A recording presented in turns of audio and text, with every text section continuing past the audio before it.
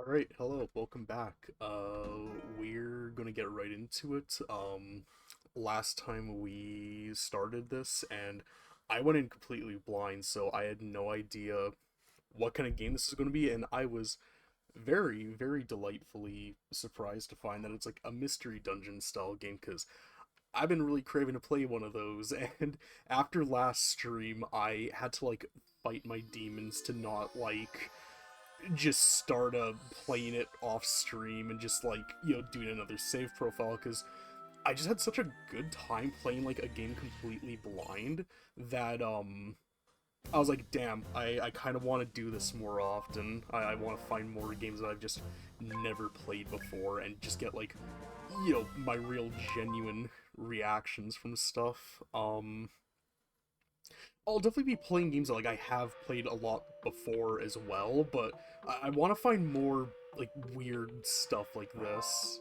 Um, Also, yeah, last time we got to hear like the bottom floor, and I got my ass fucking beat like a bowl of egg whites by the bottom floor boss. So I'm gonna just like restart the dungeon, and we're just gonna level grind for a hot minute. This may be, I mean, all my streams are pretty laid back, pretty casual, but this one especially might be, a bit more on the casual side, you know, just level grinding, yapping, chatting, the huge. I can't remember, did I have any relics that I got? Okay, appraisal item, yeah, a couple, yeah, I'll go to this dude. What was your name again? Nop? Hello, Nop. I have items for you.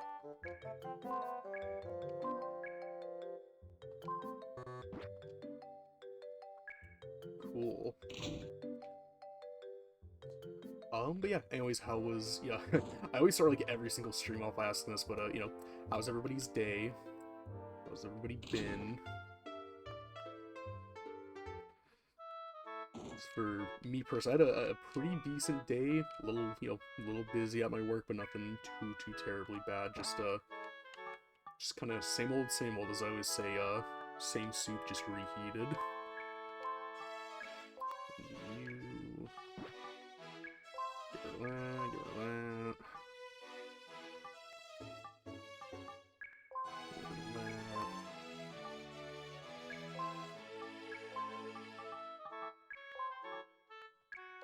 Boots.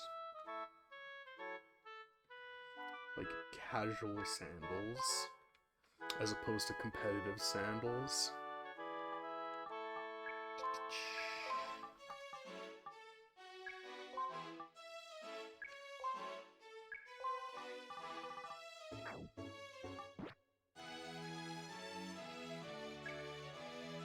Are you who I talked to...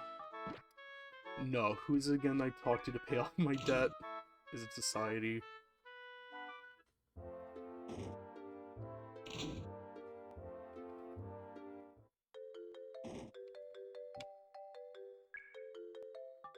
Yeah. Oh, oops. Repay my debt.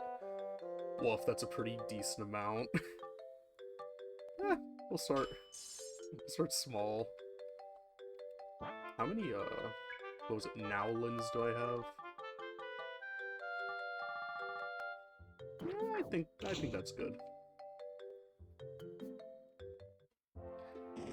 But yeah, like all day yesterday, I was just like thinking about this game, like just like God, I want to play more of it. I want to keep playing, but like, I don't want to do like a separate save file and get really far in and then just like spoil any like big surprises that happen.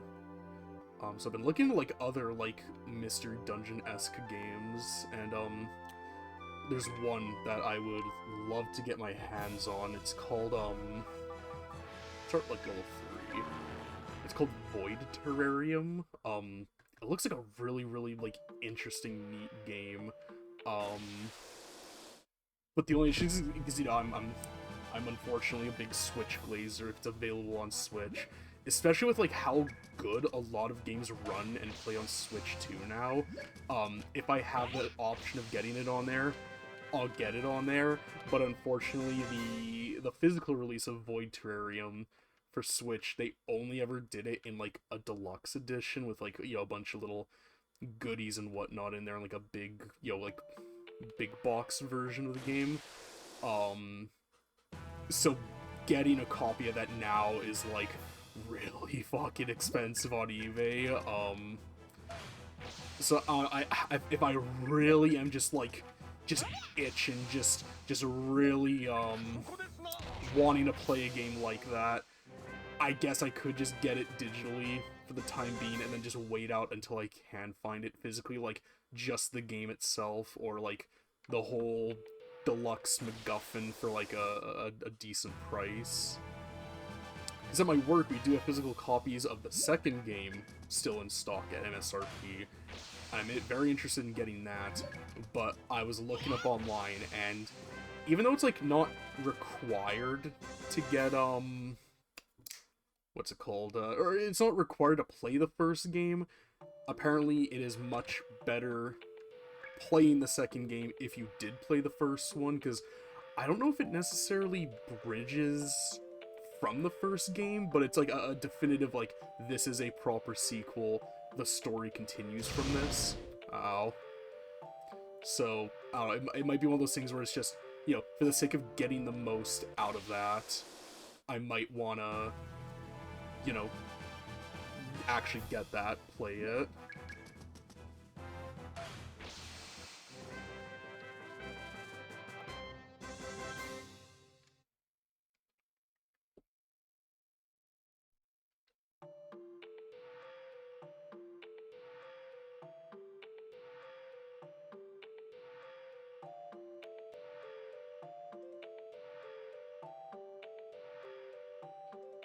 Because I also have, I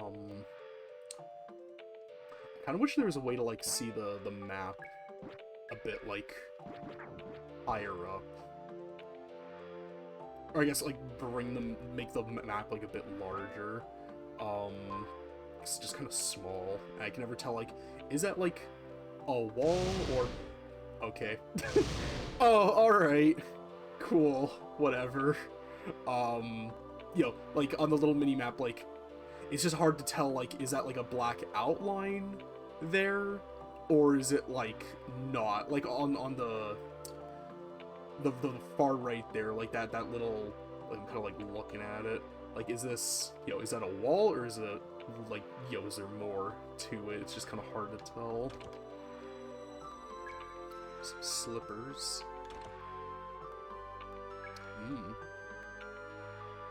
Right, yeah, headgears. I'm just stepping on, like, every trap. Oh, that's nice. Thank you. You're so kind. Right, yeah, I have, I say this, like, every single time. I get on so many tangents and just completely lose track of, like, where I was going with what I was talking about, but, I'm trying to work on that. I'm trying to fix that, because I feel like it's, like, partly endearing, but mostly frustrating that I never finish, like, any of my thoughts. But on PS1, I have Torneko The Last Hope, and that is, like, literally just Dragon Quest Mystery Dungeon, and I think that's pretty neat.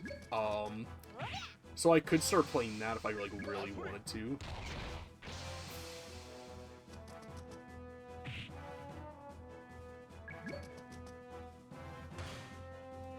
Let me check something really quick, because the audio sounds kind of weird. Do I have, like, 2 audio streams going? One sec, let me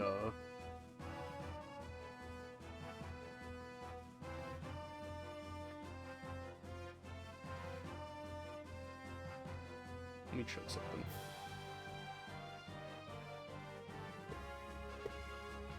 I think I did have 2 going. That's kind of embarrassing.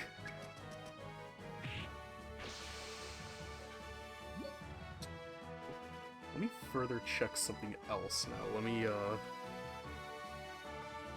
stream prep, people. You gotta do stream prep.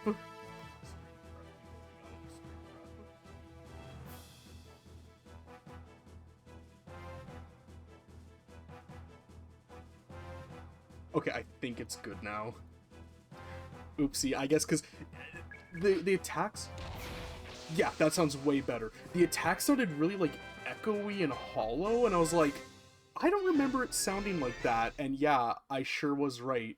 It wasn't supposed to sound like that. So, oopsie. Let me turn this up a little now. Which is so weird, because I could have sworn that, I had that disabled last time, unless it, like, re-enabled itself when I closed OBS the last time. I'll have to look into that later tonight. But, does audio quality sound good, though? Is all, you know, nice, good sounding?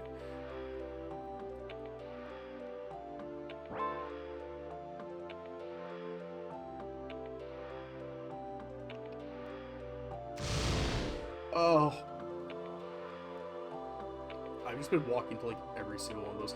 Granted, I do have some slack cut because I just straight up can't see those when they're in the ground, unless there is a way of seeing them without an item, and I'm just, you know, I'm just geeking.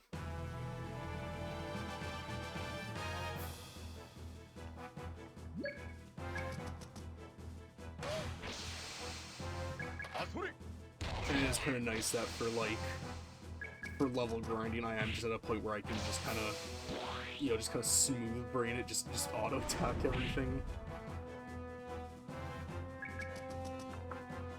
And I have tomorrow off, so I'm good to go really, really late and do a really, really, really long, really late stream. So much so that I had a monster in the fridge at my work, but I decided to bring it home with me, and I, you know, crown that before I started tonight. So I'm good to go for a while. Thermo search. Actually, how many of you are left in here?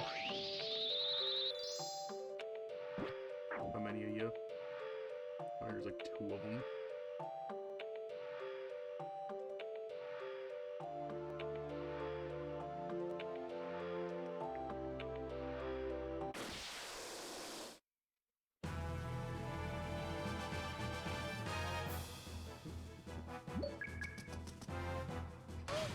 Last night I tried out the, like, GameCube Nintendo Switch Online stuff.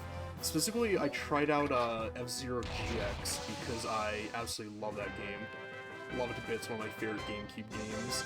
And I have the GameCube adapter from, like, you know, Smash Ultimate when that released, and then I also have, you know, a bunch of proper GameCube controllers, and I didn't get a chance to test if those work. I'm pretty sure they do work, but, you know, just never got a chance to try last night, you know, having to get up for work, can't be up too late, etc, etc. So I did a race with just the Switch 2 Pro controller, and, you know, don't get my words twisted. The Switch 2 Pro controller is phenomenal. It is so damn good. I would argue, just with my time with it, I already think it may be, like, my favorite, like, modern video game controller. It is so incredibly good. They made an already good controller just, like, even better. But man, you really gotta play GameCube games with a proper GameCube controller, because those games were really made with a GameCube controller in mind. Like, you know, F-Zero GX looks great, feels great, you know, plays great. How many of these damn fire traps are there? You know, plays great, looks great. I guess not necessarily plays great. It emulates great on the Switch 2, I guess I should say. But man, it is rough playing it with, like, the default layout. You really gotta get, like, a GameCube controller or a GameCube styled controller. I really don't want to give Nintendo even more goddamn money than I've already given them in the last, like, month or so, but, like, I'm really thinking of if for whatever reason the Switch GameCube, like, USB GameCube adapter that they made for Smash Ultimate, if for whatever reason that doesn't work, then I will probably just have to, like, swallow my pride and get one of those, like, GameCube controllers that they made for the Switch that I'll give them credit. I respect that they made it really hard for scalpers to just buy out the entire stock of everything. But God, it is so ass backwards how many things you have to have in place. I'm gonna heal up. You have to have in place in order to actually purchase one of them. Because it's, God, what is it? You have to be Nintendo Expansion Pack Online member, which kind of makes sense, you know, if you're buying this, the expectation is you're using it on the Switch 2 for the games on the service. And then, what else? I think it's the same as, like, in order to buy a Switch 2 through them, through their invite, you have to be, like, you have to have at least a year, cumulatively, of, Nintendo Switch Online. You have to have, I think it was, like, at least 50 hours spread across, you know, any amount of games on the Switch on your profile. And then you also had to be, like, put on that pre-order email waitlist to get a Switch 2. Matt trying to explain everything like that to customers when people would call being like, hey, how do I pre-order this through Nintendo's website? And just having to go through the whole laundry list of things you gotta do. Most people halfway through, they'd just be like, man, fuck this, I'm just gonna go to like a store and hope that they have it. And it's like, yeah, you went fair. It's nice that Nintendo's been like pretty good about keeping stock of, like, for the most part, everything pretty readily available. Like my like store and company, we've been getting like pretty consistent Switch 2 stock. I remember at first, you know, we only got X amount of walk-in units, only had so many pre-orders, and now we're getting pretty much like a weekly top-up of, like, you know, 5-6 units once a week, which, again, with how expensive the Switch 2 is, it's, you know, there's a lot of people that want it, but it's not, like, flying off the shelf, right? Like, we don't have... Oh, man, I remember during COVID, during, like, lockdown, the company had kind of good foresight to put in, like, a curbside pickup service through the web store. Uh-oh. Cool. You know, through, like, our web store, so you could, like, you know, have literally curbside pickup for your goddamn video games. If you just really need your video games that badly. And... Hey, nice. Focus. I'm trying to not break my concentration as much. You know, we did lockdown.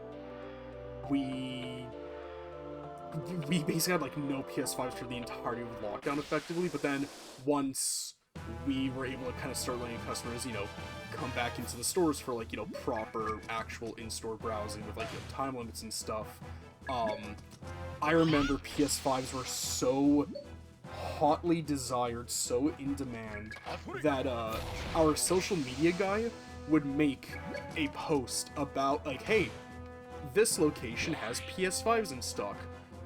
First come, first serve. Go get them, boys. And I remember one time, because we would be notified, you know, when that post would go up so we can kind of, you know, bunker down the hatches, get ready for, like, the onslaught. I think the fastest anybody had ever come down after that post went up was, like, I swear to God, like, 4 minutes after it went live, somebody was like, hey, do you sell those PS5s in stock? And we were like, yeah, we still do. And he's like, okay, yep, I want to get one. And it was, like, the fastest transaction ever.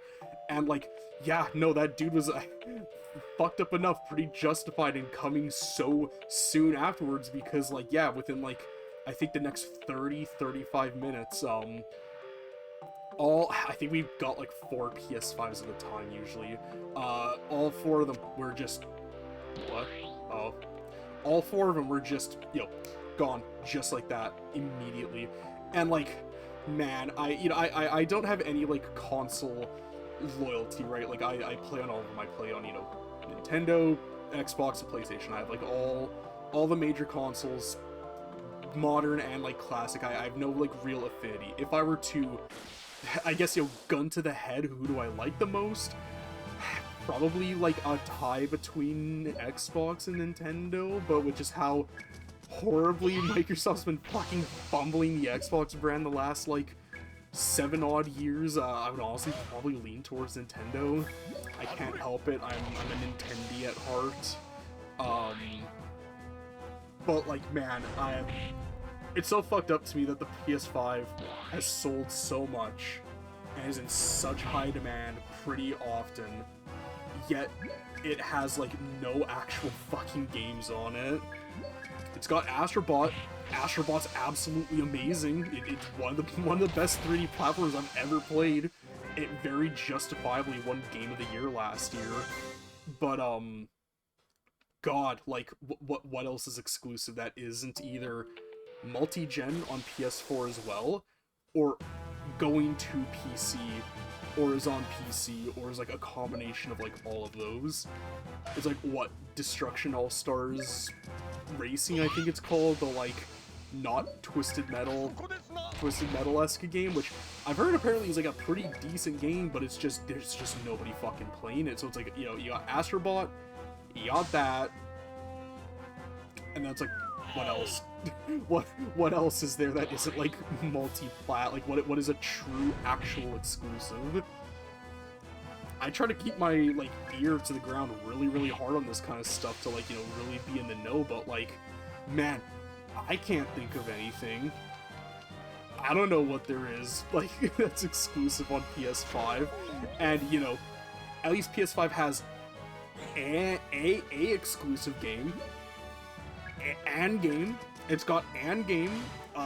Fucking Series X. It has goddamn nothing. It has literally Jesus. Okay, yeah, I just had to give her a good whack. Then you know, came back to his senses. Sure thing, Meg. I'm sure you were still confused up until then. I'm sure of it.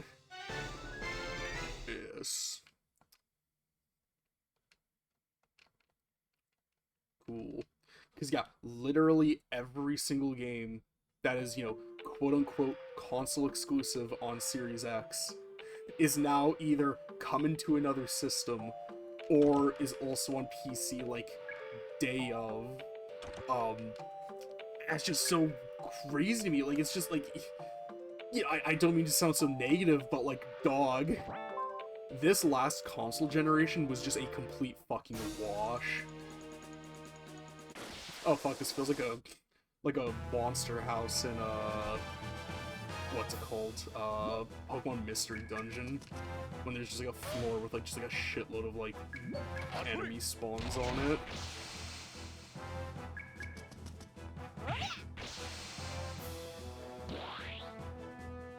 Cause yeah, you know, the Switch 1 was pretty underpowered.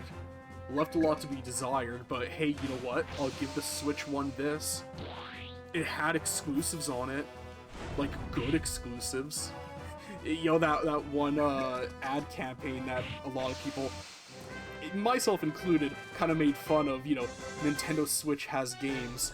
You know, autism be damned, my boy sure does have games.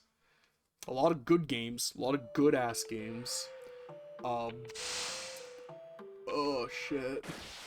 I can't really think of like a whole heck of a lot of like duds that Nintendo made on the Switch. There were definitely quite a few. Mostly, unfortunately, the Mario sports games. That whole sub-series had a really rough go on Switch, cause Mario Golf Super Rush was just fucking boring as fuck. It was absolutely nothing.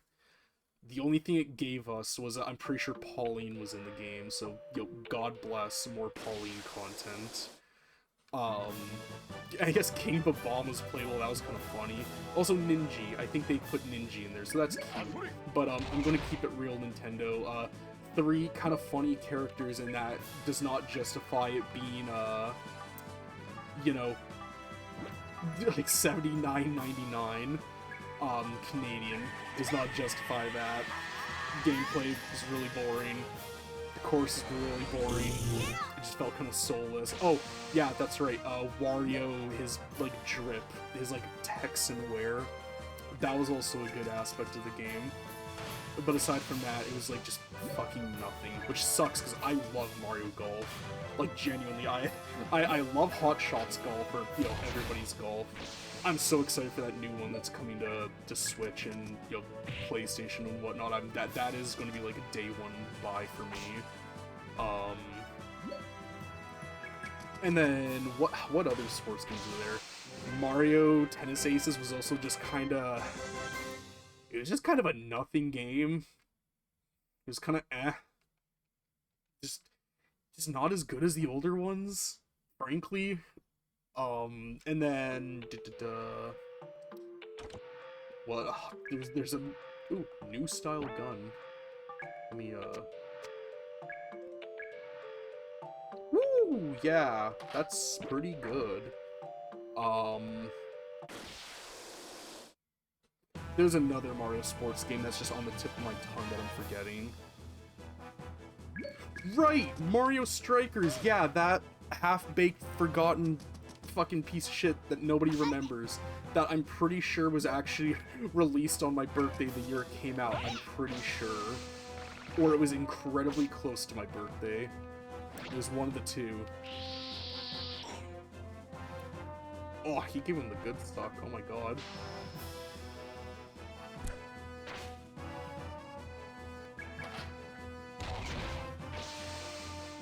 Well, yeah, that is pretty good damage.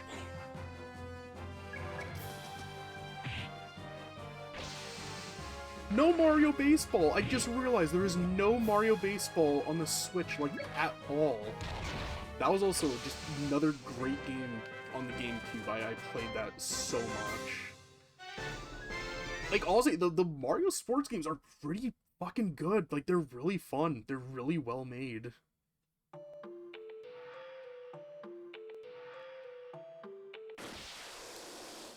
I mean, I guess if you want to consider Mario Kart a sport game, I'm always really iffy on whether, like, racing games are sport games or not, because, like, I don't know, like, NASCARs are, like, those are all, like, proper, like, sports, automotive sports, F1, all of that, but, like, I don't know, because I feel like racing is just such a specific thing that, like, it has its, like, own proper genre. So, I don't know if I'd really consider Mario Kart a sport game. I feel like whether Mario Kart is a sport game or not is getting into, like, the semantics of what we consider, like, sports. Like, where do we draw the line? Are we... Because, chess is a sport. Chess is a sport of the mind. I believe that was originally played at the very, very original, like, Greek Olympics, so are we due for Mario Chess? Not gonna lie, that could actually be, because they never do just, like, a straight, like, oh, it's literally the realistic, sport, but with Mario. Like, they always have, like, fun twists on it, or they make it, like, a bit more arcadey. I'm curious how they would go about Mario-ifying chess and making it, like, more approachable, more enjoyable to, like, a wider demographic. As if chess doesn't already have a very, like, wide appeal base. Because I'm pretty sure chess is, like, debatably, like, the most, played, like, tabletop, like, board game, like, in human history, possibly, because I'm pretty sure, like, most cultures have, like, a, it's an appraisal item.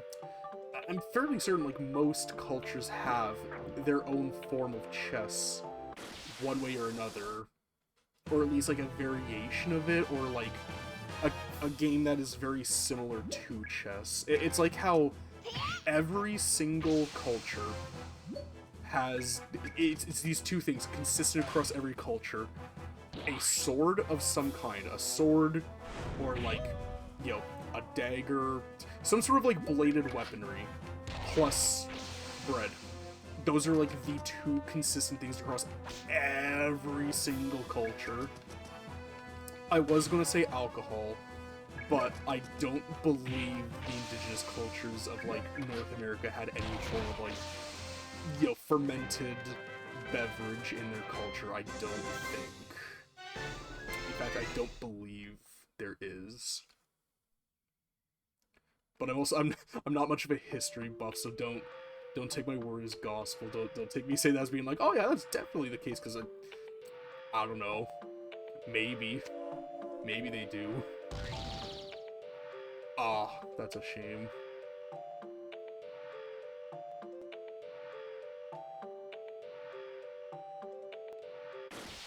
Give me that initiative.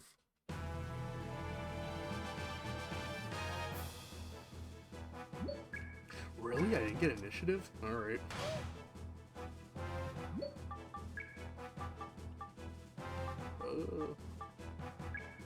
Yeah, you know, just get rid of all of them. Go, my rolling bomb.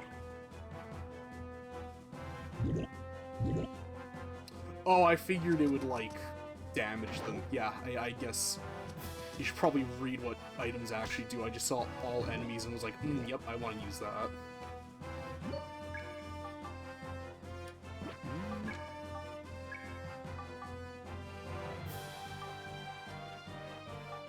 Do I have anything I can hit, like, all of you?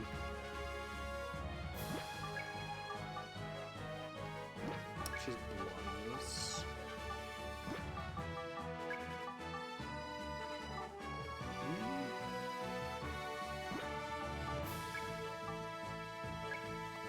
And actually, I'll kill you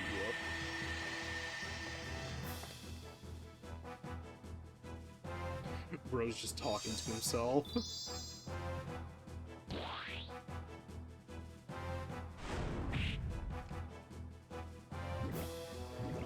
At my work today, actually, I looked up how much, Evolution 2 and the GameCube version of this is, and I'm actually shocked. They're not terribly expensive. I should asterisk that. Not terribly expensive for, a retro game at this point. I believe the second game in our system, it's going to be sold for $79.95 Canadian, and then the GameCube one, which I'm really shocked by this. I figured this one would be more expensive than either of them. It was only like $54.95. So yes, please put me on the wait list for one copy of each, please.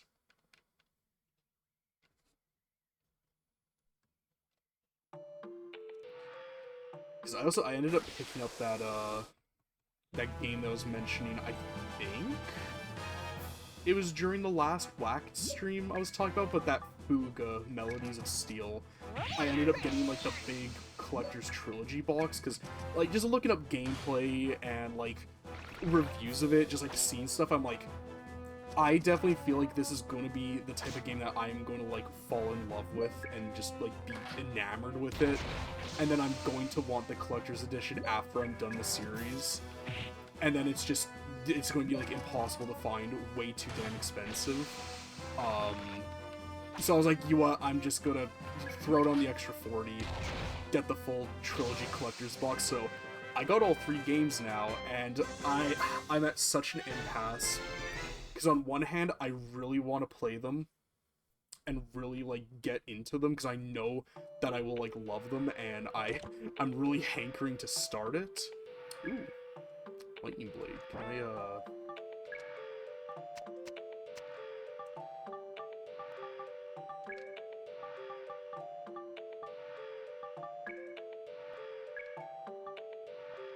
Oh, okay, so that's where that luck booster goes. A sword type. Okay.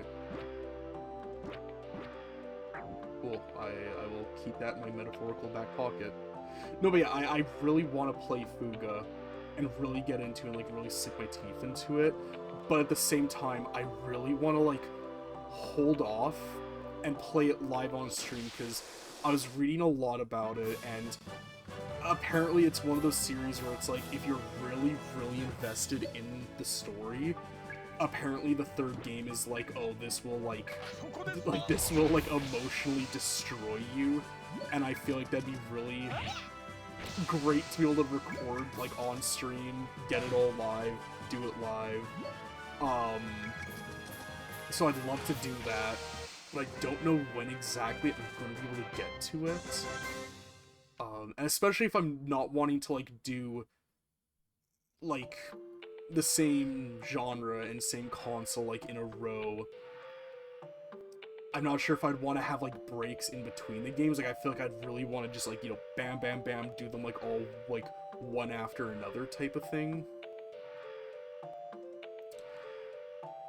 I don't know, because I do like the notion, the idea of doing the, like, rule restrictions on myself of, you know, can't do the same genre in a row, can't do same console in a row, gotta keep on, like, you know, doing different ones, keeping it fresh. I feel like for variety, that's really, really, really great. But at the same time, I don't know, I feel like that's, like, kind of restricting. Because, a game series I would love to play on stream, series and just, like, the two games. I would love to play the Blinks the Cat games, or Blinks the Time Sweeper. He's called Blinks the Cat, but the series is, you know, Blinks the Time Sweeper. Damn. I would love to play those, but, you know, both Xbox, like, original Xbox, both are, like, the same genre, so then it's like, well, would I not be able to do both of them back to back? I feel like that would kind of, like, break up the momentum too much. I don't know, I'll kind of decide, kind of figure it out as things go along. Damn, please just let me down there. There we go.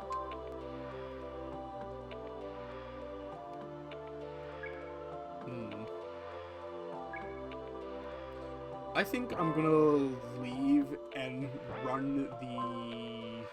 Oh, oops. Run the dungeon back just, like, one more time, get, like, 1 or 2 more levels, and then I feel like we should be ready.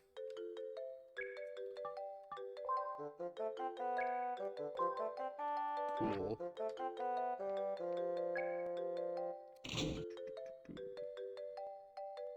I can just sell all this stuff. Yeah, I mean, yeah, I'm still so early on in my streaming Twitch stuff that, like, you know, now's the time to make those changes if I really wanted to. But then again, at the same time, it's Twitch. There's no rules on this. I can kind of just do whatever the hell I want. Who's gonna stop me? Me? I don't really care. I'll do it.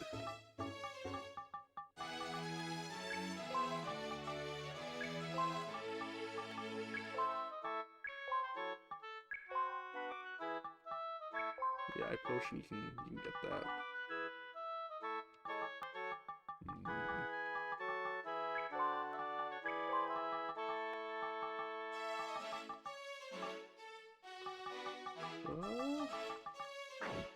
Yeah. Oh, you know what? I'm gonna buy a couple of these. NFP, yeah, I'm gonna buy a couple of those too.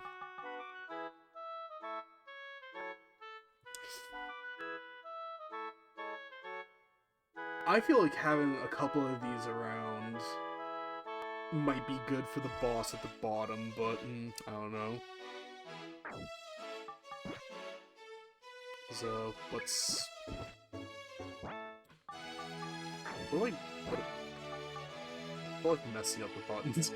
What accessories do I have right now?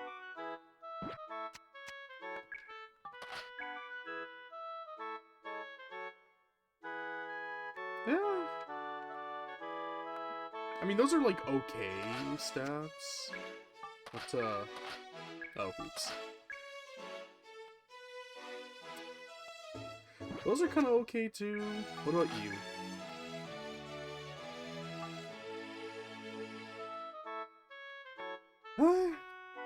Makes grease stronger. Does it actually... Because it shows the stats, but is that, like, an additional stat thing? I'm going to assume that's the case. Yeah, I'll grab 2 paralysis amulets.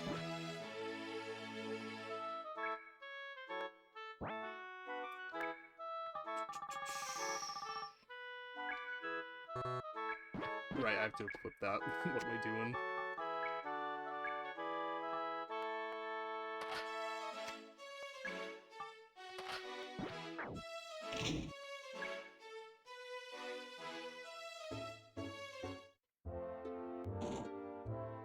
It's just a silly thing, but the fact that the rocket description says, oh, it has a picture of, like, his parents in it, as sappy as this is, I'm gonna go throw it in, like, the item box. I'm not gonna sell it.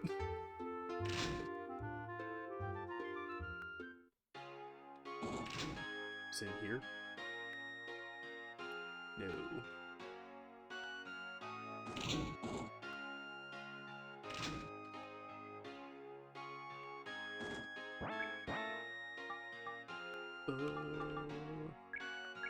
Yeah. Cool. Memories preserved. Yeah, I'd love to play Blinx the Time Sweeper. The only thing that kind of sucks is that, on the Series X, for backwards compatibility, you can get Blinx 1, but I don't think it's the Platinum Hits version of the game that's on, like, the eShop on there. I think it's just, like, the original release, which is way harder than the Platinum Hits version, and I'm not afraid to admit it. I'm a fucking pussy. I want the easier one because that game is really, really, really goddamn hard. Oh, I think I did, like, yeah, the 7th floor. Okay, I'll get to the bottom of this one and then just redo it. But yeah, they rebalanced a lot of the gameplay design decisions in the Platinum Hits re-release of Blinx, because, man, if you guys have never played the original Blinx the Time Sweeper before, that game is really fucking hard. It's really, really hard for, like, no good reason. It has just a lot of weird design decisions. Like, whenever you buy a vacuum, it'll replace your current one, which, you know, makes sense, that's fine. But if you want to use a different vacuum, you have to re-buy the other one. So it's like, oh, you know, here is this level, there is an ice blockade, you need, like, the fire vacuum in order to get rid of the ice.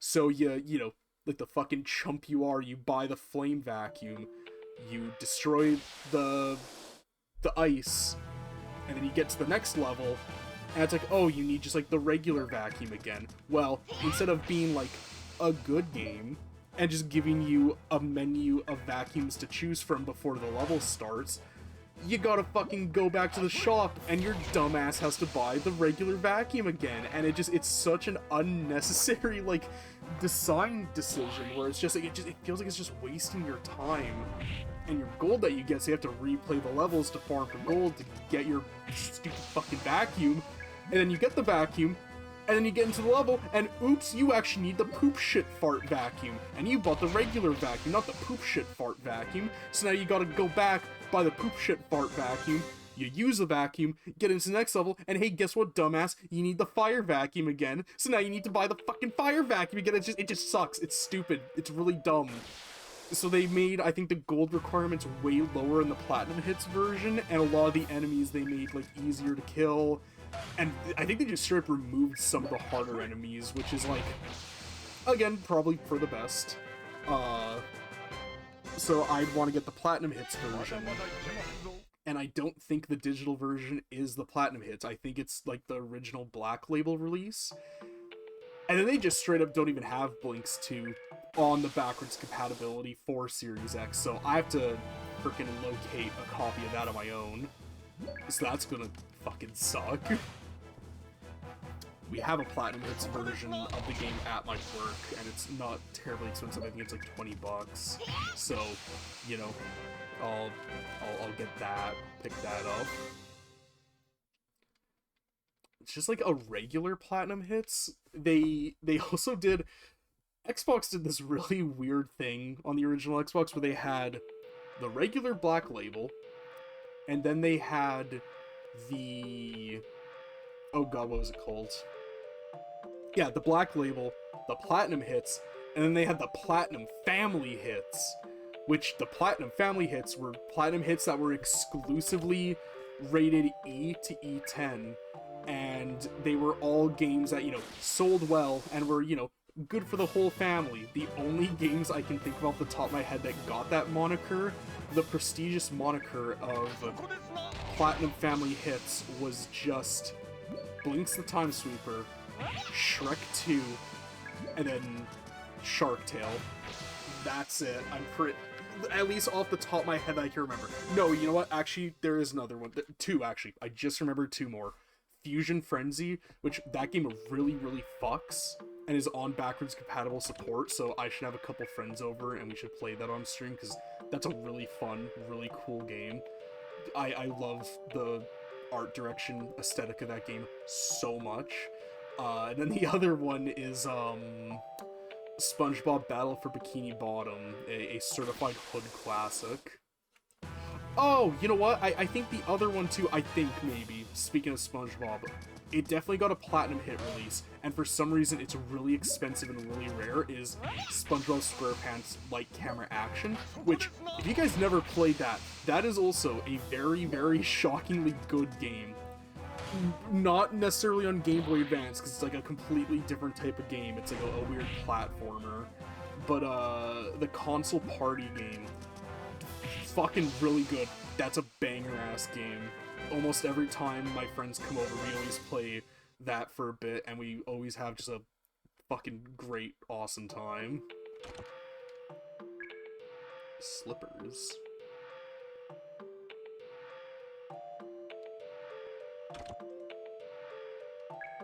What else is new in the world of me?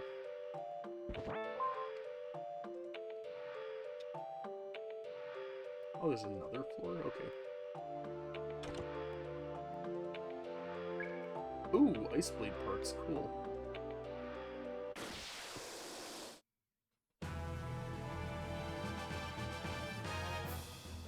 I don't know, I could always just try doing the boss if I hit that, there's never any... As long as I remember to save, there's no shame in, at least trying.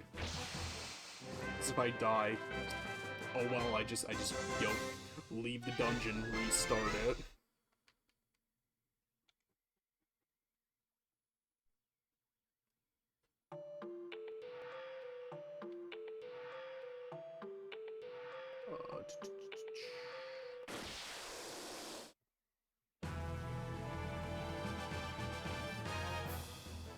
Oh, actually, I just remember this kind of funny thing that I remembered to take a picture of at my work. I forgot to, transfer it all over. One sec, I can grab the picture really, really fast.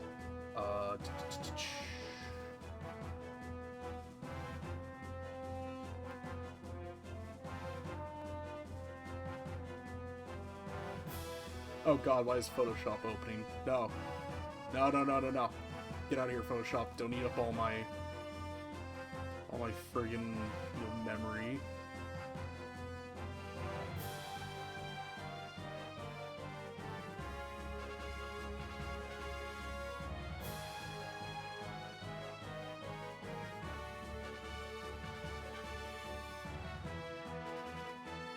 I'm going to assume that saved it properly, but there's this one really funny thing that I noticed with okay, yeah, here we go. That I noticed with at my work. Oh god, the picture looks really crunchy. Hopefully it'll be able to be seen. But my boss at my work got us a little CRT TV to just have playing trailers off of the PlayStation 3 that we have at my work. So it's a really old little CRT TV. It's really cute. It's really great. But there's something that me and my coworker noticed. If you see on here, up in the corner, I'll kind of make it larger. The Shaw logo is burnt into not just the screen, but the screen, because the TV's turned off. You can kind of see the reflection of everything. But look at that, in the corner here, we noticed, even when the TV's turned off, the fucking Shaw logo is in there, so we were like, what, why, what the fuck happened? Because, I've heard of, stuff getting burnt into CRTs before, you know, that's not an abnormal thing from back in the day. You know, you're, you know, kid in the 90s, you're watching TV, you fall asleep with the TV on like a channel that has like a logo in the corner, and oh fuck, it's burnt into the screen. What are we gonna tell mom and dad? But like, that would only usually show if it was just turned on. I have never seen a screen that has the, like, something like that burnt into, like, the screen itself. So I can only imagine, God knows how long that TV just was on a channel that had the Shaw logo in the corner, just playing 24/7 for, like, I guess, like, 2 weeks, I guess. That's my only assumption of, like, what what could have happened. Yeah, I think I've mentioned it before, but I work in a video game store, like a, you know, little local one in my city, and like, yeah, we have a lot of interesting things that happen. We get up to a lot of weird, interesting hijinks.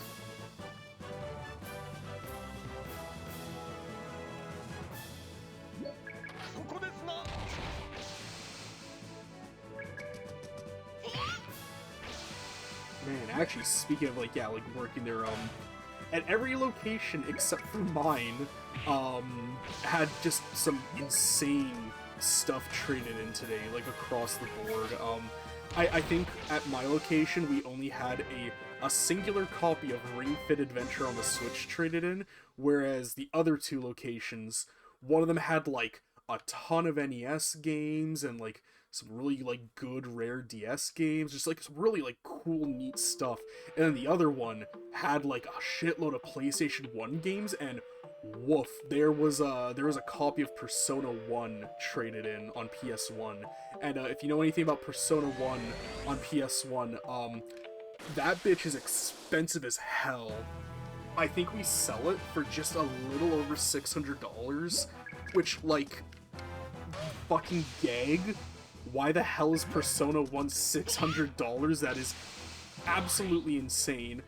I don't know why they haven't just re-released or, like, remade it yet at this point. So we sell it for, like, just a little over $600, I think, and we gave, like, $300 in store credit for that. Because, my company very, very nicely, you know, greatly, for the most part, especially for, like, the really kind of rare, really, like, desirable stuff, we try to do, like, a little over 50% of, like, what we would sell it for. So, you know, we take it in for a pretty decent amount, but we also sell, like, a little, like, not, like, terribly higher than, like, what's on... I think we go based on price charting, and it's, like, you know, what's going on for price charting, $5 over, $5 under, depending on, like, what the price is, just because I noticed after working there for so long, the prices are in intervals of, like, 5. It starts at, like, for the real, just, like, these are the games we have, like, several dozen copies of, like, sports games, Wii Slop, the stuff that just, like, sits at the bottom of, like, a bargain bin in, like, Walmart, right? That stuff starts at, like, $4.95. Then it goes to $9.95, $14.95, $19.95, $24.95. That's another thing too. If you ever notice, if it's used, it ends in 95 cents. If it's brand new, 99 cents. So yeah, 24, 29, 34, 39, and it just keeps on going up and up and up and up. And it's usually for, like, the preposterously, unbelievably rare stuff where, like, you know, we're never gonna fucking see this in the stores, like, you know, your Peekaboo Pokers, Little Samson. God forbid somehow we have, like, a stadium event in the store. That's when it gets to, like, really kind of specified, very, like, specific prices. But, aside from that, they tend to follow a pretty, like, universal pricing system, which, I mean, honestly, kind of makes it really easy to kind of gauge the value of stuff. Really, really conveniently, too, at my work. us in the retail side, we don't determine the prices and whatnot. It's just all in our system. So we don't have to make any calls on stuff like that or be like, oh, how much is this worth? It's just, oh, whatever it is in our system, that's it. That's really, really convenient. It fucking sucks ass when there's like a big, like once or twice a year. Throughout the year, there'll be like the occasional price change for like used games, you know, here and there. You know, we do like a daily check, oh, did anything go up or down? And you know, there'll be like the occasional, you know, 1, 2, sometimes 3 items. But twice or so a year, there'll be like a big system-wide markdown where it's like, oh hey, I don't know, Xbox 360 markdowns got put up for that. You know, print off the price sheets, locate the games, update the price stickers, and it's kind of interesting seeing how much things drop in price or even go up in price based on like how things change. Because I remember when I started working at my job, Marvel Ultimate Alliance, the first one on PS3, was like literally a $15 game when I started there. It was $14.95, very common, always had it, not a big deal. I only just recently learned that it's gone up to like $64.95 we sell it for, and it's like, that is like fucking insane. What the hell happened? My only assumption with that is, you know, let's go down the checklist. It's on a Sony system, so already, you know, there's a bit of collectability. It's a game that many people like myself would have grown up with during that era, so you got the nostalgia tax. It's a licensed game, so that's already, you know, re-release is very unlikely. In fact, it did get re-released digitally on PS4 and Xbox One, and hey, guess what? After only like a year of being available, it got delisted immediately because fucking licensing's a pain in the goddamn ass, and it sucks, and it like ruins everything.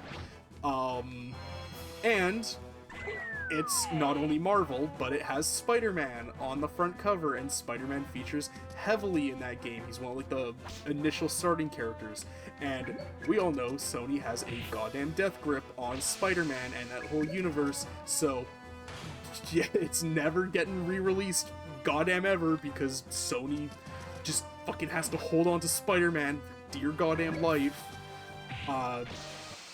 So all those together is like, yeah, you know what? Maybe there's a reason this is so expensive. Not a justification, but a reason. God, I wish older games weren't so friggin' expensive. I always joke, I lament that, I was born way too late to be properly into collecting video games. If I was only born just a couple years earlier, could have got a job sooner, could have started collecting games sooner, you know, before COVID fucking happened and everybody decided, oh yeah, I'm a game collector. I want to buy every single game and like flip them for double their value and like fuck the used game market into the ground. Yeah, I want to do that. Yeah, you want Silent Hill Black Label, Silent Hill 1 on PS1 with the Black Label? Yeah, that's $370 now. Fuck you, pay me. Like, why? Literally, why? An appraisal item. It's so insane, because, again, when I bought Silent Hill 1, I think I paid, like, $250 for it, which was still, like, that was a lot. That was, like, a lot, but I had been looking for it for years. I found a copy in really, really good condition. The guy was selling it because, you know, he needed, like, cash, like, really quickly to, like, you know, help his girlfriend with something. So it was like, you know what, this is, like, mutual beneficiary for everybody. I get a game that I was looking for a long time. He gets the money to help family. It's a win-win. I was like, you know, if I'm ever gonna do this, like, now's the time to do it. But, like, God, fucking damn, it's so expensive now. I'll just, like, use up all these and then... Oh, I didn't mean to use that twice, god damn it. Oh well. Okay. Now press A. Okay, now we're good. Why not even save? Okay, there.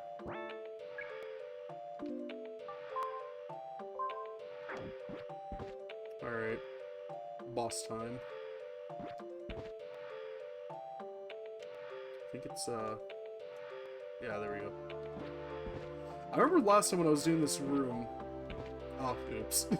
I completely forgot that rotating the camera was just an option, so I was trying to, like, bake it into my memory, like, okay, you know, you jump from here, then you jump there, and it's like, why didn't I just adjust the camera?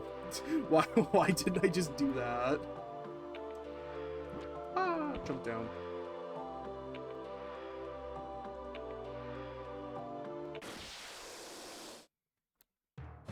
I still love this dude's design. He's so goofy looking.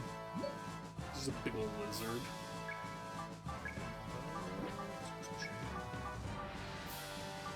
I will throw that. You know, in fact, I'm gonna be smart. I'm gonna use Gree to make Linear go first again. I think, actually, alright, is Grease only for... Yeah, wait, no, that's only for Meg. Okay.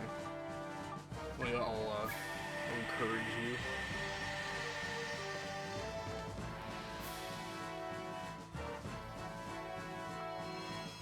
That thing has a very good design. I like it a lot.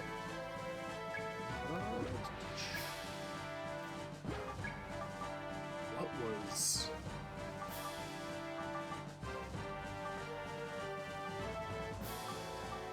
I'm trying to remember what... Oh, right, it was the hammer. Yeah, this.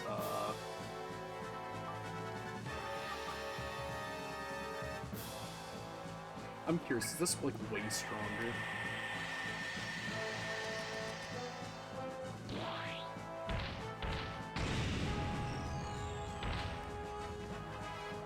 Yeah, it was pretty good.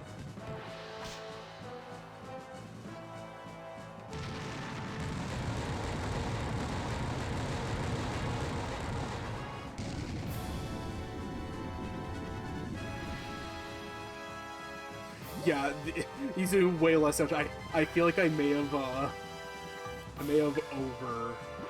overcompensated with the level grind, but I mean, hey, what? Makes it easy. We'll do it this time.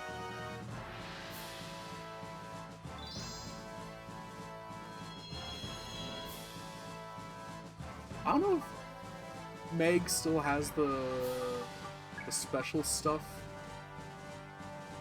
What does Berserk State even mean? I'm gonna check out what that means now.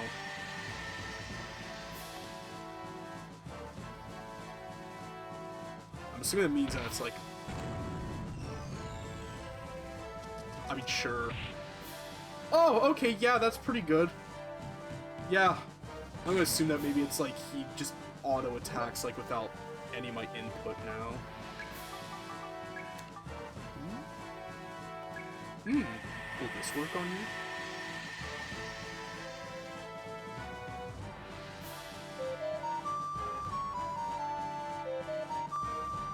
Oh, Mang has the little symbol under him. Oh, that didn't work. Yeah, that's a lot of damage! That was a lot of damage.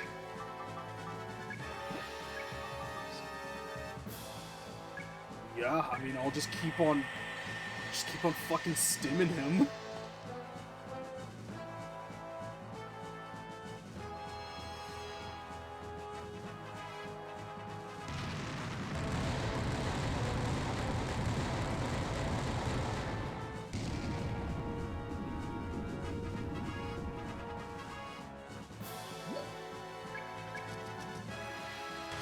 Bonk.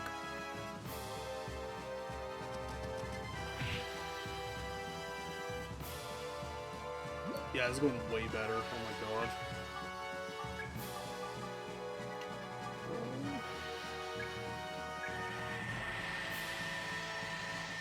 I might as well just keep us all topped up.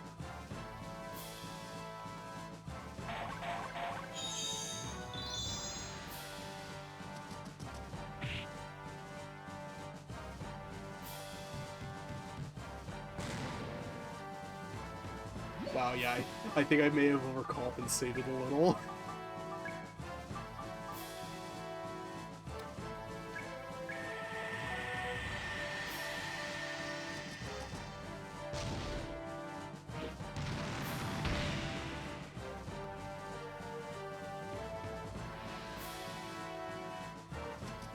Damn, yeah, okay, this was really easy.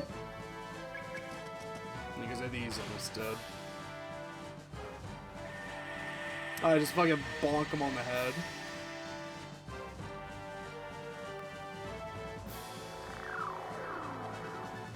Aw, he's just a little guy. Oh, there's a phase 2? Or no, okay. He just left. Alright. Ah, cool. Upgrade kit you have picked up. It reads like Yoda.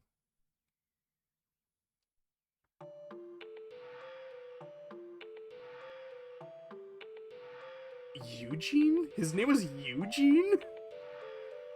That's a really peculiar name for a monster.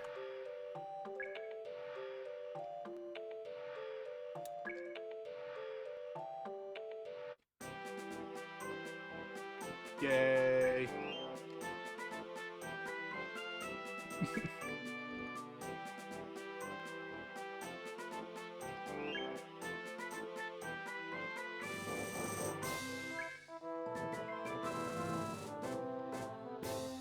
Hey, nice.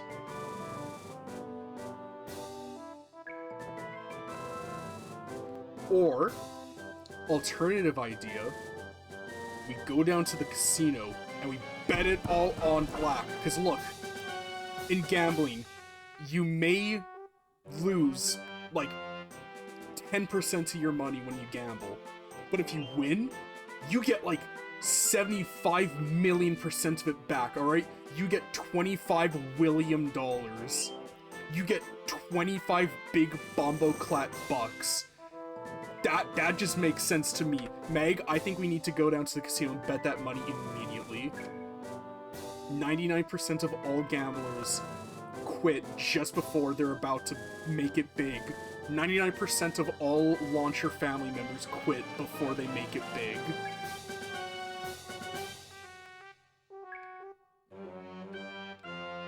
Perfect! 2,000. We can go straight to the casino with that. Straight to blackjack. Perfect. I should probably clarify. I do not promote gambling. I do not think you should actually go do that. With gambling, you have nothing to gain, but everything to lose. So don't feed into the system.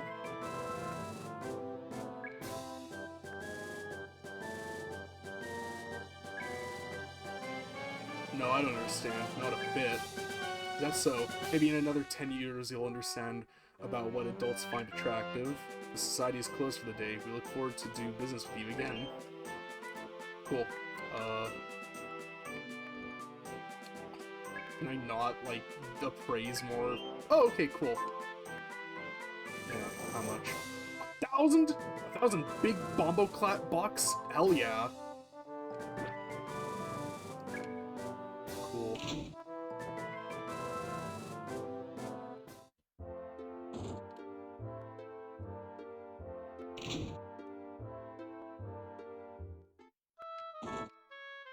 Alright, time to sell more.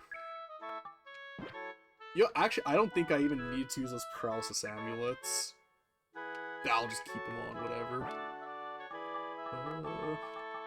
What do I not need? Don't crush the shoes, heal. Alright, noted.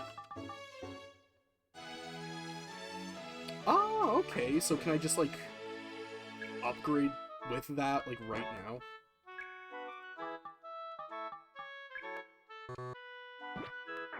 Maybe that's just like a free, like, oh, you can take it to the blacksmith guy and you'll just get like a free upgrade with it.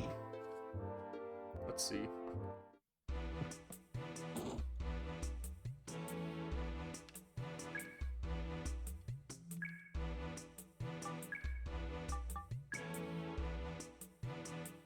Oh, okay, so I can, okay, I can add more stuff to my weird, like, thing. Cool. Alright, awesome.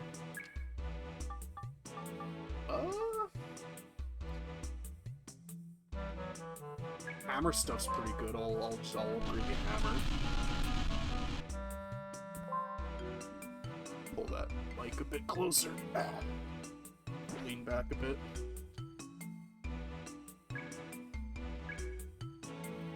Alright, so what is this upgrade kit for then? Never mind, that shit's gone.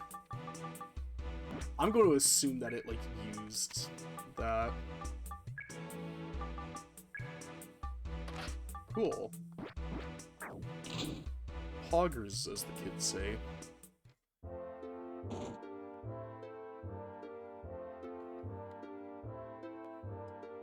I'm assuming I'm good to just, like, go up to the mansion now.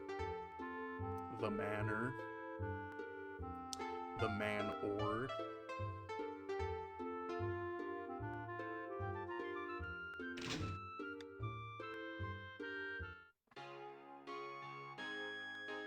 Welcome back, Meg. You must be exhausted. Do you wish to retire for the evening? Yeah. No, I'm always hungry. I'm hungry. Well done, Meg. Today's adventure was a huge success. See, didn't I tell you that I wouldn't make any more mistakes? I'm darn good when I set my mind to something. Hunting through the ruins like that, you look just like your father. You have set my mind at ease. My father. I wonder how he is. Since Linear's letter, there's been no word from him at all. Ah yes, I remember that night. 1 month after your father disappeared at the ruins. The snow was falling in heavy flakes, and suddenly Linear appeared alone in the doorway. She held a letter from your father. Meg, please watch after Linear until my return. I'm depending on you. It's hard to believe that 3 years have gone by since that night Linear first came. It must be something serious that's keeping him away, but he will return. You mustn't lose heart, Meg. Lose heart? No one's losing heart. Father is an adventurer. I'm sure he's just on some adventure somewhere. That's the spirit, Meg. You're so grown up now. It seems like only yesterday that I was changing your diapers and washing your sheets in secret from everyone after you wet the bed. Ah, the memories. Those days are gone forever. It's a little sad. Hey, don't bring up the old stuff, or you try to embarrass me? Man, I don't believe this guy. The little head pass she does is, like, so adorable. I love it.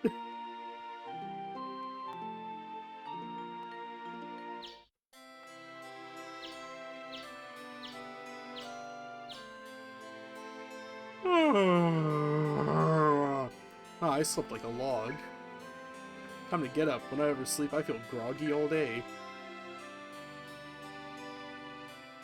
Good morning, Meg. At last you are awake, I see. Yeah. Good morning, Gree.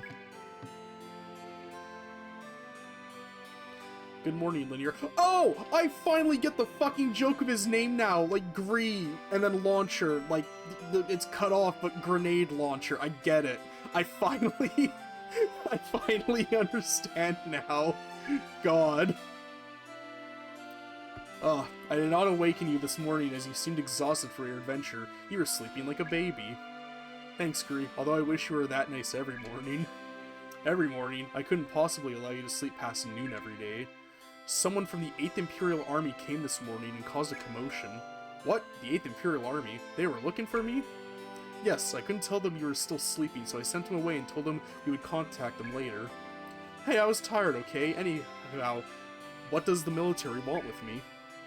Apparently a research team has arrived at Panem Port for a joint investigation of the ruins of the Society. The scope of this joint investigation includes the fabled psi-frame, Evolutia, which we also seek. They wish to speak with the head of the Launcher family because of his considerable knowledge of Evolutia. Me? Knowledge of Evolutia? I should be the one asking them about Evolutia.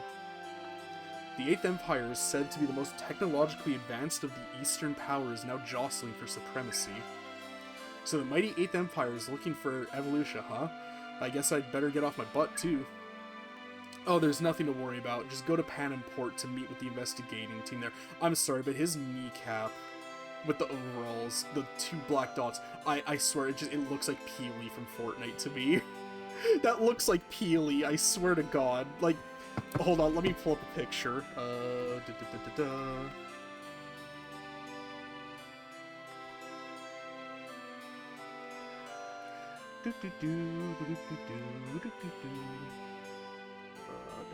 Da, da, da, da, da.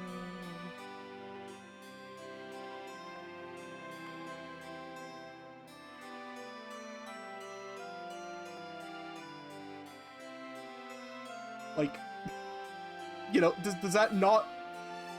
There we go. Does that not, like, kind of make you think of him, the little dots? Like, they're his eyes? I feel like I'm going insane. I see Peely in that. I like Peely too, he's funny. After all, we're talking about Evolutia, the legendary Psy-frame that we launchers have searched 100 years for. Not even the 8th Imperial Army will find it that easily, of that I assure you. Yeah, I guess you're right. Maybe I will go see them. I would like to have a look at the 8th Imperial Army. Alright, Linear, let's go to the port today. This is a chance that doesn't come around very often.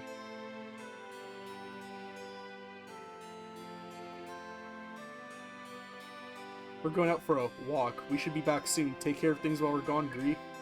Very well. Have a good time, Meg. Oh, it's kind of nice. That just, like, brings us right there. This is it. This port is the Panem Port, Linear, but where's the boat? What I want to know is, where's the caveman? Wait a sec. Was this a building here before? Oh, it's not a building. That is the boat. That was a big old boat.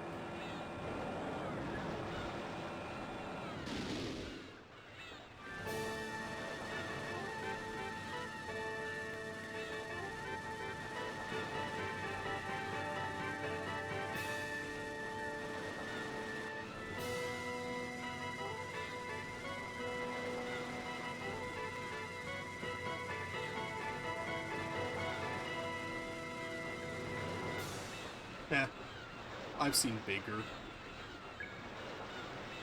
This building is gigantic. Let's go check it out, Linear. I want to get a look at it from up close. What do you gotta say? Especially on a nice day like this, what I'd really like to do is drink some beer and go fishing. What about you? Hell fucking yeah, brother. Can I get an amen? Yeah, but on nice days like this, I really like to go adventuring in the ruins. Huh? Really? Rooting around in the ruins? I guess what they say about Panem Town really is true.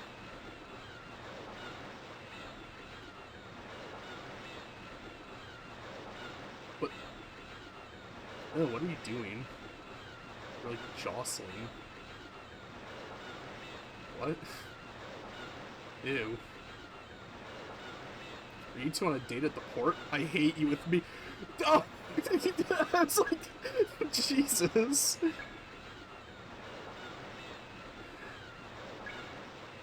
Blog, that's my sister. We're not on a date. Only military personnel allowed in there. I've been given orders that only Meg Launcher may go inside. Sorry, but you'll have to go home. Well, hey, guess what, buddy? Yeah, you bet I am. I was especially requested to come meet with somebody here. Do you think I can go in? I am sorry. It was you I was told about. Please, go ahead. That lift will take you onto the boat. Well, we get on this and it will take us to the board of the boat? Cool.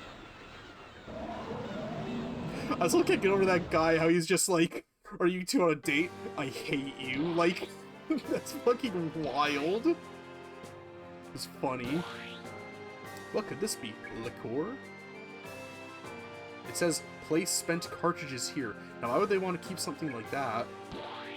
Oh, I don't like the implication of that. I smell gunpowder. I wonder if there are bullets or something in there.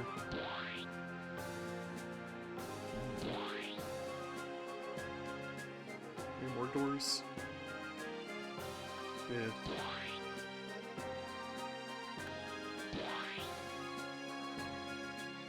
Man, if I had a... wait, this is the way to the food. Hold, the steps for the command room are on the other side. Okay. If I had a Psy-frame... I don't know, I'd probably want, like... I'm a tubby fuck, so I'm not very physically fit. I'd probably want, like, some sort of a firearm of some kind. I'm a big fan of, like, shotguns in video games, so I don't know, give me, like, a blunderbuss Psy-frame. Just, like, just a big, like, you know, buckshot, just, like, blaster. For real. Ew, it's damp. Someone should tell this guy to change sheets. Ugh. We got a Gooner on board. Gooner on board. Gooner on board. If I had like a cowbell, I'd be like dinging it right now. Isn't this checkmate in one move? So you see, when you move this here, this piece goes there. But if this knight takes the bishop, isn't that checkmate? I can't believe I thought for hours and I still didn't see that move. You're really good.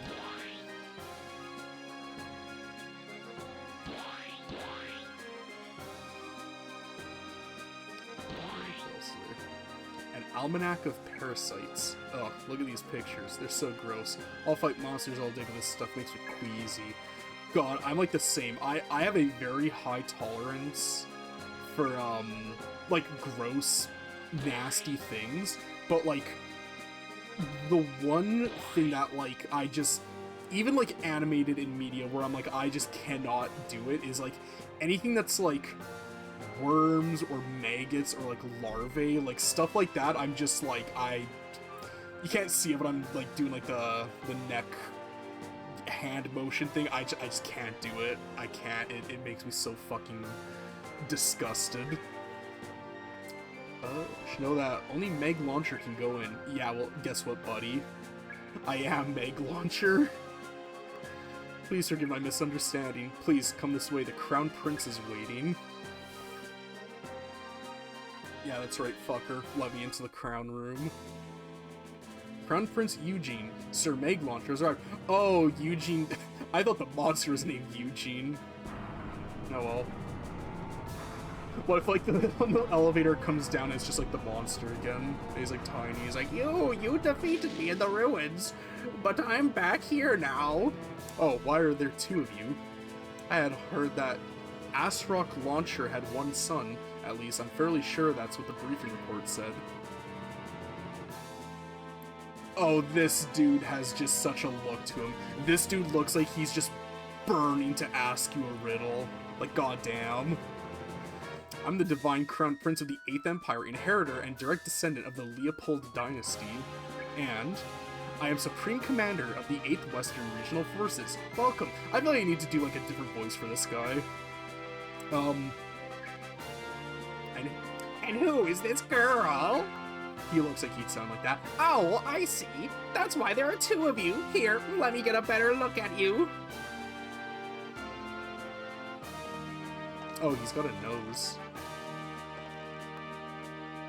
Hey, stop that.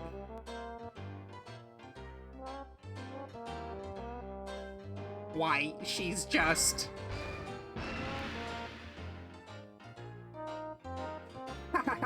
I get it now. This is great. What a fabulous joke. What do you think you're doing? Let Lydia go. Can't you see you're scaring her?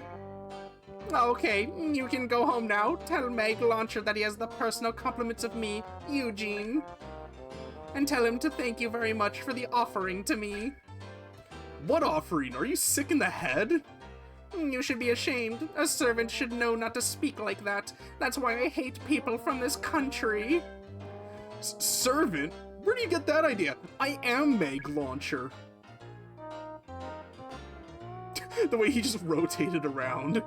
Who is? I am! But I thought you had just come to deliver a maid as a token of friendship. Whatever made you think that? Now did you have something to talk to us about or not? Yes, I did, you see. I had no idea that you would just be a kid. They never told me you were so young. Oh well, I'm very sorry. Just a misunderstanding, you see. I saw the girl and came to the wrong conclusion. It's true, I have something to ask you, my little Meg. I don't like you calling me my little Meg. That's weird. I don't like that. That's weird. It's about the legendary Psyframe, Evolutia. Well, why didn't you just say that from the start? The Psyframe Evolutia has always been a legend. Anyone who knows anything about archaeology, or an adventurer for that matter, would have heard of it. It contains limitless energy, or it can create such energy. There are many legends, all different. We don't know. We don't even know if such a thing ever existed. It appears in legends and stories, but in no history books. That's all. Yes, but I think it definitely exists. Actually, we've been digging in the Imperial ruins for the last few years, and our knowledge has advanced rapidly. I felt the need to add that R roll there. As a result of this, we are quite sure that Evolutia does exist and that it is right here in the Northrop Republic. Oh, I've indebted myself to doing R rolls now. My throat is not gonna like this. That's incredible. I knew it existed. I'll have to start looking for it myself. Well, as you like, we just wanted to get the cooperation of this country's society to do some joint exploration. But when our Ministry of Intelligence did some preliminary research, we found that some interesting news. Interesting news. It seems that your father, Asrock Rancher, might have already discovered something extremely important relating to Evolutia. What? My father? He never told me anything. Well, it was just a rumor, but I wanted to investigate it anyway. Now, you don't remember anything that might lead to Evolutia's discovery, do you? Stories about... Or, I thought that was Meg talking. Stories about ruins, artifacts your father brought home. Well, as a matter of fact... What? Everything he brought home from the ruins he traded to the society. We were always in debt, you see. Really? That's too bad, so none of these objects are in your hands anymore. No, by now they're probably preserved in museums throughout many countries. That's too bad, and I thought you would be of some use too. Now we have no more clues to go on. Now we'll have to go after Evolutia the slow way. Well, thank you very much for your cooperation. Sorry to have wasted your time. You may go now, Meg Launcher. That's not a very nice way to thank somebody. It's just a figure of speech. I'm just saying I have no more use for you. Thanks a lot. No one's ever been so rude to me. Let's go, Linear. There's nothing more for us here. There's one more thing I would like to ask. Now you've changed your mind. Well, what do you want? I was wondering, would you give Linnea over to me? I'm sure she would be very, very happy serving as my maid. You fucking weirdo. What are you talking about? Are you making some kind of sick joke? Well, thanks for nothing. Fuck, what a weirdo. Goddamn. Thank you for your cooperation. Please go back the way you came.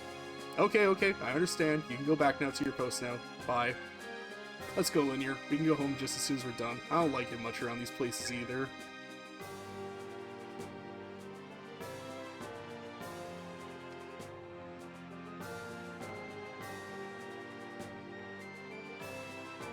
I will say, Linear is very, like... she's very, like, precious, very adorable. I feel like my one friend, my best friend, would be just, like, enamored with her. Like, I feel like she would just take, like, one look at her and her mannerisms and be like, God, she's so me for real. And it's like, yeah, she is her for real. We might as well go, Linear. I thought there might be something interesting because it was the army. When we were done talking, they just told us to get out. Talk about rude. All the same, that Eugene guy certainly is weird. He gives me the creeps. Yeah, he really does. I gave him a creepy voice.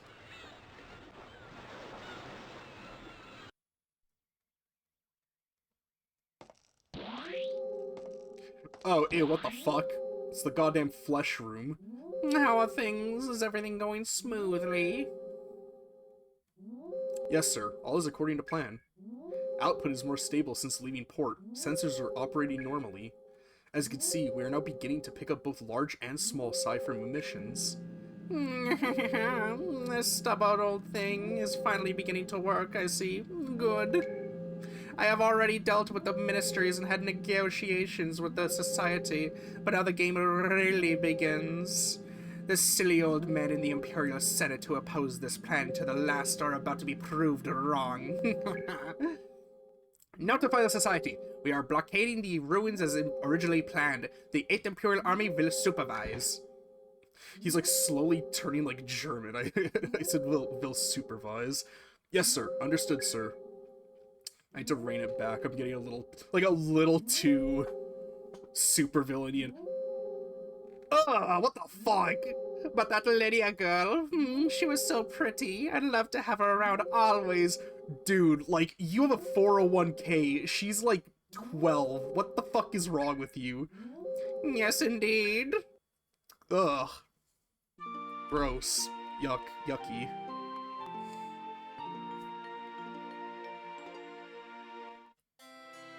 I should give this guy a voice too. I was about to just do a, my name is Edwin. I made the mimic ass voice. Oh well. Good morning, Meg. You slept late again. You obviously don't believe that the early birds get to the worm. Also, did you know that my name was Edwin and I made the mimic? Yeah, don't bore me with the same old lecture. You'll put me back to sleep again. Good morning, Linear. Can you believe that those guys yesterday, the first thing they said was, go home, we just want to talk to Linear. Eugene, was that his name? That guy's a serious attitude problem. I just get upset thinking about it. Now, Meg, with your father gone, you are acting head of the Launcher family. As a leader, you must never speak ill of others, no matter what happens. Dude, he was creeping on a 12-year-old girl. I think that's pretty justifiably, like, okay to shit talk. You must control your anger and persevere. Endure any hardships you may face. Rain, sleet, even debt. Which, by the way, you should pay off this debt, please. Huh? Endure debt? You mean... I mean it is very trying to be deep in debt, but when you have repaid that debt through perseverance, you will feel yourself enveloped in rapturous satisfaction at having overcome the odds against you. Meg, we must work hard to free ourselves of this debt and start over someday. We've really strayed from the subject, haven't we, Gree? What? Oh, yes. What were we talking about again? Oh, just forget it, Gree. Come on, Lydia. Let's go. Because of the text box, I thought that was Gree talking. Come on, Linear. Let's go make some money adventuring today.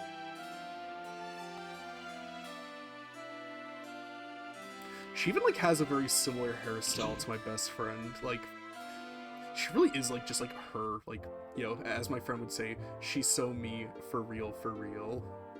And she is her, for real, for real.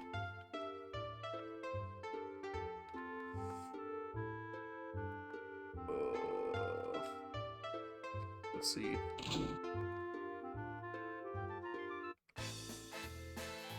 Amazing, incredible, it's a jade coin from the 3rd Dynasty. It's so rare to find something from that period, let alone in such perfect condition. Foxy babe. Fuck yeah. It's just a little something to say, hi.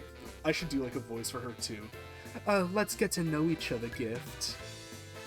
Me? No, I couldn't, Actually, I don't know what voice I want to do for her. I wish I could do a good Android 18, but, like, I don't know, I don't have the same, like, cadence.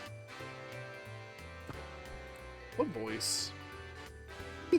Nice meeting you, cutie. I'll be working here a while, so I'll see you around. Bye-bye. Whoa, mama. Young to be an adventurer, ooh, but isn't that a side frame on your shoulder? What? Oh, you're talking to me? I kind of want to give her like a Texan accent. Yeah, that's right. I'm an adventurer. Meg Launcher's the name. Meg Launcher? Really? Adventurer the minute I walk into this town. I'm so lucky, but that's why I'm positively addicted to the wandering life. You never know who you're going to meet. Is that Texan or is that like Louisiana? I think it's kind of Louisiana. How do you do? I'm Pepperbox, but you can call me Pepper, little Meg. It feels kind of weird to have a stranger call me by my first name. Does that mean I'm famous? Why, of course you're famous. Everyone knows about the decline of the once great Launcher family. Oh. Yes, well, anyway, that Cyframe looks like it's seen a lot of use. With you in charge, that Launcher family is surely in good hands. Knock 'em dead, kiddo. By the way, is that girl behind you your partner? She doesn't seem to have a Cyframe. Yeah, her name's Linear. She's not a Cyframe user, but we do adventure together. Really? It must be tough keeping up with you, Meg. You look like the type of guy who thrives on danger. I just knew it. I feel for you, girl. Being an adventurer's girlfriend must be so hard. I bet that I could teach you a thing or two. I'll be checking out the scene at the bar, so come around and see me sometime. I'll even go on one of your adventures. Well, it was nice meeting you, little lover boy. See you around. Bye.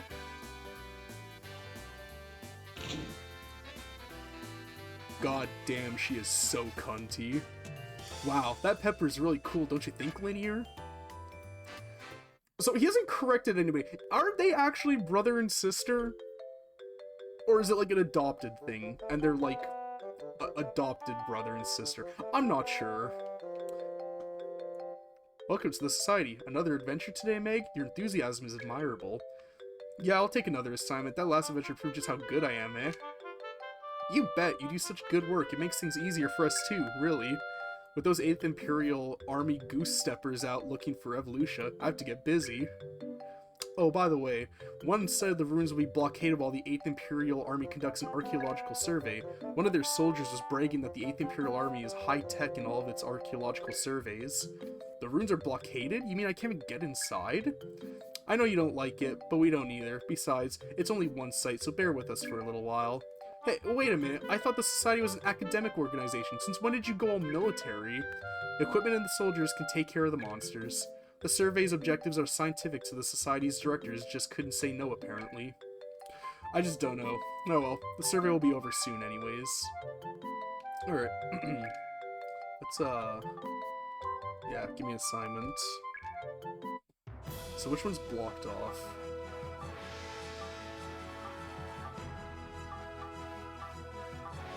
Oh, I guess whichever one is off to the far right.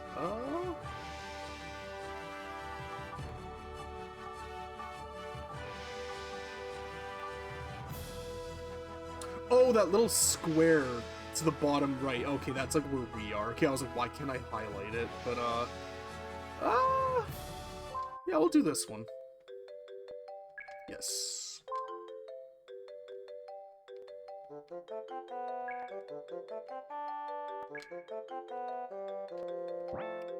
Cool. Actually, yeah, I have a lot of TP. I should unlock some stuff. Hammer Hearts.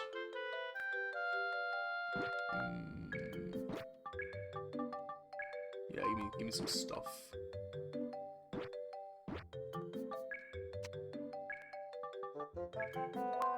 That'll be useful.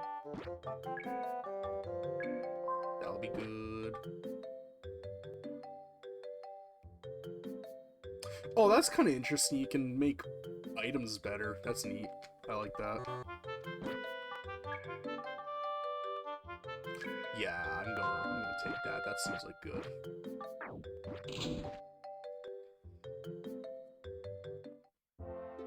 Now, where's this bar? I want to go... Yeah, I'm going to assume that that's the bar. It's got saloon doors. I want to talk to Foxy Babe again. Oh, an invitation to adventure so soon? How delightful. Oh, cool, I can go with her. Neat. What a great thing to say. I'm so excited. What, money? I'd like to say, but I'll give you a discount, so don't worry. Cool. Oh, maybe it's also just because of, like, my, how would I put it? My predisposition to just, like, Earthbound in the Mother series. Particularly with Mother 2, or not Mother 2, Mother 1 and 3. But I really like it when it's like, okay, RPG, all the party members are kids, but then you get like that like one adult that like accompanies them. Like, you know, Mother 1, it's Teddy, and then I guess in Mother 3 actually I'm pretty sure Kumatora is an adult by the time you like get further into the game. I know Duster definitely is. I love Duster. Duster's one of my favorite characters in the Mother series. I feel like he doesn't get the love and appreciation that he, like, deserves. God, I wish I had more disposable income, because I would have loved to have gotten all the different Earthbound plushes. That's really cool that... I figured she was just going to be, like, a reoccurring NPC. I like that she's a party member. That's really cool. Oh, she has a gun side frame. Cool. I like that. That's really neat. Awesome. I'm so happy I gave this game a chance. This game it's been such a cool experience. I'm so like enthralled with this. Ah, good, okay. Enemies don't like actually put up like a fight.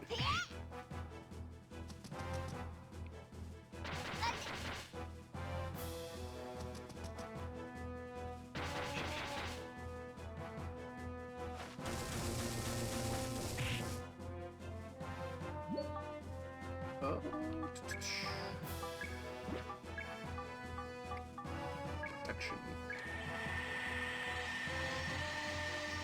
Protect me, linear.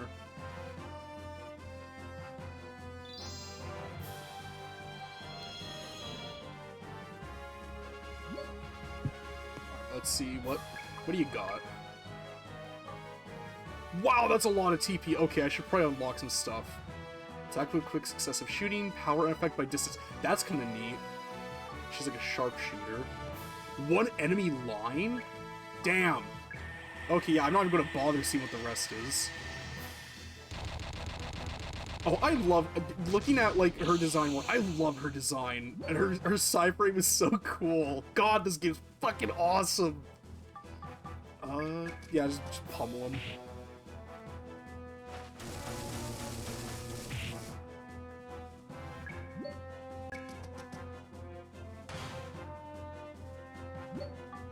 Alright, what else do you have? Special bullet parts. Put them to sleep. All enemies? I'm going to assume that that doesn't do damage. Paralyzes all enemies. God damn, you seem really good. Alright, ice. Yeah, let's do it.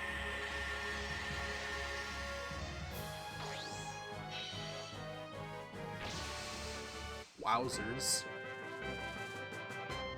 Wows. Yippee. Alright, I'm gonna take a moment to just unlock a ton of stuff, because, God, you have a fucking lot of TP. All enemies, god damn. Oh, that's a lot of TP to use, though. That's neat. I like that. That's cool. So I guess the more TP up. It's kind of like Magic Burst in Dragon Quest. The more like mana you have before using it, the stronger it gets. Rolling shot, rolling start. Curse. I don't know what curse does, but sure.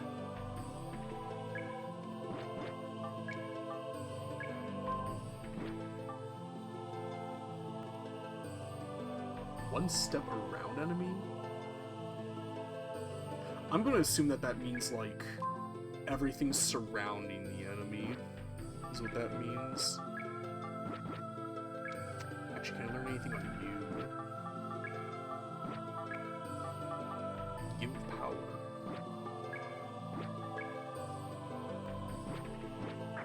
Alright, nothing else. Where are you? Oh, you're just decoration, okay.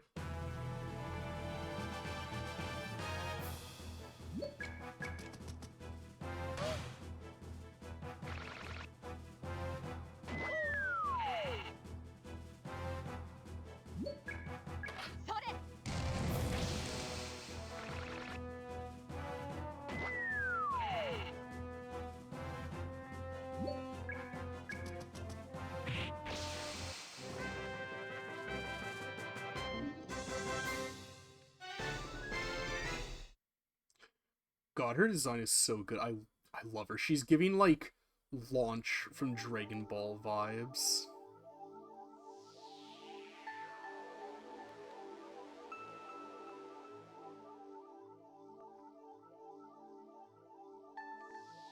Actually, speaking of Launch in Dragon Ball, I still can't believe... Yeah, it's been a year and a half since Akira Toriyama passed, I believe, and, like... man, I haven't really picked up the pen in a really, really long time, but he was always like one of my absolute biggest. Oh, can you be equipped with that? One sec. No, you just have Psy-Frame Gear Strip. Okay, I think the Rusty Gun would be like for Gree. That's cool that I can take Gree later if I want to, though. I like him. He's pretty funny. I just can't believe it's been like a year and a half. That when I heard that happened, that really like just fucked me up for a bit. Right, those are the exits.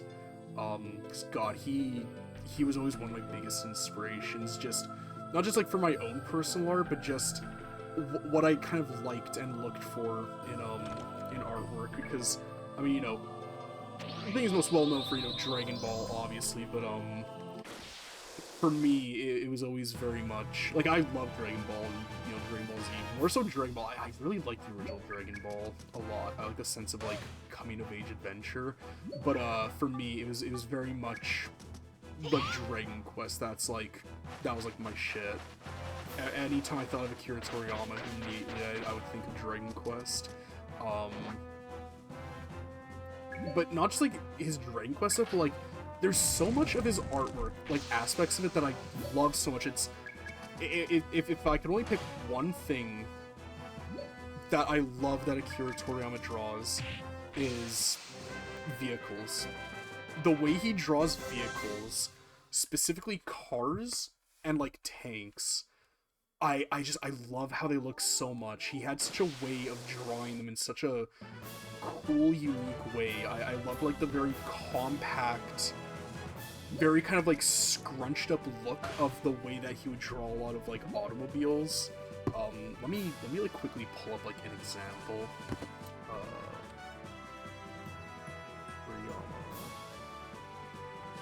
Car.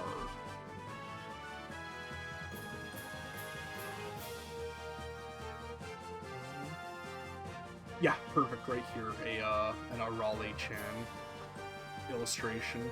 Like this, let me get this here.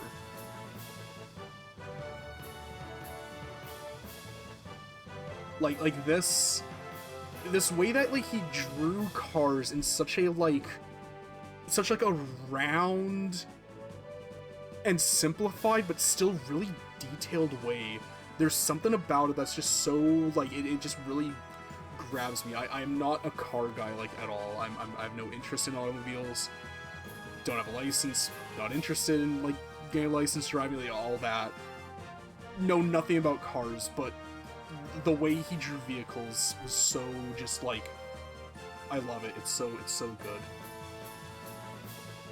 I keep on getting off on tangents and pulling like images and pictures up, but yeah, like that. Love that. It's so cool, so good looking. He draws like machines, like robots, really like really cool ways. Like the killing machines. I'm pretty sure they're called killing machines in Dragon Quest. Love how they look. One of my favorite monster designs. My absolute favorite monster design, always forever #1 in Dragon Quest, will always be the liquid metal slime. I love. He's just such like a little guy. He's just a dude. He's just a little dude, and I love him. So much so that when I was looking to get a I'm just gonna use a Nowlin. When I was looking to get a PS Vita, when it comes to my handhelds, I am very particular about the quality of the screen. If there is like a single scratch or nick or scuff on the screen, no, don't want it anymore. Not interested. I'll save that for later. Actually, I won't. There's nowhere else left to go. So I like scoured eBay for like a year looking for oh, what the hell? Oh, it's a little pit. Yeah, okay. God, tangent again. I'm gonna pull this up because I need to show you guys. It's such a cute little like Vita variation. Move the mic out of the way.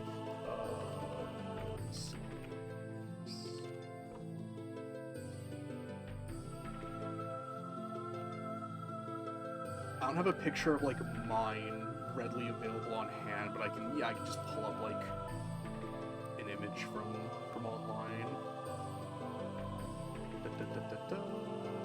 metal slime. Also, I need to save this picture too, this one separately, because there's a very important aspect as to why I love this Vita so much. So, wrong one. Here we go. Wrong one again. There we go. Right tab. So this was the Vita that I spent a very, very long time looking for. And I finally got my hands on one, and I'm so happy because it's so cool. It's like a metal slime themed Vita that has a special theme built in, and it didn't come with the little headphone jack. I'm realizing you guys can't see my mouse, but I'm sure you can, like, you know, you could see like that. The little headphone jack cover, it's a little liquid metal slime, and I love the liquid metal slime, so I thought that was so cool.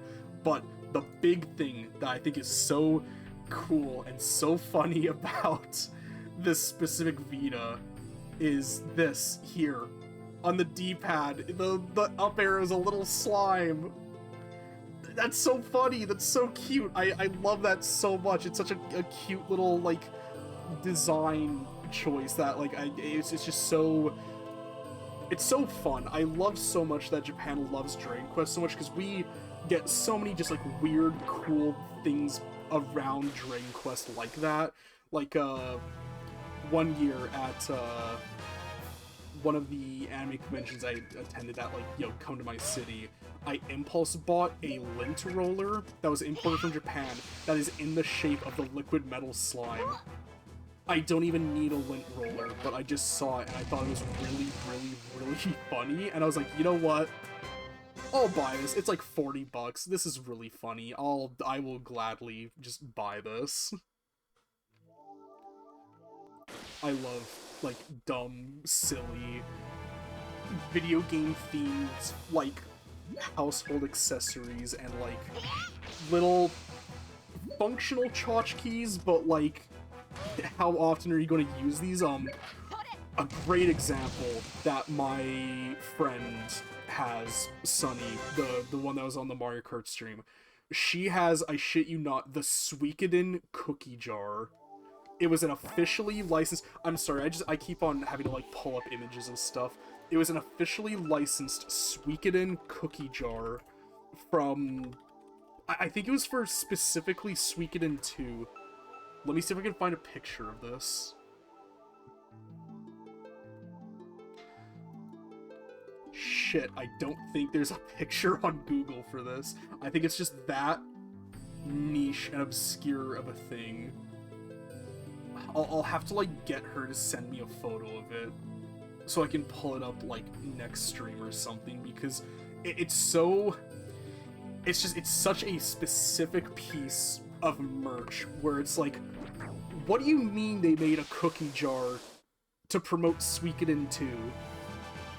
What does a cookie jar have to do with Suikoden 2? I've never gotten a chance to play Suikoden 2 yet. I would very much like to. Probably eventually on stream at some point, let's be frank. But it's such a weird promo item, and God, do not get me started on the just absurd amount of promotional t-shirts that have been made for all the different, like, games and systems that have been released. There's so many that I would just, like, kill to get. There is one that I saw on eBay of the 3DO game D. For those of you that are unaware, it's a game that's literally called D. Like, just the letter D. It was also on Saturn. I have the Saturn version of it, and it's very, very funny when you're looking at my game shelf, and there's a spine that is literally just the letter D. And yeah, they made a shirt for it where it has, the main character's, like, face on it with, like, a saying on the back. And I would love to have that, because goddamn, it's a promotional 3DO shirt. Who wouldn't want that? And then I looked at the price, and it was like $300, and also it's I think a medium-sized shirt, and I wear, I think, for comfort, like, I think if I wasn't such a weirdo and hated, like, clothes clinging to my skin, I think I would wear, like, a 3XL, but I usually wear 4XL because I kind of like baggy clothes. Slightly baggy clothes, So, like, you know, that shirt just isn't even going to fit me, even if I could afford it. I would love... There's this one that I saw, it wasn't a shirt, but it was like a promotional, like, I think a Sukajon jacket. And it was like a Sega Saturn themed one. And what do you mean I've been surprised? I saw that mouse. Ah. What was that noise she made? That was so much deeper than her regular voice. But yeah, it's like a Sega Saturn themed Sukajon jacket where it was like all black. Then it had the Saturn logo on like the back of the jacket. And I love it so damn much. I love Sukajon jackets. I own the re-release replica they made of the Mother 2 Sukajon jacket that they made for the, what is this item? Ah. But, is this better? I mean, that's just an objective upgrade, I guess. It's just the literal same, but it just prevents sleep. Yeah, sure. Sure thing, buddy. Yeah, the Mother 2 Sukajon jacket that they re-released for the Hobonichiya Mother project. Thank goodness they announced that, like, not like a year in advance, but like a good far ways in advance, because I was able to save up like a lot for it, and it was expensive as fuck.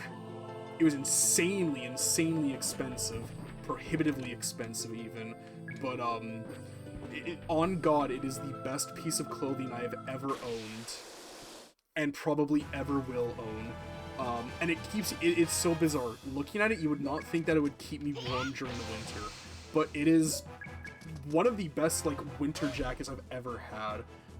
I've mentioned it before, but I'm a big guy, so my body just retains and radiates heat like crazy, so I was always able to get away with just wearing, like, a hoodie, like a heavier hoodie in the winter and, like, getting away with that. But that Sukajon jacket keeps me so warm that, honestly, it's like, I get, like, a heat imbalance in my body where, like, my upper body is very warm and very nicely, like, heated, but then, like, my head, especially since I'm bald, my head gets, like, really fucking cold, and, like, one time I swear I felt it start to, like, contract. Like, my skin was, like, tightening as it got colder when I was waiting for the bus one night.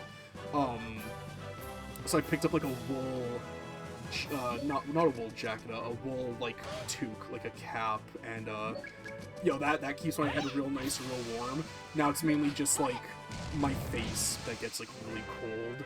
I remember there was one night when I was busing, got off the bus, and then walked back to my place. It's only, like, a 3-minute walk, if that. A bit shorter, even if I, like, power walk. And by the time I'd gotten to the door, my beard already had, like, icicles and, like, frost built up on it just from, like, the heat, like, when I'm, like, breathing. And I had to, like, go in the bathroom and, like, comb the ice out of my beard. It was actually, like, insane. Don't live in, Canada. I was about to, like, say the name of my city. I mean, I can probably just say it's fine. It's not, like, that big of a dox, but, yeah, don't live in Winnipeg. This place is it is literal hell on earth when it comes to, like, winter months. So much so that there was, in the winter this year, in, like, February, I think, there was a day where it was so ungodly cold that it literally, like, I think it was actually colder here than it was in the Antarctic during that, like, period of time, which is just, like, you know, it's not like we're super far up north. In fact, we're literally riding on, like, the fucking ass crack of, like, America. Like, we are like, basically right on the border, pretty much. But yet somehow we were colder than the Antarctica. And it's like, how the fuck does that even happen? Like, how does it get that damn cold? And God, with the bus schedules changing... what day is it? Fuck, it's changing in 8 days. After 8 days, everything is going to get so much harder for busing, and I'm kind of worried because, you know, the way my bus schedule is changing, before it would be, okay, I walk 4 minutes from my place, there's a bus loop, I just hop right onto the bus, it's gorgeous, it's beautiful, one bus straight to my work, and then when I'm leaving work, one bus straight back, no issues, beautiful, great, it was awesome. There's even like a grocery store on the way home with my bus, so if I needed to, I could just like hop off the bus, go in, get whatever I needed, and then be back out for when the next bus comes. And it was just absolutely fantastic. And now they're changing the system. And now they're changing the system, and everything is getting so much worse, and I'm going from a very convenient one bus like road trip to, okay, thank God, a one bus road trip to like 2 to 3 transfers plus an additional like 10 minutes of walking to get from my place to the like bus stop. Now, it may sound like I'm complaining and bitching a bit. Woof. Oh, she's almost fucking dead. Goddamn. We need to heal you. This will probably kill him. Let me just heal outside. Yeah. You know, during like the summer, the fall, the spring, I'm not really gonna mind that much doing a longer walk. In fact, it'll probably be a little nice. You know, I'll actually get like some proper, like, you know, some minor exercising, you know, to keep my legs a little strong. My concern is during the winter, when we get to like, and again, this isn't like Canadian weather terminology, so you do your conversions if you please for wherever you live. It gets to be like minus 40 or worse during, oh Jesus, it gets to be like minus 40 and worse during the winter at like the absolute cold heart of winter. So like, I'm gonna keep it $1.50. It doesn't matter how much I bundle up during those walks home. Minus 40 is minus 40. That is like nearing Antarctic levels of cold. I'm just gonna straight up like fucking freeze to death. You're gonna find my body a notch kerchief. Sure. You know, you're gonna find my like frozen statuesque like solidified body keeled over like one night with like my headphones on. You're gonna put your like ear up to my body and you're just gonna hear, you know, Play that funky music, white boy. Play that funky music, right? Coming from like my headphones as I'm like literally, not metaphorically, literally frozen in time. It's gonna be rough.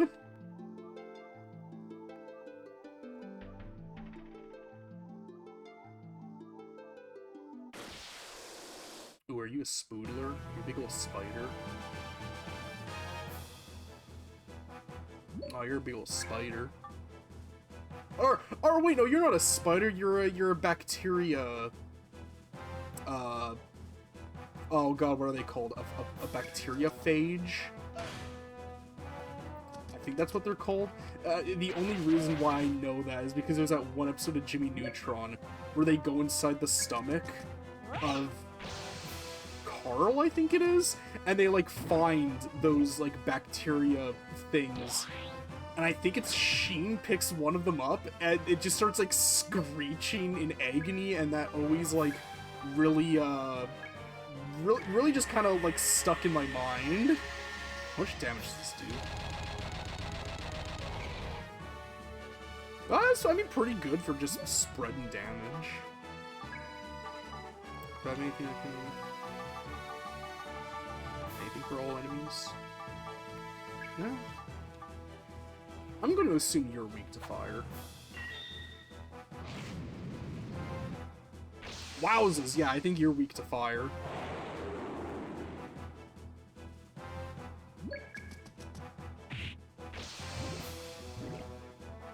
Oh, you brat.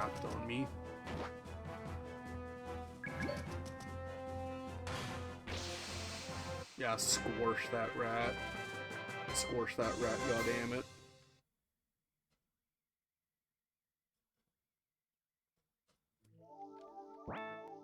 Do I need to heal? It wouldn't hurt. Yeah, I'll just heal in, like, the next battle.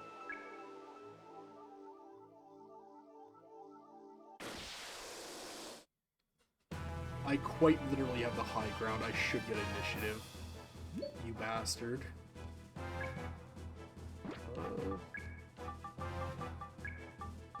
Whatever. Go my electric ball.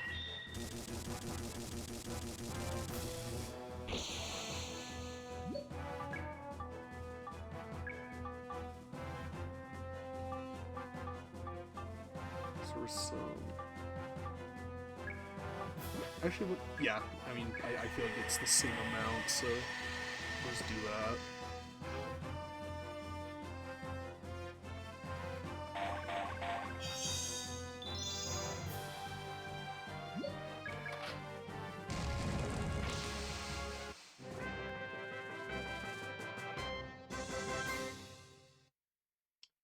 Cool.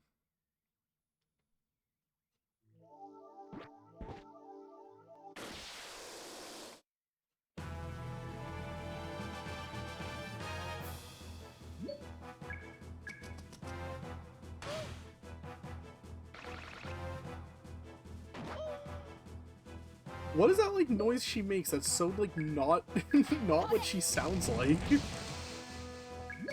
She's like, oh! It's a Courage the Cowardly Dog. Oh, the things I do for love! Speaking of Courage the Cowardly Dog, what are some of your guys' favorite, Cartoon Network cartoons? I'll always maintain that I think Grim Adventures of Billy and Mandy is, like, one of the absolute best cartoons that has ever been on Cartoon Network. I love Grim Adventures of Billy and Mandy. Ed, Edd n Eddy is really, really great. Courage I like. Johnny Bravo I really, really like. Samurai Jack also is just, like, fucking amazing. I mean, anything Genndy Tartakovsky touched was just, like, amazing. Absolutely, just, you know, like, flawless.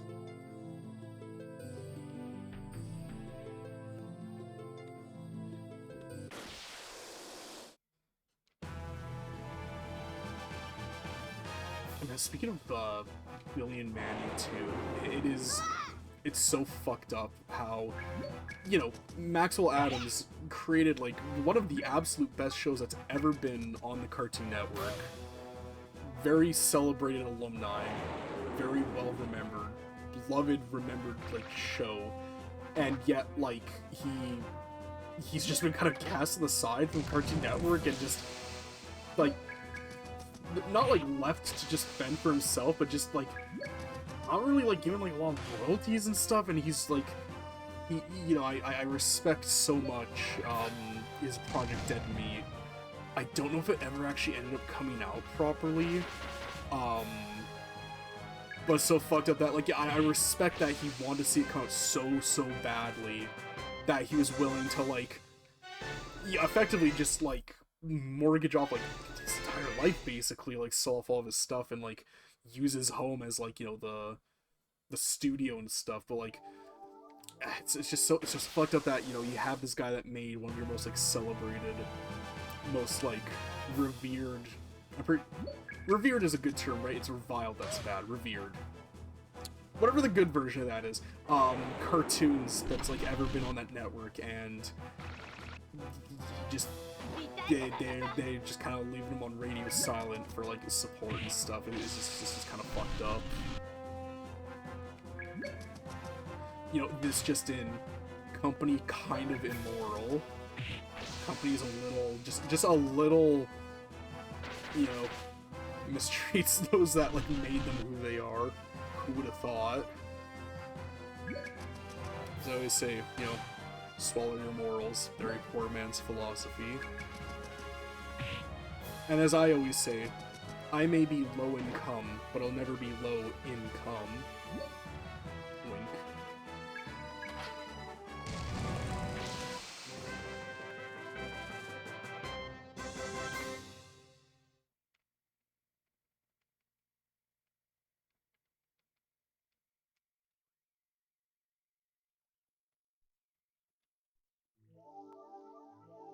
They need to heal up. Yeah, I mean, it wouldn't be a bad idea.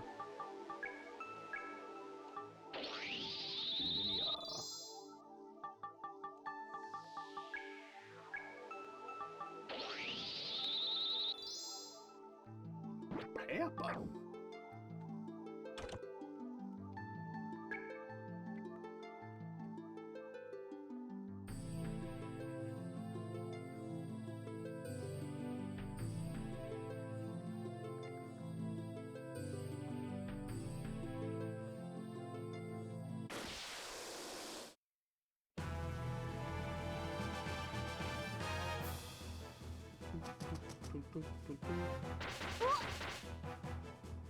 Oh, another Cartoon Network cartoon that I absolutely just like love, adore so much is Regular Show. Regular Show is so good.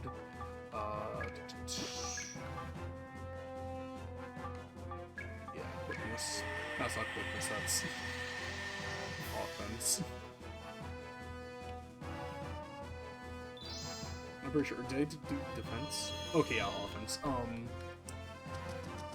Yeah, Regular Show is,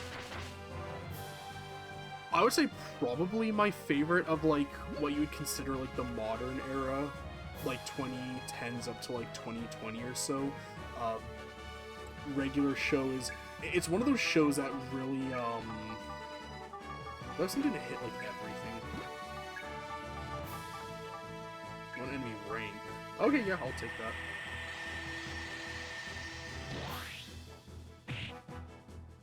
Oh, superhero landing. Woo, boy, that was nice. But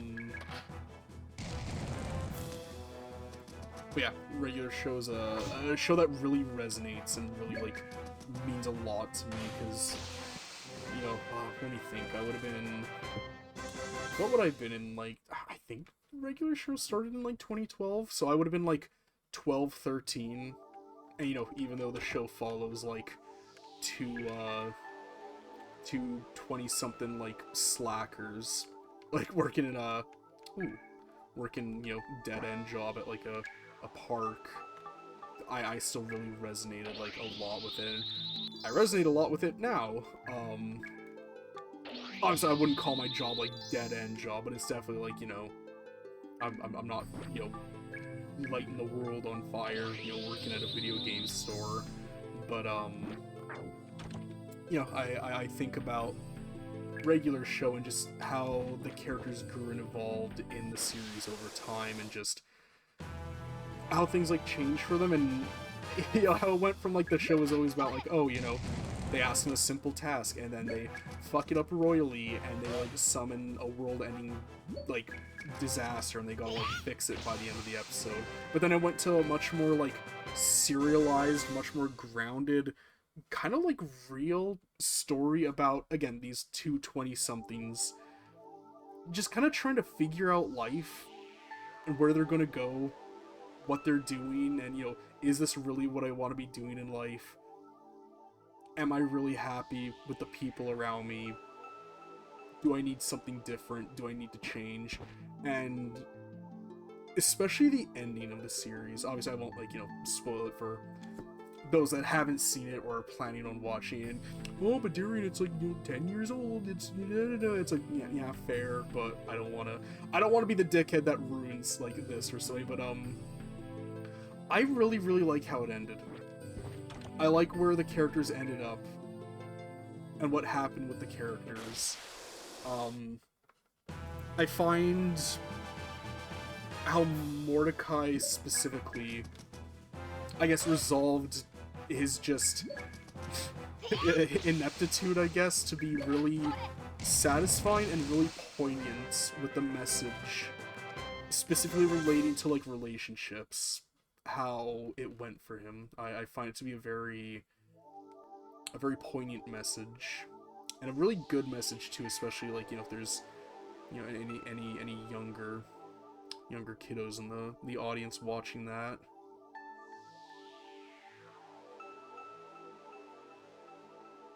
I can't believe I'm waxing philosophic talking about a cartoon about a slacker blue jay and, like... I think Mordecai is a raccoon? No, Rigby, sorry. I'm mixing up, yeah. Mordecai's the blue jay. Rigby, I'm pretty sure, is supposed to be, like, a raccoon. I'm pretty sure that's what he is. Or just, like, a rodent type of, like, little creature. A little critter.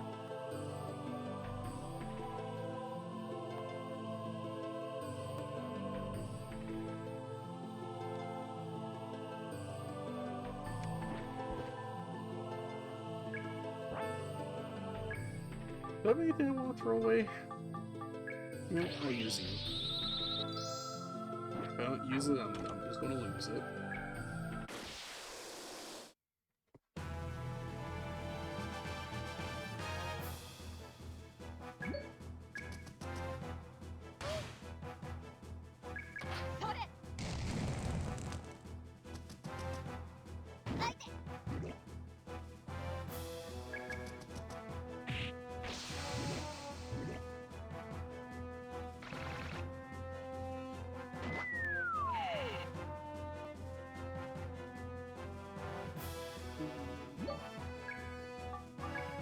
Well, you would just, get them all.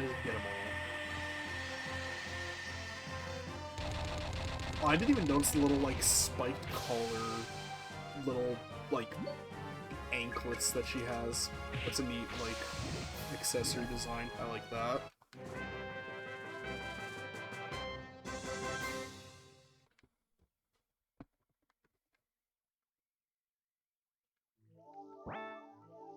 God, I think I feel that monster coming back to bite me, and I have to go use the washroom. So I'll be right back, guys.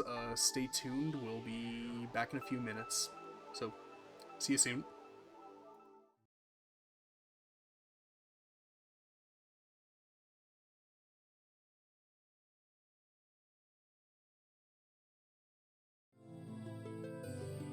Alrighty, we're back. Freshly bathroomed and got to do a quick stretch. If anybody's been, you know, watching for a really, really long time, make sure you also take a quick stretch.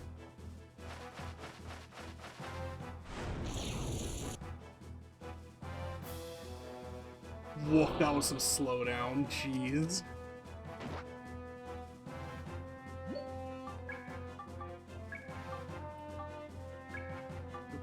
Oh, okay, cool. So it's like a little AoE. That's neat.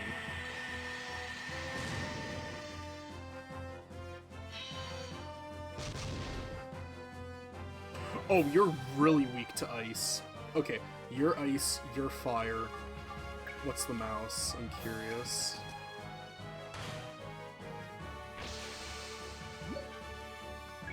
Do I have anything fire? I don't think I do.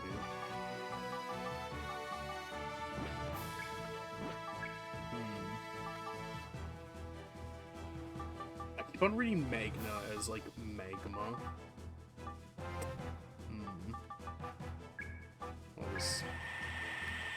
I'll Magna punch the Gumbus.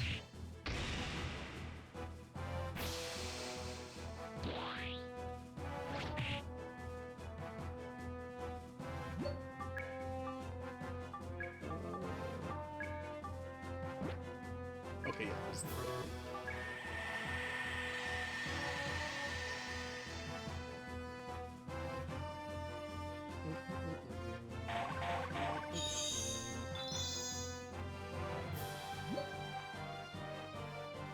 That's a crazy crazy high health restoration.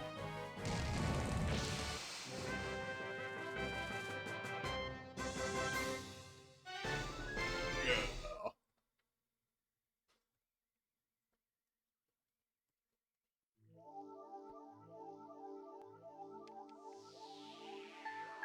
Oh well.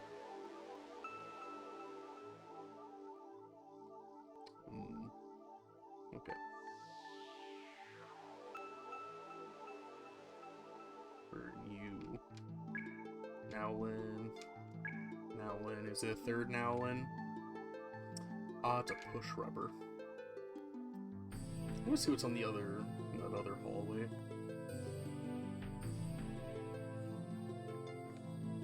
Oh, actually, yeah, there's another hallway. Okay.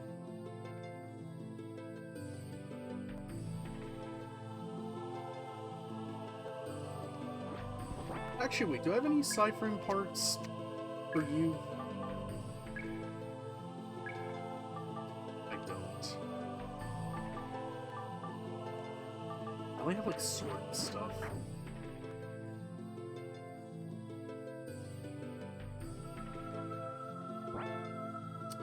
Yosh.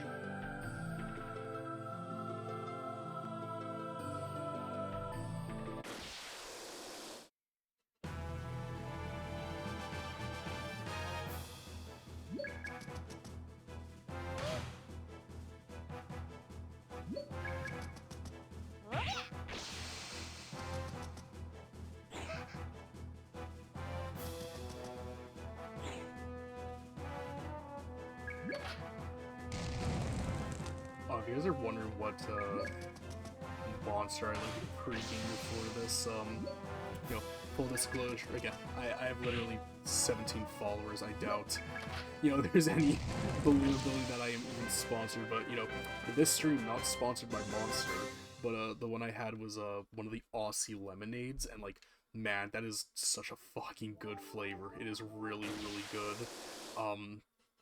I've heard that apparently that one's discontinued, so whatever's out there is like, that's it. And like, man, that is so disappointing because I really, really, really like the Aussie lemonade.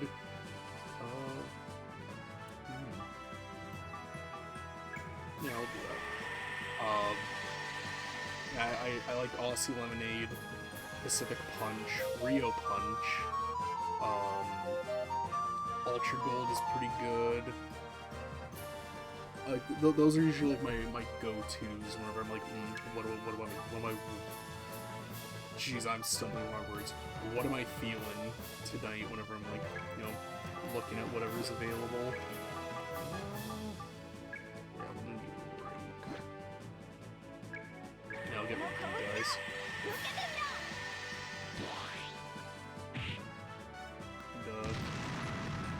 Oh, another, it's not Monster, but the Rockstar Black Cherry flavor. Oh, it is so good. So good.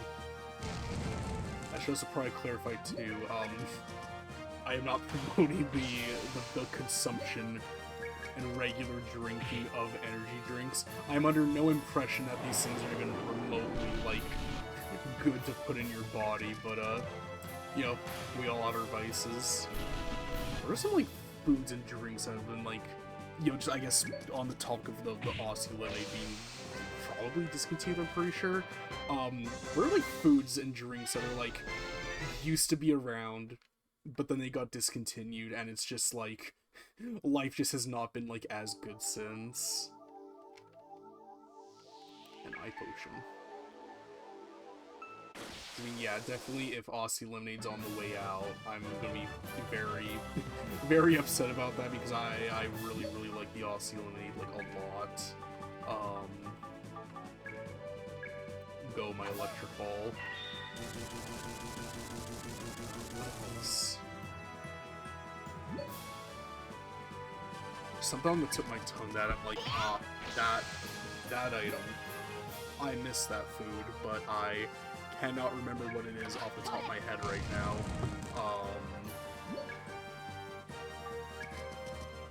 Oh, it's right. Oh, I remember. It's from my childhood. They have not had them available for the better part of, like, 20 plus years in North America. At least none that I've been able to find. Maybe they're still available in America. But, Sour Starburst. Sour Starburst is so goddamn good. And it's a goddamn crime that they are not readily available. I think about the sour blue flavored Starburst all the time. Like, not like at least once a day, but like more than I probably should realistically.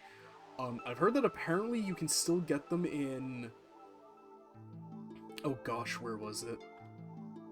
I think it's Japan, but it's like, do I really want to import a pack of Starburst, sour Starburst? That'll probably be really, really expensive. Oh, speaking of importing, you know, it's actually something that it upsets me so much that we... A sticky ball, ugh. I kind of want to know what that does. Yeah, just use that. No, I didn't mean to use that, but... I mean, restored a little health, I guess. You know, it wasn't totally wasted. What does this do? Oh, that's cool. No, but something that I am so upset that we don't have in Canada. Apparently it's mostly just a thing in like the southern United States. It is so good. I've only ever had one can of it, and it's because there was a booth at a comic convention that was selling like import American like snacks and drinks. You know, I said a bit of a markup, a premium, but it was like, oh, you know, American Mountain Dew Code Red and like American Oreo Cakesters, you know, just like stuff like that. You know, American I can't remember what it's called. The is it Red, White, and Dew? Is that what the Independence Day Mountain Dew flavor is called? I might be making that up. If that isn't the name, that's a good name. They should take that, Red, White, and Dew. But the one thing that they had that really intrigued me, it was called Tahitian Treat. Let me, we're going on another tangent, people. Buckle in, get ready. Yes. Yes, here it is. Oh my gosh.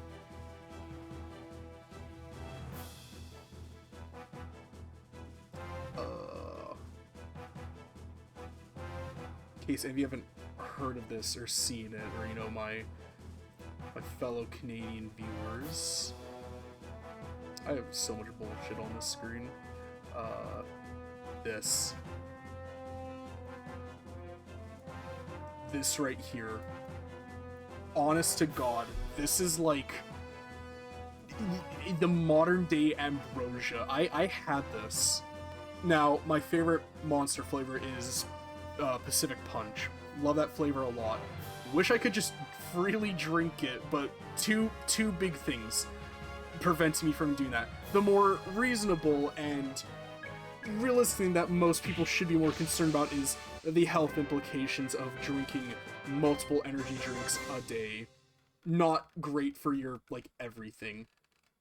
But for me, the main concern is the cost.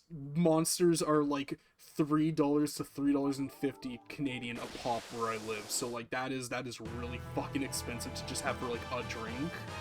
So I usually only get them when they're on sale and like stockpile up until, you know, they go on sale again. But that Tahitian Treat, that tastes just like the Pacific Punch, but it's just soda. It's basically just carbonated like fruit juice. Very like kind of cherry raspberry forward. It is so fucking good. I can't stress enough. Listen. I really need to just emphasize. Ever since I drank that long ago, about a year ago, like next month, I have been chasing that high ever since. Tahitian Treat gives me a high that no drug ever could. And I mean that. It is insanely good. It is such a good drink. And I checked. I can actually order them online. But the import fees and the import costs, and God, this was like a year ago, so I don't even know how much it would be with like the tariffs and shit. Pre-tariff America, it would have cost me like, with shipping, $35.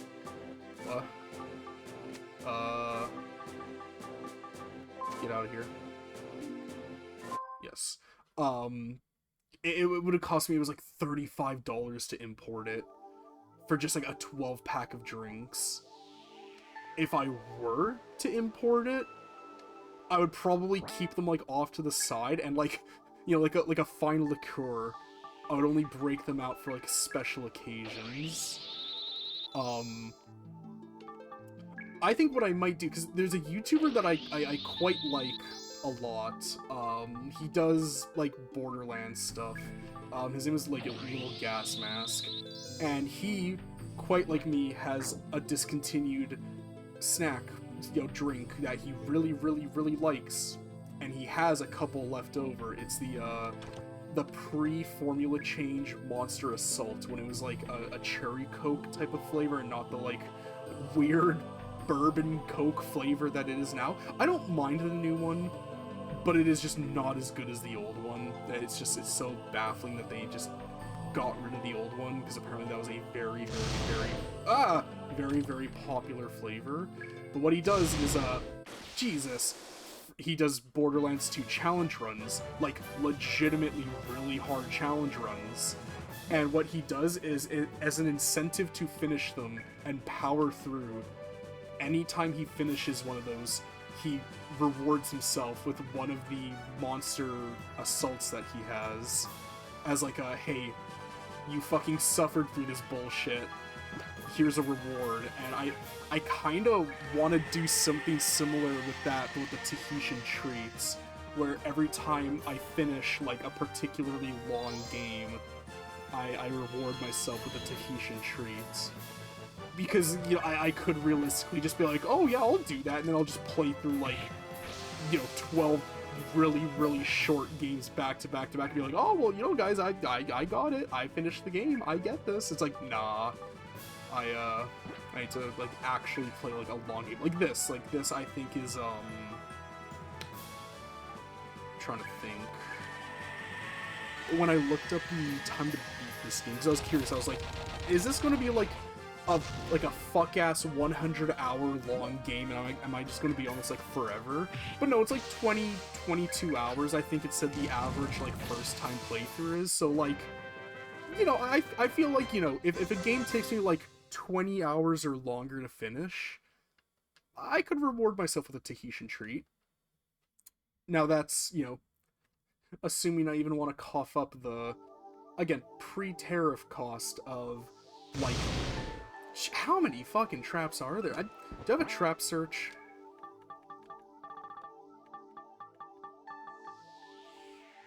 That's a thermo search. What do these do? I should, like, put them on people. Is that a appraisal? I do not have any way of checking. I'm going to assume that there's no more traps. But yeah, that's, you know, wanting to cough up the amount to actually import that in the first place.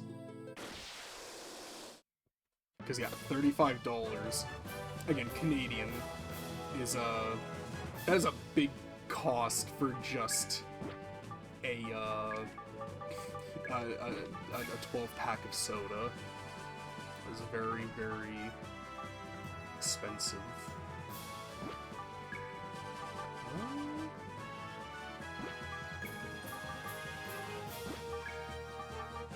Yeah, you...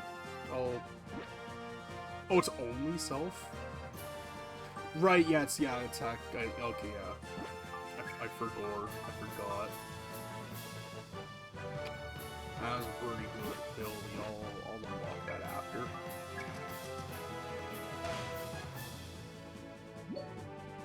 I wish whenever she did, like, her frying pan attack, it was just like the Left 4 Dead 2, just the boom, like the super loud, like, pan smash. I hear that, like, sound in my head so much. Anytime I use, like, a melee weapon, that sound always just, like, rings in my head. That's a good-ass game, too. I should play that in October with, like, some friends. That game, too, that's one of those ones where, just like with Marvel Ultimate Alliance, for the longest time, it was like a $19.95, like, $25 game. Not very expensive. But then Valve went and did that thing where they, like, delisted the digital version of the game on the Series X, and I guess, you know, for the time before it completely shut down the 360 store. but you could still play it on Series X and Xbox One if you had the physical disc for it.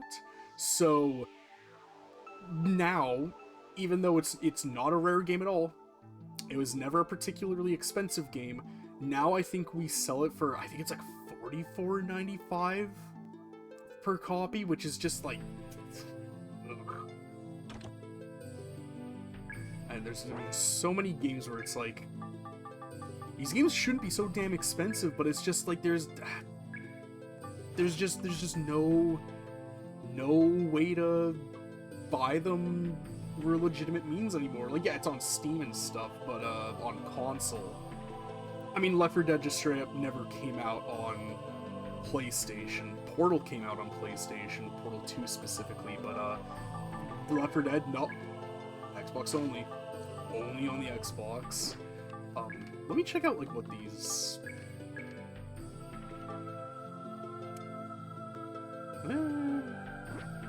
Yeah, I want to keep the.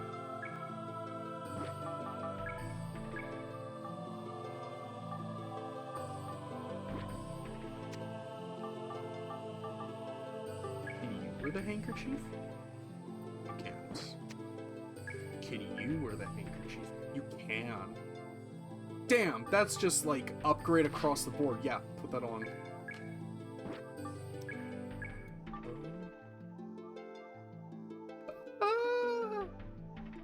9 defense versus 5 evasion? Yeah, I'll +2 that.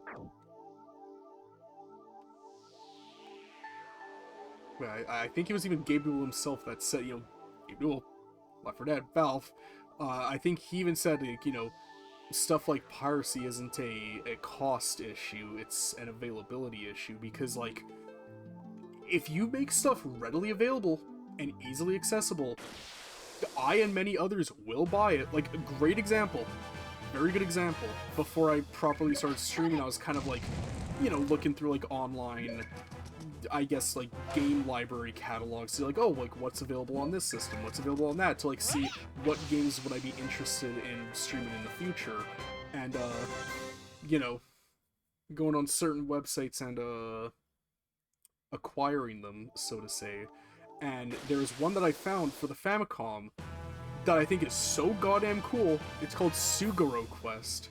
Sugoro Quest. Sugoro Quest. It was only ever released for the Famicom. It did get a fan translation in like the mid-2000s. And the way I would describe it is it's basically a... Think of it like if you mixed like the board game Candyland with like a turn-based JRPG all centered around dice. It's really, really, really fucking cool. It's super unique. And I thought that was just such an awesome idea. And then I was looking further into it, and to my surprise, my absolute shock, oh shit, they re-released it on modern platforms. Fully localized for the first time, and you can choose between the original Famicom graphics or like remastered 16-bit graphics that are like kind of Super Famicom style, with like a remastered soundtrack and everything. And I thought that was so fucking awesome. And it was only $10. So I was like, damn, you know what? Yeah, I'm gonna buy that, and I'm gonna play it. And I bought it, and then I played it, and I had a great time. And would you look at that? When you make something readily available for purchase, up front, you get people that will buy it. People will, if you make it available, people will purchase it. Give me a prime example of that. If something is able to be purchased, then I absolutely will buy it. No question. But unfortunately, you know, in a perfect world, every game would be readily available in modern storefronts. Unfortunately, this is not a perfect world. For a lot of reasons, but I'm going to be incredibly selfish and say it is not a perfect world because I can't buy goddamn Silent Hill 1 just in a store.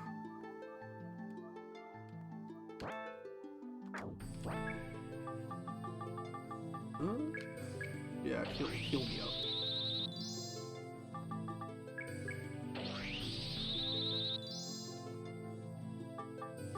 Yeah, I'll use that too. Yeah, I'll +1 that.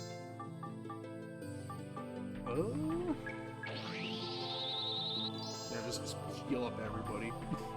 Let's get it going, guys.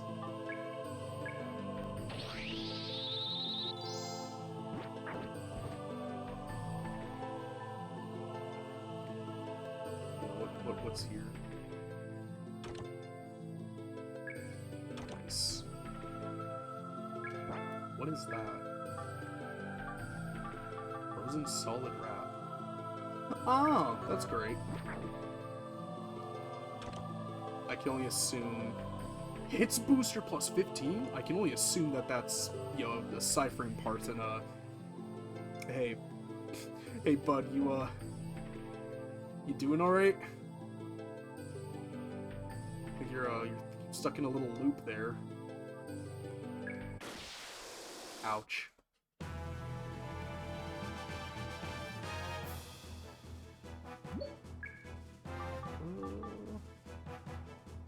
But yeah, just the area. I'm going to assume that the final floor boss is going to be, like, ice-based.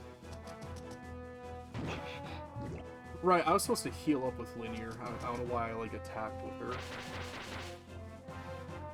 Yeah, I need to heal up.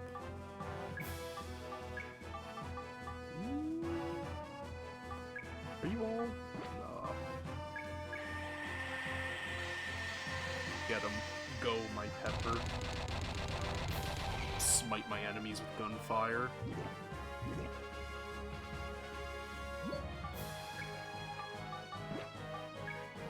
It's a game I would love to play on stream, but I do not know the logistics of it just because of just the content of the game. I would love to play Rock Band 2, but I don't know if I would even be allowed to, because that I feel like that game is just like a copyright strike magnet with how many songs I'd be playing.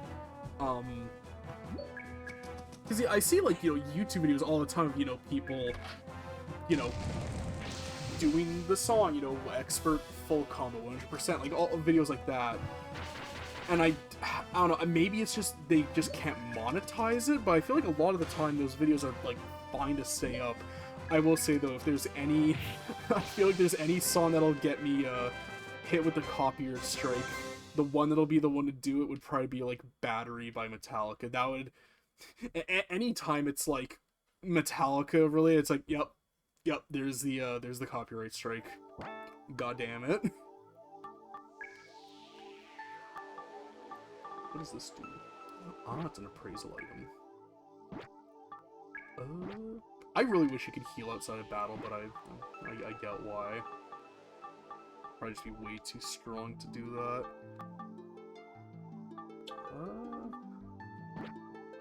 Oh, oops. I'm so used to playing on a Switch controller, I keep on thinking B is where A is and all that. I've been playing my Switch 2 so much lately.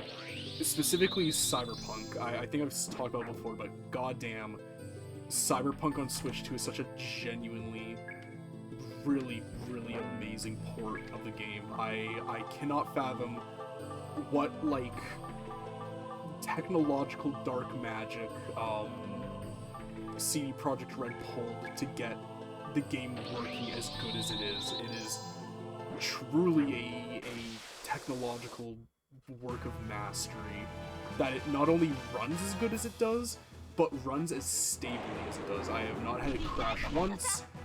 The very few bugs and glitches I've come across have been very, like, minor and very, like, unintrusive. You know, no like, just bullshit spawning in the middle of the road, or, like, characters falling through the floor like it did on launch, like, you know, 5-ish years ago. It's like, it's good. This is, you know, for open world games, there will always be that kind of, that little bit of stank, you know, that little bit,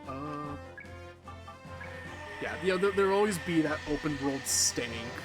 They'll always get a little bit of that, like, bugs and glitches here and there, but, for the most part, it's very impressive how good it runs on Switch 2.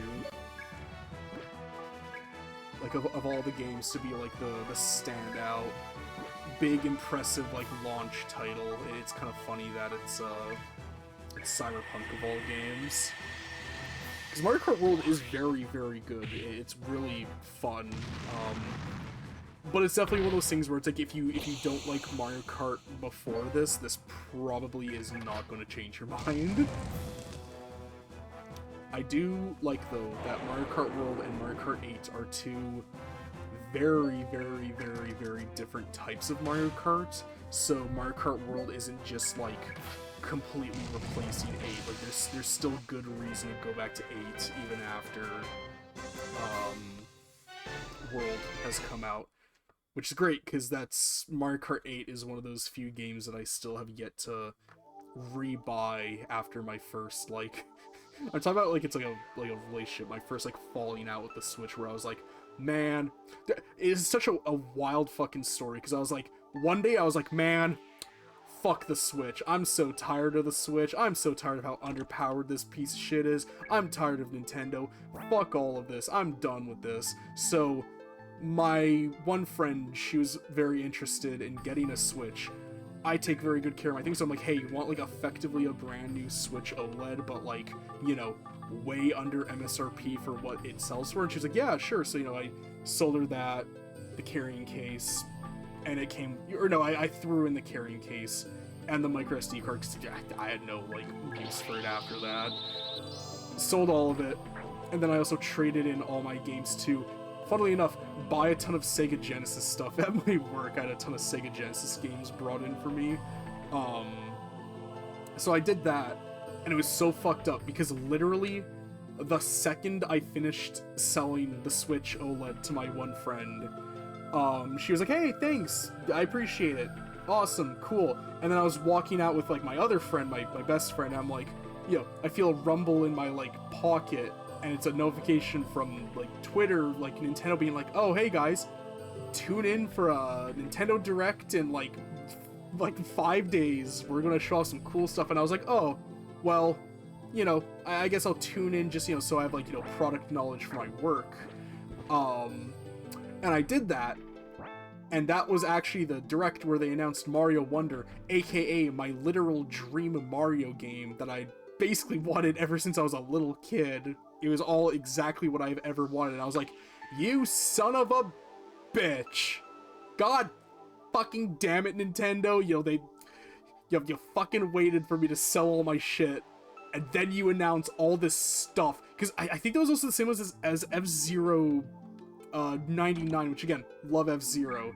So effectively a new F-Zero game. Like, just all this, like, stuff where I'm like, Nintendo announced, like, everything I would have ever wanted all in that one Direct. So my stupid ass rebought a Switch OLED months later, you know, like the following year or however long it was for Mario Wonder to come out. I bought one leading up, a used one, I should say. A very good used one for my work. Yeah, I wasn't going to give Nintendo more money, fuck that. I say as I own a Switch too, and like a ton of games for it. Neither here nor there. Rebought a Switch OLED in time for Mario Wonder, played it, loved it, and now I'm still in the process, because again, it's all so fucking expensive, of still rebuying all the games I originally had for the Switch. I think the only ones I'm missing now are, like, Mario Odyssey and Mario Kart 8 Deluxe, and that's just because, you know, Nintendo, the fucking greedy bastards they are. Oh, yeah, I can still kind of see. The greedy bastards they are never lower the price of any of their damn games. So Mario Odyssey is still, after, oh my god, 8 years. It just dawned on me. The Mario Odyssey came out like 8 years ago. Fuck me. God, that's like hitting, that is like hitting me like a ton of bricks. God, good god. You know, it's still, to this day, full $80, never lowered it. I think Breath of the Wild is even more egregious that they've never lowered the price of, because that shit was literally there on launch day. That game is 8 years old. We're now 2 console generations after, because, reminder, it did also come out on the Wii U. I always forget that, but it did come out on the Wii U. We're 2 console generations in, and goddamn, Breath of the Wild is still a full $79.99 game. That's insane. I've never gotten to play Breath of the Wild because it's not that I don't like Zelda, and Zelda is a very good series. It deserves the recognition and the reverence that it gets. I've never been able to get into Zelda. I always feel like I was peer pressured by other Nintendo fans into liking Zelda, and I'm not super big on open world games just in general. So, Zelda, not really able to get into it. Open world, never really been able to get into open world games. Not exactly a recipe for something that I will be totally into, you know, just admittedly upfront. Is it a recovery? Oh, that's kind of cool. Yeah, I'll try that. It's hits. Yeah, that's pretty good. I don't know what hits means. I'm gonna assume it's something good, desirable. I need to heal you bitches up. But yeah, I've never really gotten to give Breath of the Wild like a fair... Sort of like scratch my ankle. I never really got to give that game like a fair shake because I just don't really want to drop that much money on something where I'm like, damn, that's pretty cool. Eat that powder. Cool. You know, I don't know if I really want to invest the price of a full price game into something that I'm not entirely sure I'm going to like. I know that a lot of people have given me crap for not giving Breath of the Wild a shot. Oh, you're such a big Switch fan, but you've never played Breath of the Wild. It's like, yeah, I just haven't. You know, I'm sorry. It's just not my scene. What can I say?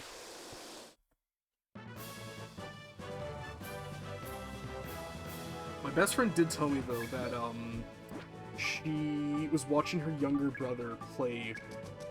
I don't know if it was Breath of the Wild or Tears of the Kingdom. It was one of the two with the Switch 2 upgrade. And, like, you know, she was watching it. What's, Oh, cool. Okay. Yeah, I will. Yeah, let's use that. Let's see, what does this look like? He just kind of... his hand out. That's a pretty good heal. Yeah, I think I'll keep that on him. That's cool. Yeah, get him. Go, my pepper. But yeah, she was watching, whichever one it was, she was watching him play it with, like, the Switch 2 upgrade, and apparently she was like, damn, like, this looks like how the game just should have looked from the get-go. Like, apparently it looks, like, amazing on, like, a good... Like, if you have, like, a good, proper 4K TV with, like, a good refresh rate, and you're playing it with all that plus the HDR, apparently it's like, holy shit, this is real good looking. So, yeah, that's good. Especially considering how freaking expensive it is on Switch 2. The physical version of it, like the game with the upgrade on it, I swear, I think it's like $114.99 Canadian, and then Tears of the Kingdom is like $124.99 Canadian, which is like, good God, like that's so fucking expensive. That's so expensive, and I think it is cheaper to have the Switch 1 version of the game and then get the download, like the upgrade as DLC. Like, I do believe it is cheaper to do that. But me being a collector, you know how fucking obnoxious and stupid and gullible we all are. If I'm getting it, I want the special new case, damn it.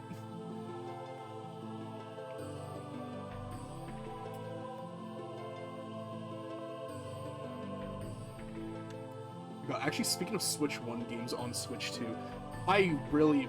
Whoa, what the fuck? I really hope they, I find it's so much easier for them to get the initiative than, like, us, I find. This will be a bit, I guess I can kind of smooth brain it. What was I talking about? Yeah, Switch 1 games on Switch 2. it is such a shame that the Marvel vs. Capcom collection is like fucked right now on it, and you just can't play it without having the sprites be just like techno vomit. Because I've been like itching, really fixing to play Marvel vs. Capcom 2 recently, but I can't because I only have a Switch 2. I also have a Switch Lite, but you got me fucked if you think I'm gonna play a fighting game on a Switch Lite. But like, yeah, it's completely broken, and I'm really hoping that they are going to you know, fix it, because they've already confirmed that, oh yeah, there's a patch on the way for Capcom Fighting Collection 2, because that one also was kind of broken. So they confirmed they're making a patch for that. It may have actually already gone live. I haven't had a chance to check. So I really hope they're going to push an update for Capcom Marvel vs. Capcom Collection, because if not, that'll be an absolute shame, because that is a very good collection, and it also plays really good on Switch. And I don't want to have to rebuy it again on PlayStation. I mean, I'll be frank, I would, because I love that collection of games, but I would prefer not to have to do that. It would be ideal.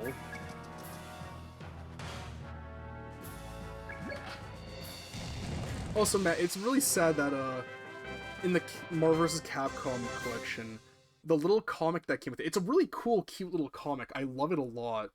But it's so, like, kind of lame that it's like a paper comic. Like, it's all paper. But the comic that came in the Marvel vs. Capcom Fighting Collection Volume 2, that one's like a proper... Ooh, I want that chest. Ah, I didn't search. That one came with like a proper, like, you know, glossy paper comic, and it's way nicer to the touch. And it's like, man... Why couldn't the game about, like, actual comics get, like, the proper comic? Jungle boots. What about normal boots? Do we have a pair of normal boots?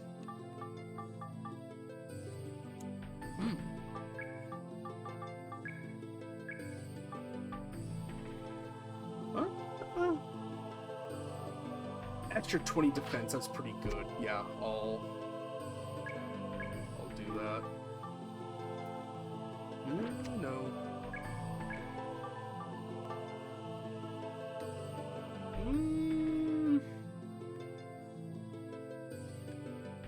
Yeah, because I don't know what luck affects. I'll equip that. I probably should, on my, like, downtime, go through the manual and see, like, what stats affect what, because I feel like that just would be good to know, just, like, you know, when I'm, like, equipping stuff.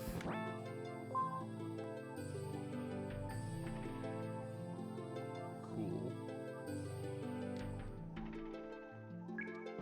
Well, guess what? Cool. Bacteria.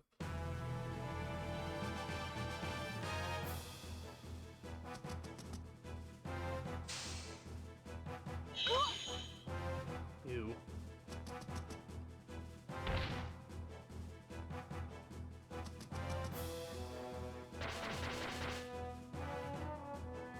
Damn, we've been going 3 hours? I mean, I'm still good to keep going.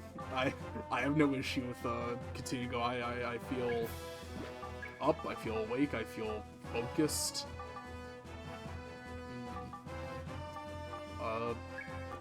Yeah, honestly, like I said, you know, about 3 hours ago now, I guess, I'm good to go, like, really late, just, you know, just keep going. Yeah, if the VOD is really long, hey, you know what, it's not my bandwidth that I'm paying for. Yeah, I'll finally use that.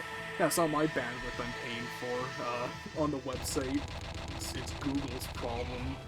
They're paying for the server space for my, you know, however goddamn long VOD this is gonna be.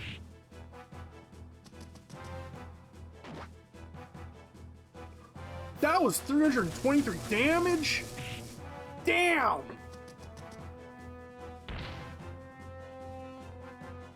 Woof.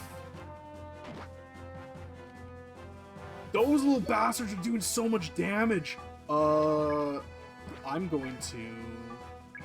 Not strength. Protection you. And I'll have you heal her. Yeah. Yeah, it's a plan.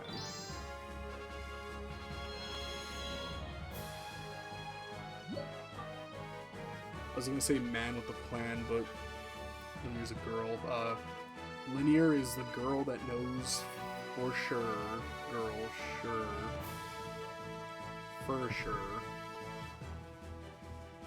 Yeah, I'm not very good at coming up with rhymes on the spot. Scores a bit. I'm going to assume that does like a lot more.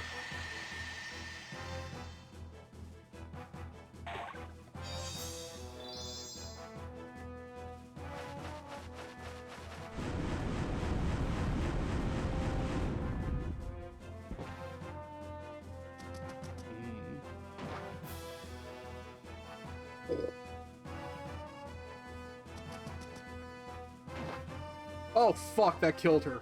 Shit. Well. Red Viper. Red Viper, Red Viper. I call Linear over. Oh, thank God, I was gonna say, please don't just like immediately fucking get her.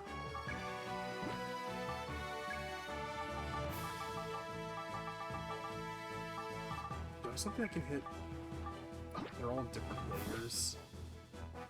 Oh, the wolf's almost dead. I'll just, yeah. Get the fuck out of here.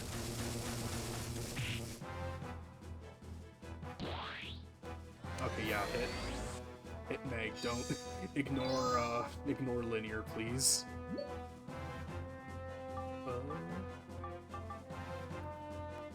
Actually, I have that thing that can restore... Yeah, okay, good. Please, fully heal.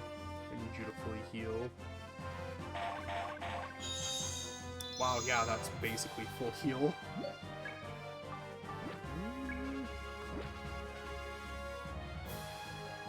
Are you weak to electric?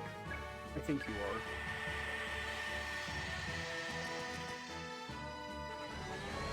are. Or wait, no, he was ice, wasn't he? Yeah, he was weak to ice. Well. Actually, can I hit both of you? No.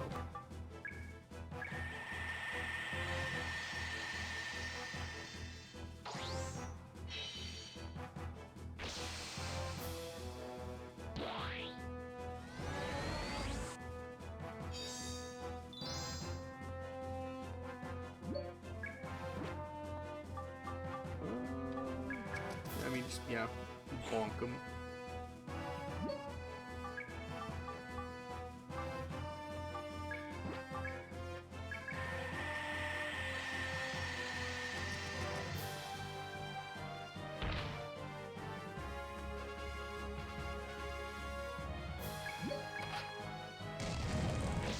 Yeah, get out of here.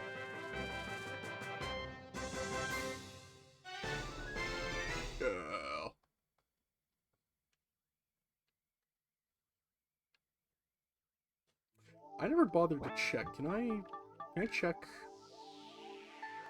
Okay, yeah, cool. To next level. Damn, that's actually like a lot of XP needed. Cool.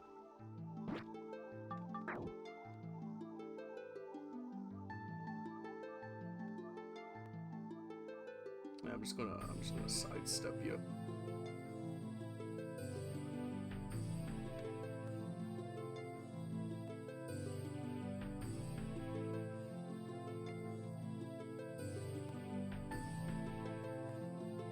Oh, ew, what the hell are you? Ew. Oh, you look like a flood. You look like a flood from Halo. I don't like that.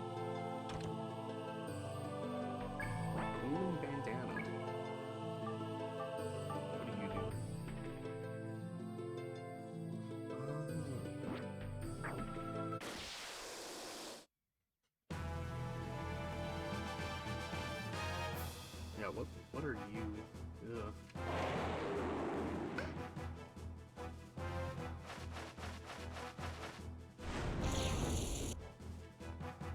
Oh, that slow down. Oh.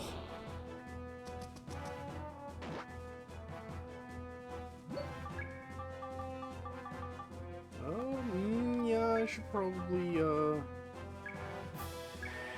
I should probably heal up. That was a lot of damage.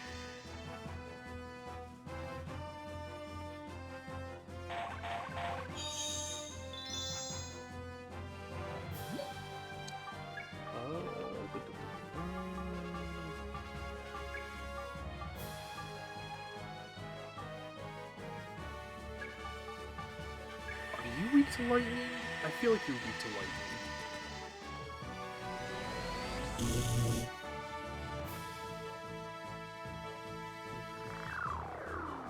Ew.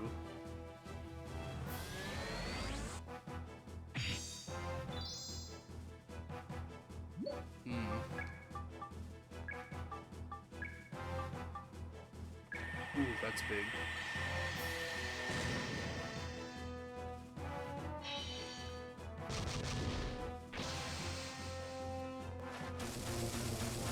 I don't know if that said 500 or 58.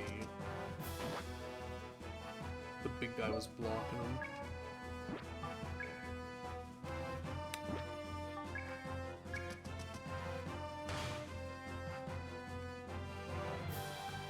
Yeah.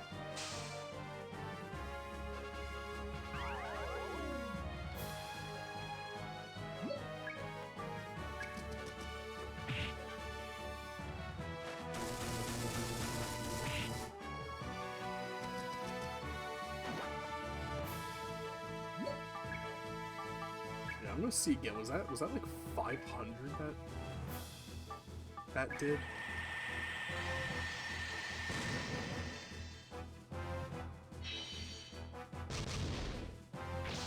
Okay, that was only 58. Okay, he heavily resists ice. Okay, good to know.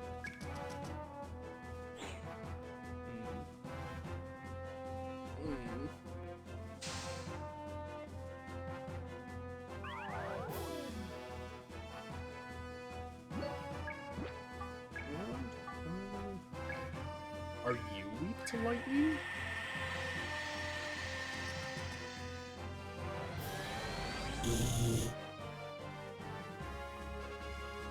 Yeah, I mean, he's slow, so he's almost dead at least.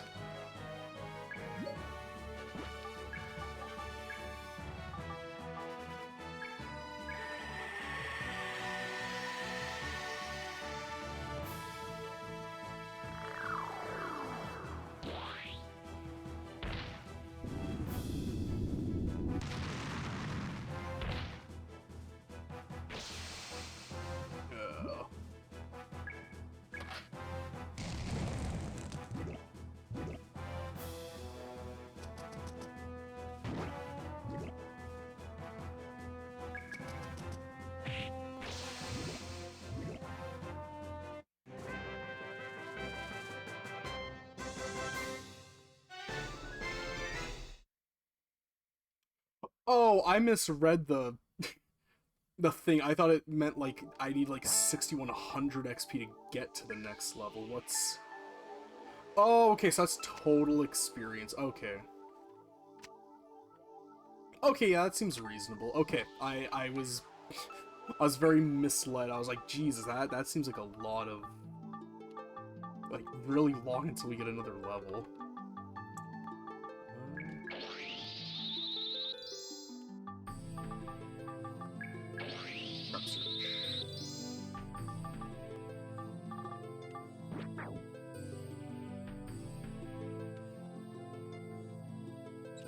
Oh, right, yeah. Yeah, I came over there. So, there we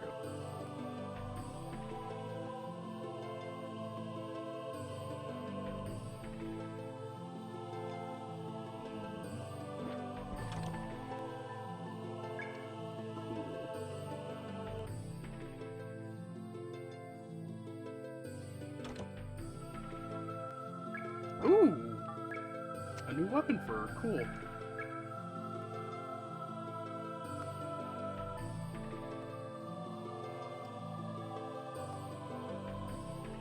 So reduces hits. Oh, it's probably like accuracy.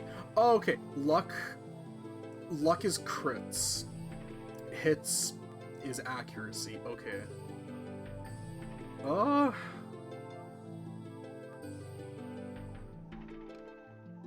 I mean, do I want more consistent damage or higher? I'm not attacking with linear very much, so yeah, I'll throw the lucky on her.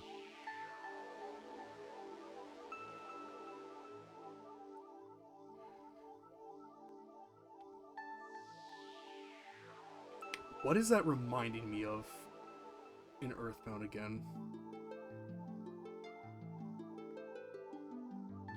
Is it the... What's it called? The T-Rex bat?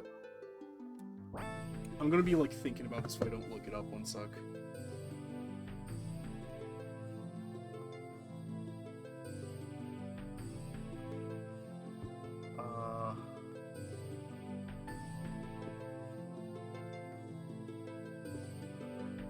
Yeah, that's it. Yeah, the T-Rex's bat. This is the bat that, like, you never, ever hit with it.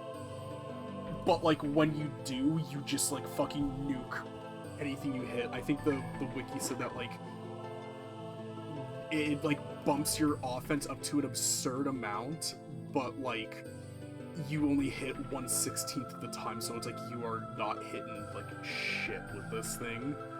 Because I know the yo-yos are very similar, where it's like they're really high damage, but, like, your accuracy, like, tanks with those. Which, I don't know, I get the appeal in that, you know, you're not hitting as often, but when you do, it's, like, big, like, holy shit numbers, but I don't know, I just find it more frustrating than anything. I don't like when games are left almost entirely up to just, like, pure luck. I'm not big on that.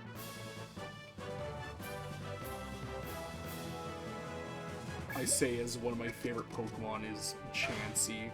Literally, woof, that's a lot! You're doing more damage than Meg! I'm going to assume it doesn't say when you do a crit. Okay, so it doesn't say when you do a critical hit, you just have to kind of know what the value is. But yeah, that's pretty good damage. That's pretty nice.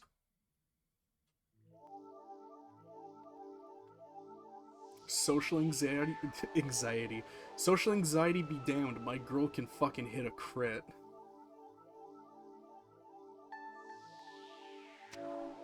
Ooh.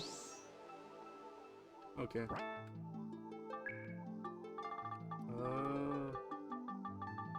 Do I have? Yeah, item search. Sick.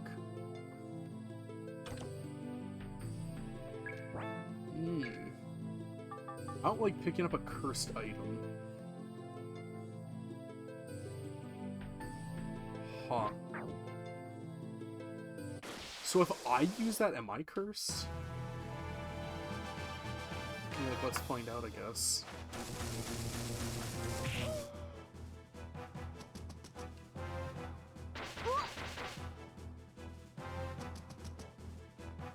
Can you please stop attacking her? Oh my god. Oh my god, stop attacking her, please! Fuck.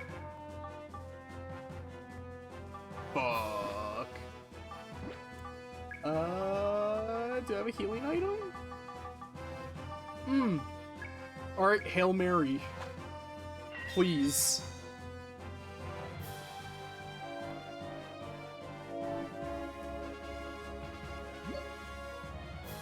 What? What did it even do?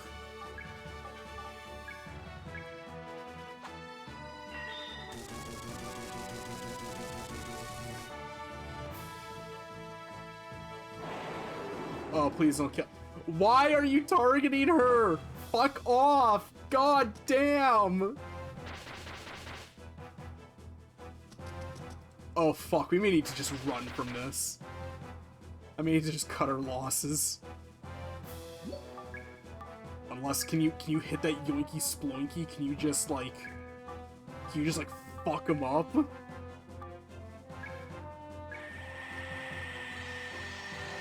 I like need this to kill all of them. Okay, that, almost. Oh, uh-oh. Uh-oh, uh-oh, uh-oh, uh-oh, hot dog. Uh-oh, hot dog. Uh-oh, hot dog.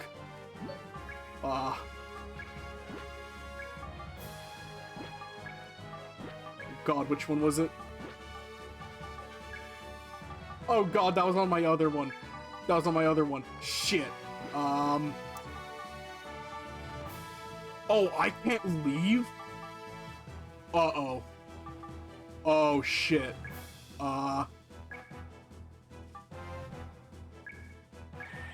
Okay.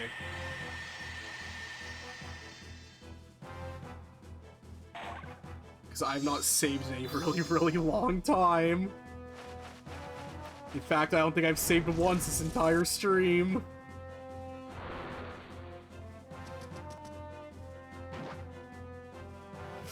Oh my god. Oh my god, no. Oh, fuck. Oh my god, no, wait. Am I gonna go all the fucking way back? Did I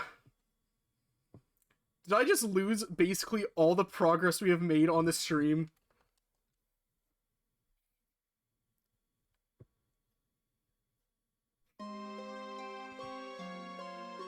Oh, thank God!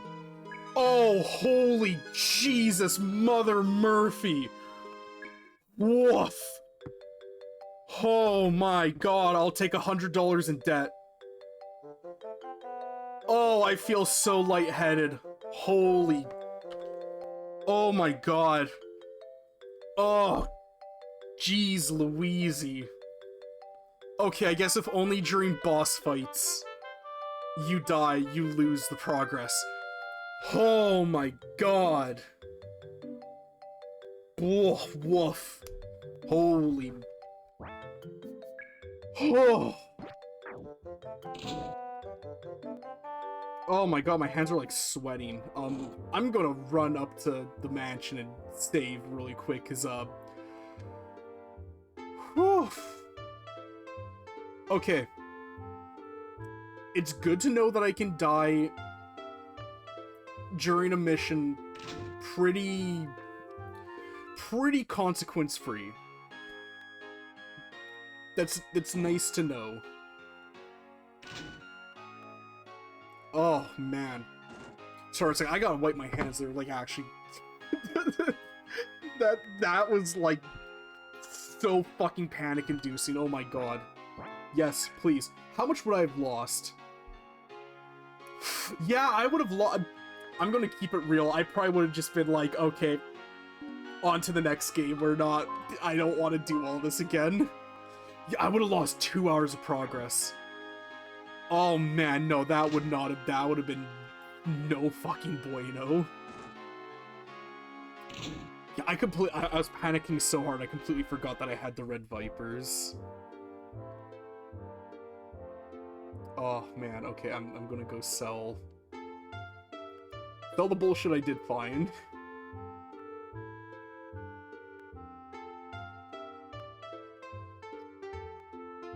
Let me in.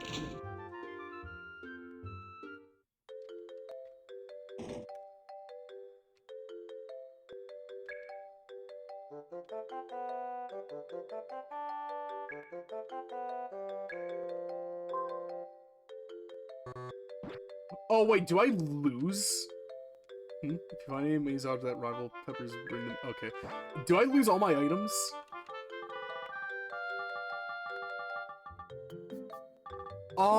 Do I lose all my appraisal items? That sucks, but do I also lose my gold? One sec. Wait. No, I'm fine.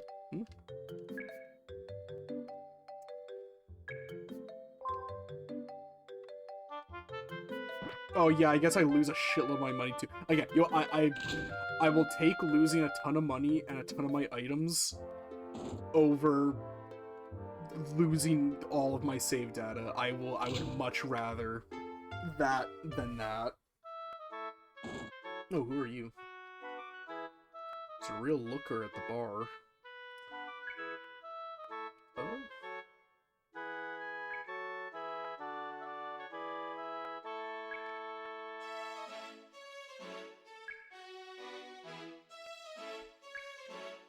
Okay, so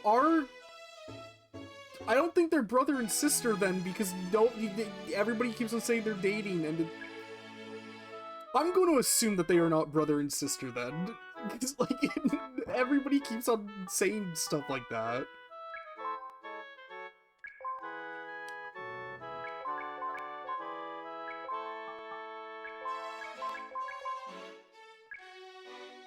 No, I'm gonna keep that.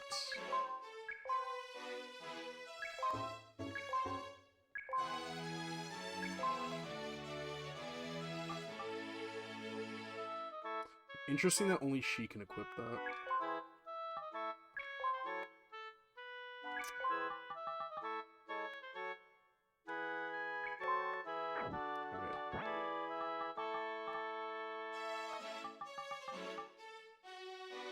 You know what time it is?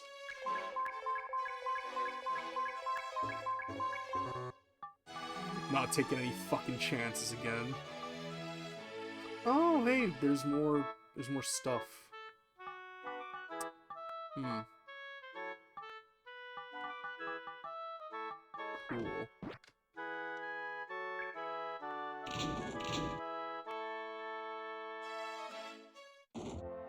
I'm gonna hope that I can just, like, skip down the floors again, and it's not gonna make me restart from, like, floor 1.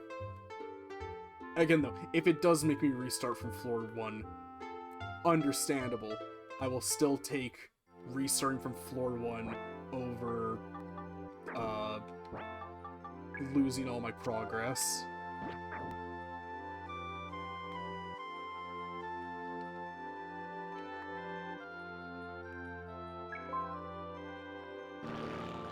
Can I start? Okay, so it does make me restart. I mean, this is just opportunity to level grind some more.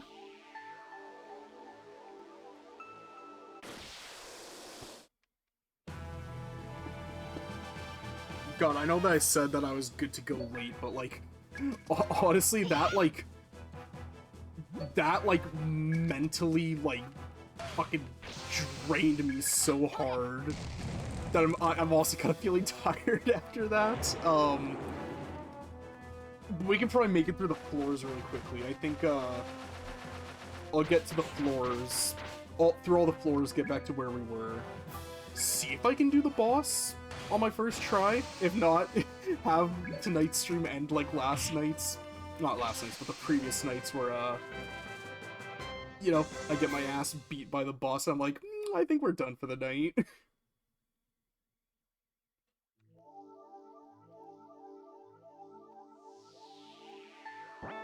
Oh, oops. I have had my fill of evolution for the night.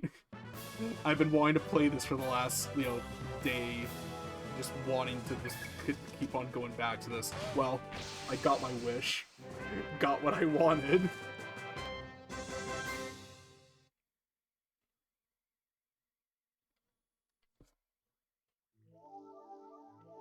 Alright.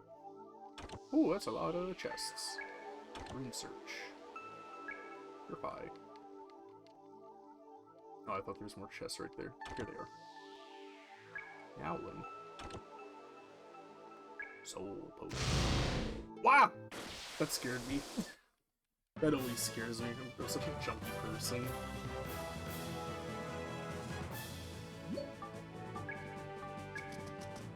Kill him. Yeah! Ooh. Ooh, kill him. Ooh, kill him. Those fucking wolves. Those are the real issue. Those things do so much damage. But they're not like elemental, so it's like The only thing I can really do is just level grind them out, or just get, like, more defense. It's rough. Nah, rough, like a dog. Get it? Because they're wolves. Rough. It's rough. You get it, chat? It's rough. Rough, rough. Fetch with rough, Ruffman. That was a good show, I'm pretty sure. I can't remember. It's been like a decade and a half since I watched it, probably. I remember liking it when I was a little kid, though.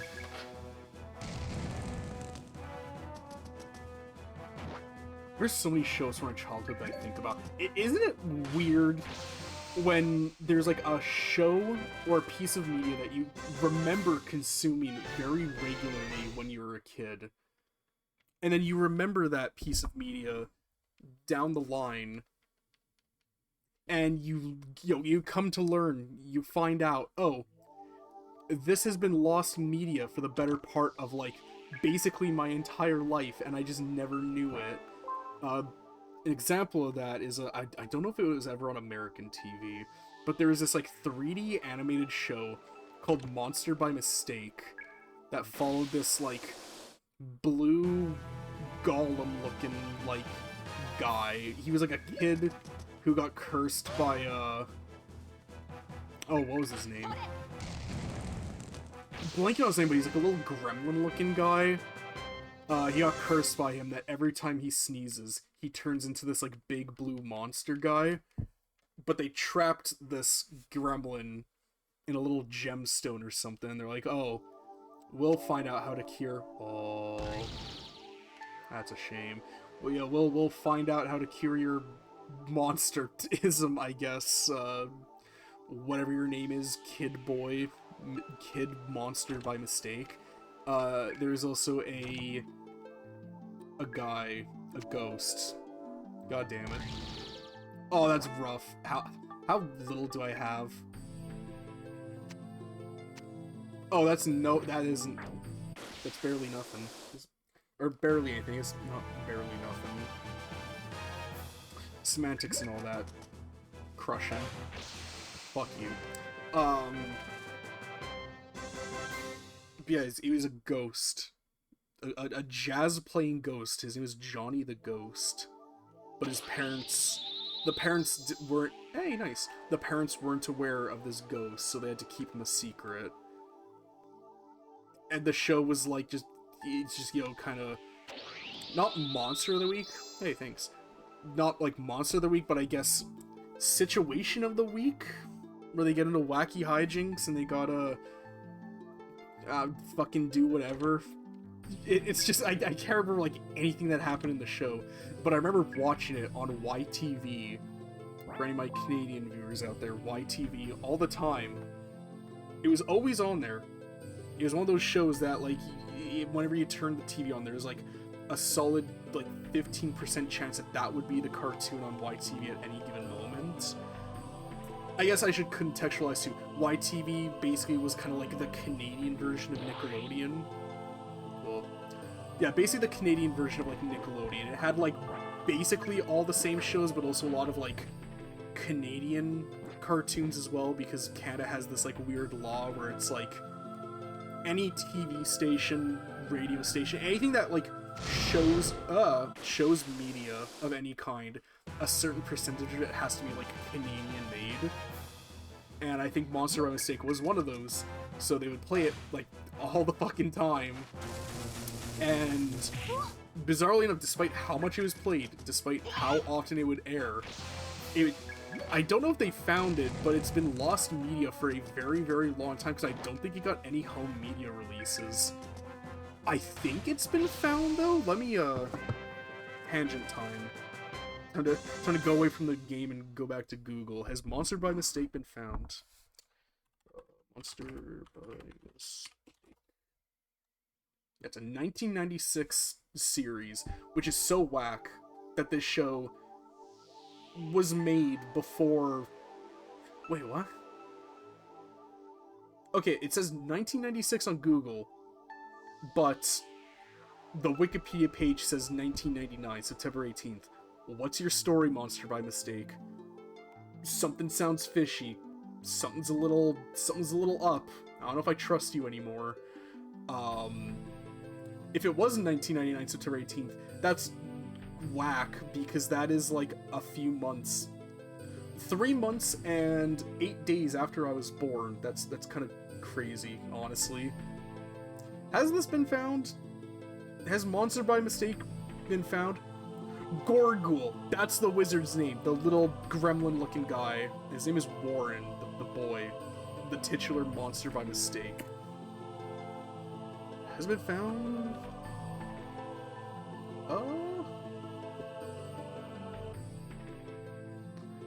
Oh, okay. Okay, it looks like there's a YouTube channel that has all the episodes up. Okay, that's cool.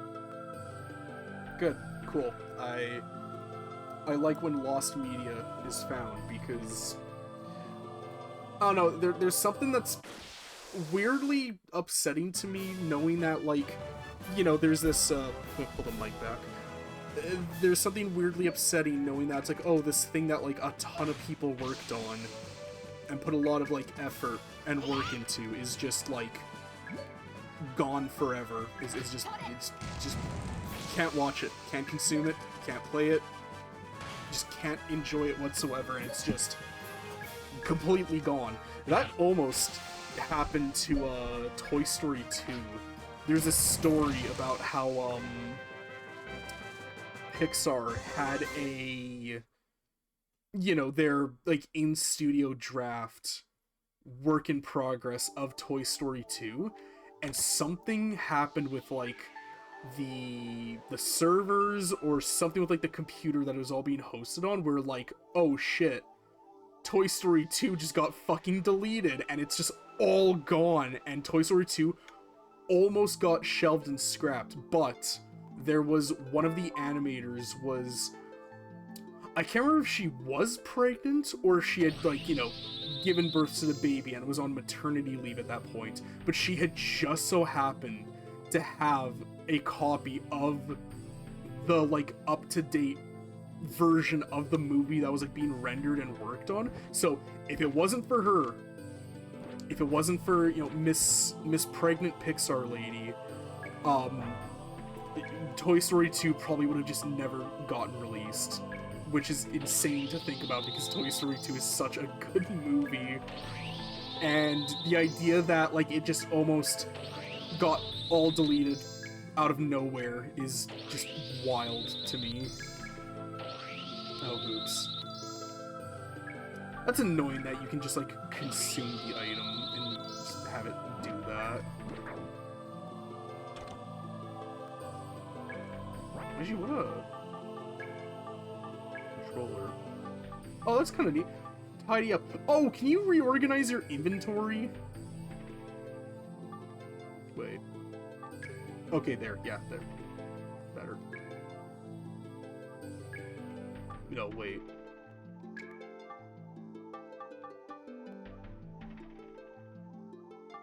Can I, Okay, press start. I was like, oh, wait, how do I get out of this? Yeah, fast. Stereo? Yeah, sure. Jumping for joy. Where is that other chest? Ah, you gotta do gosh dang parkour.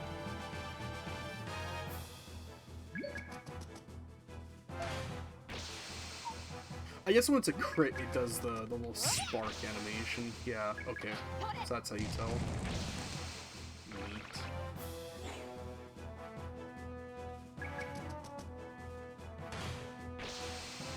Damn, yeah, she can hit a crit, she can hit a homer, alright.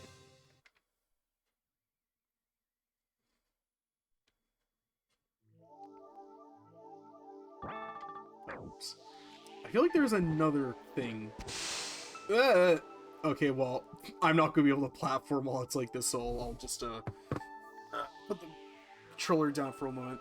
I feel like there's another thing that I used to watch all the time that is now like lost media, and it's really weird to think that it's like this thing that I actively watched and consumed. Okay, there we go. This thing that I actively watched and consumed is just, like, gone forever now.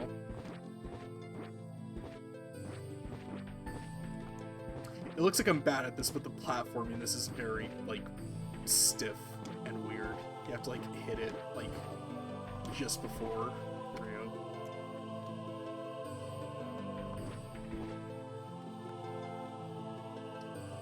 I feel like it'll be easier to do, like... There we go. Is that better? Oh, you're literally wearing the short jacket. Oh, what? Well... What does that say? Yeah, I mean, I guess I'll just keep the fire cape on. Oh, that's not the jump button, you dingus. Damn it.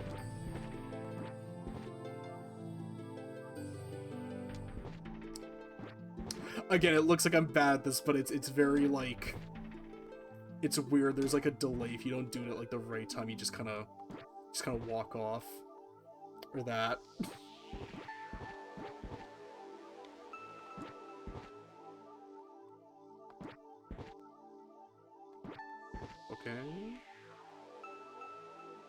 Okay. It come on egwa. It come on egwa. It come on egwa. It come on egwa. God damn it.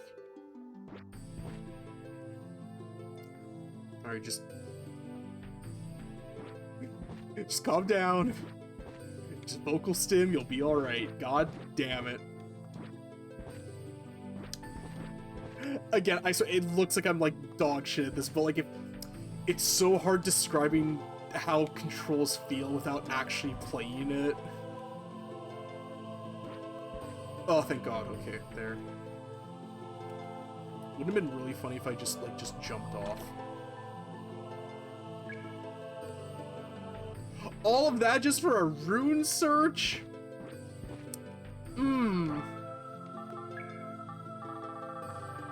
I got like 2 of them. What? Damn. Well, I keep on accidentally opening that. Well, back to the start, I guess.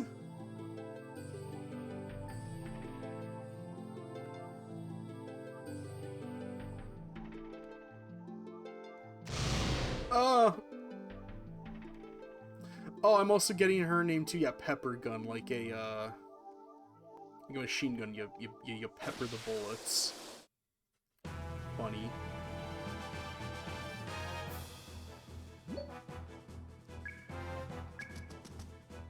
I can only assume that a linear cannon is like a type of cannon then. Well, yeah, hit them all. Hit him up, hit him up. Oh, that did like nothing.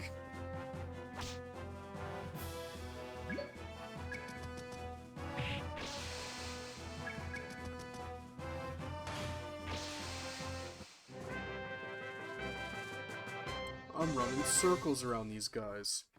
Bonk.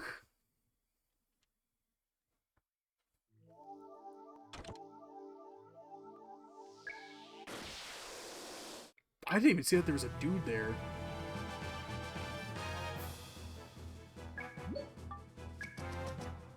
Hyena spotted. Kill. Yeah, Hyena Dawn. Kill.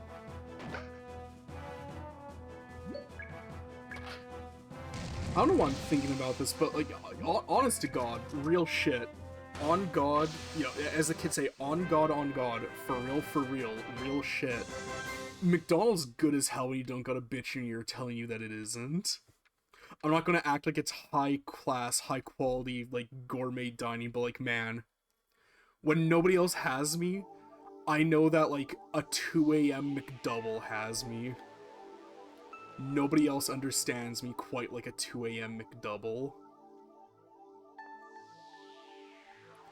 When I want McDonald's... Ooh, turquoise ribbon. I don't know why I said that like I was like a child. Turquoise ribbon. Oh, that's just like... that's just a complete downgrade all the way around. Jesus.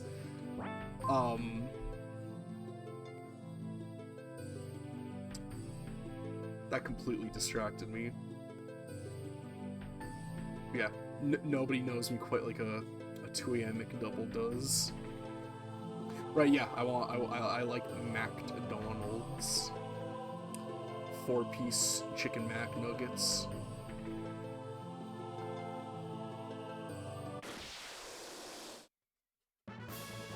Because God, yeah, like when you go and you get them like, them bitches are like fresh out of the deep fryer and they're like nice and crispy and they're like hot on the inside. You got that barbecue sauce with them.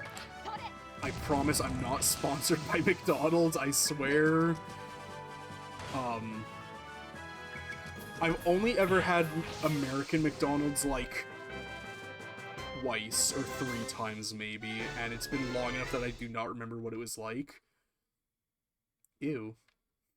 Why would I want that? So I don't know if like, because I always feel like I hear about how like North American versions of fast food places are always like the fucking pits. I think Canadian tends to be pretty, you know, better at least. But I've always heard that like, yeah, American versions of like fast food places are like, ugh, like it is not pretty. So I don't know what American McDonald's is like, but Canadian McDonald's, it's pretty bussin', as the kids say. Yeah, just keep electroballing them. Go my electric ball.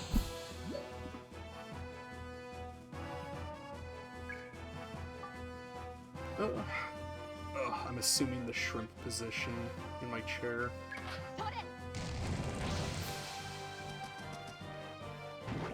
I do not care to have a healthy back past the age of like 40. I am comfortable now. That's future me's problem.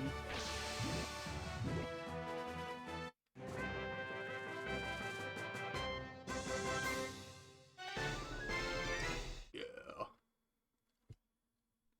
I should see about like investing TP in abilities. Skill. Holy moly, yeah, there's a... I should be, like, doing this.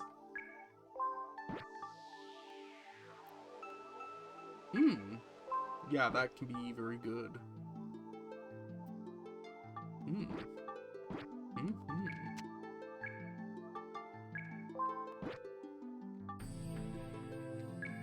Oh, that's nice, yeah, yeah! Give me that! Can I actually get any more? Yeah, I'll just learn this already.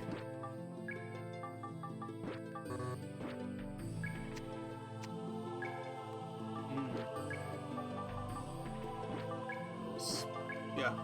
Give me that. What's the last one? Ooh, that's pretty good. That'll be, assuming that can affect bosses, that is, I should see about getting that.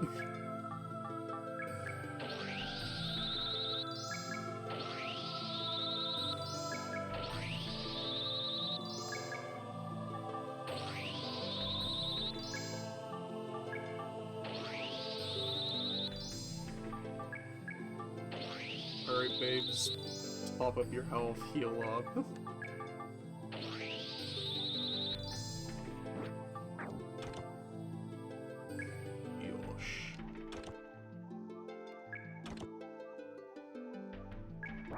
A wing kerchief.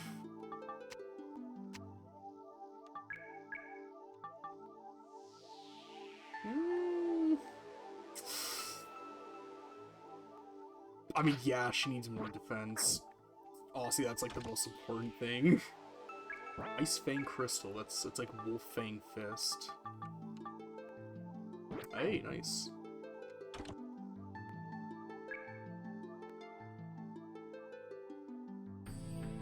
Man, speaking of Wolfang Fist, yeah, going back to the Akira Toriyama conversation, it is so insane just how dirty Yamcha did in like Dragon Ball to Dragon Ball Z. He used to be such a fucking cool guy. He's such a baller character. And then they just like character assassinated him. They character assassinated like everybody that wasn't like Goku or a Saiyan in Z. It's actually insane how power crept like everybody got. Because my man, #1 goated human of all time, Tien Shinhan, my absolute favorite Dragon Ball character, got fucking just like absolutely what's the term? Shafted? Yeah, he got fucking shafted in Dragon Ball to Dragon Ball Z. Ridiculous how badly they just like murdered my fucking boy.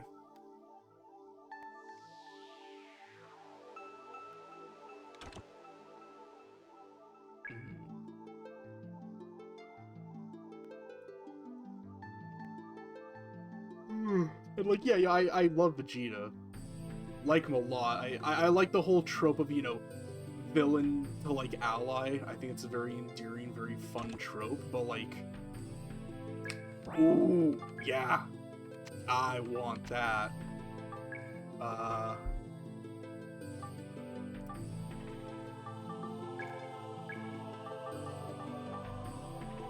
Yes. That's good. I should really, like, get a ton of money and, like, you know, sell a ton of stuff, get money, and, like, invest in, like, getting Meg's sci frames better. I just realized I could probably upgrade Pepper's sci frames, too. Yeah, not gonna lie. The play might actually be leave when I can, like, the next opportunity there is, sell a ton of stuff and see if I can, like, upgrade, all this stuff. So only now it's now occurring to me I'm not getting any money from fighting enemies. No gold is dropping.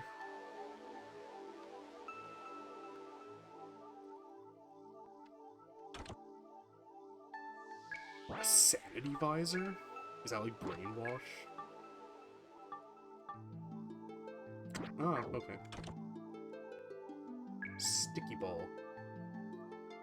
Oh god, I just had like a brain blast from the past when I read Sticky Ball. I just had like a like an epiphany moment where like heavy tailcoat. Where I just remembered the Gizmondo. If any of you know what the hell that is. It was a handheld that was made. I don't know if it was ever confirmed, but the dude who made it, I'm pretty sure had ties to like the Swedish mafia. And shortly after it released, he got in like a really bad car accident and like went to jail, I think. And yeah, the Gizmondo had.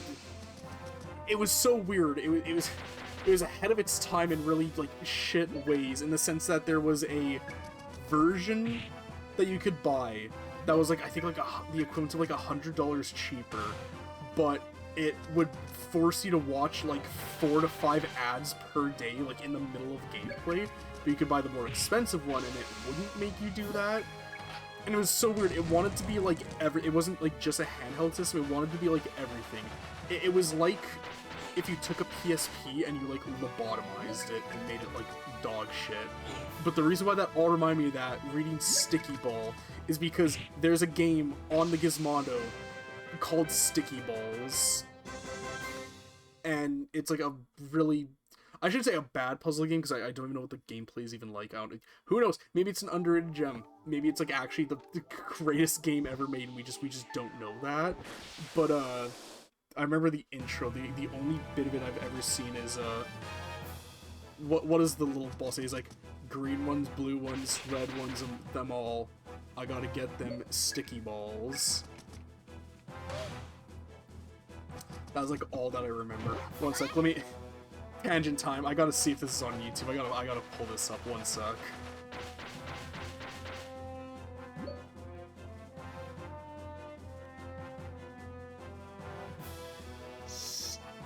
sticky balls on the Gizmondo. One sec. Let me, Is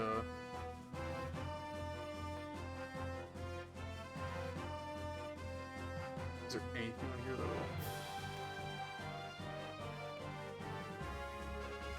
Okay, yeah, here we go. This right here.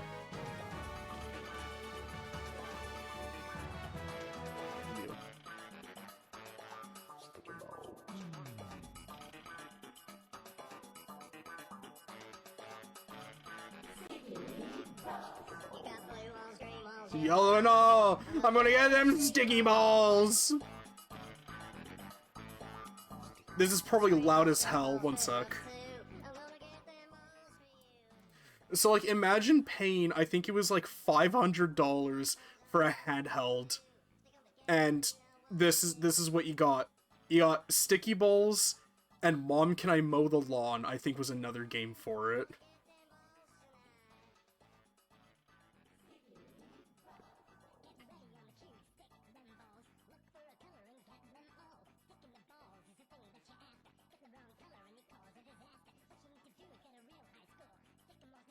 This is a game that reeks tax fraud. How much? I guess I'll let the rest play. Yeah, this game reeks of, like, Swedish offshore bank account tax fraud. This is the type of game that just, like, this was made specifically to, like, offload debt onto, like, a studio and then close the studio and, like, very immorally, like, you know, destroy that. I'm not very eloquent with words. You know, after experiencing sticky balls, I had a bit of a mental reset.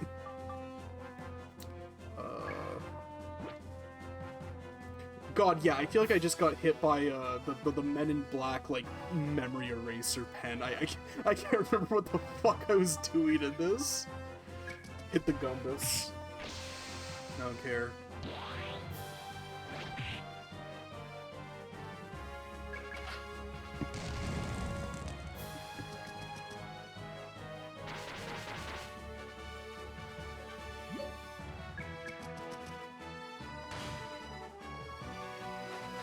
Oh, actually, my friend Sunny just messaged me. One sec, let me, I'll see if I can get a picture of the Suikoden cookie jar. One sec, guys. I'll need a moment.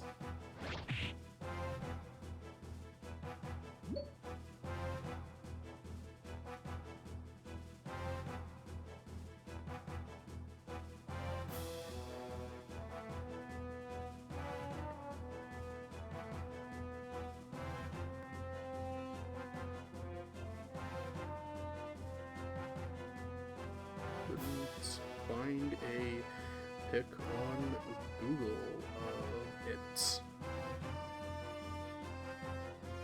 Alright, I just told her, I was like, hey, super random. Can you send me a picture of the Suikoden cookie jar?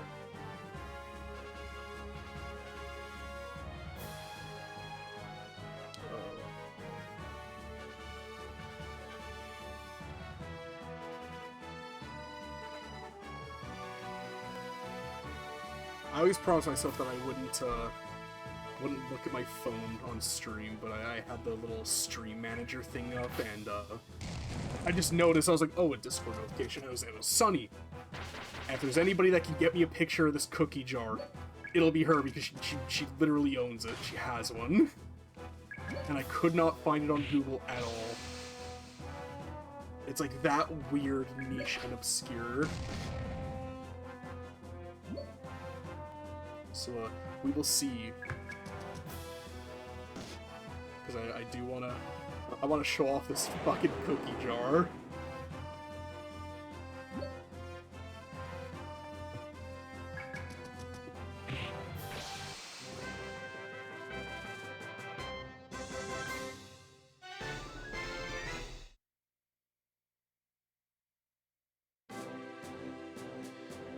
Sorry, she's responded. One sec. We will be right back.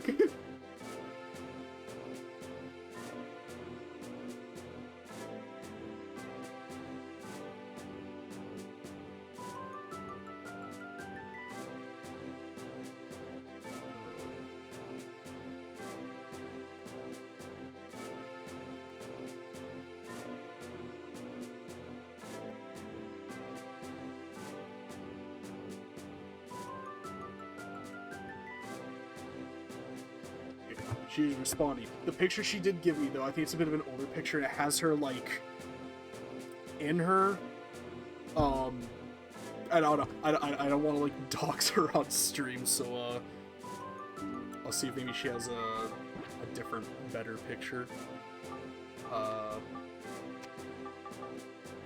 What am I going to get rid of? Yeah, you get out of here.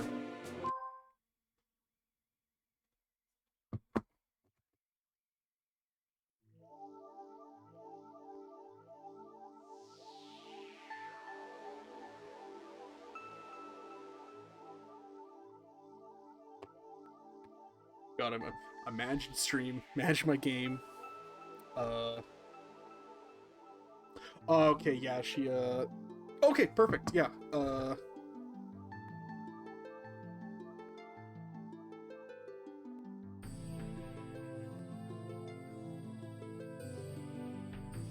okay,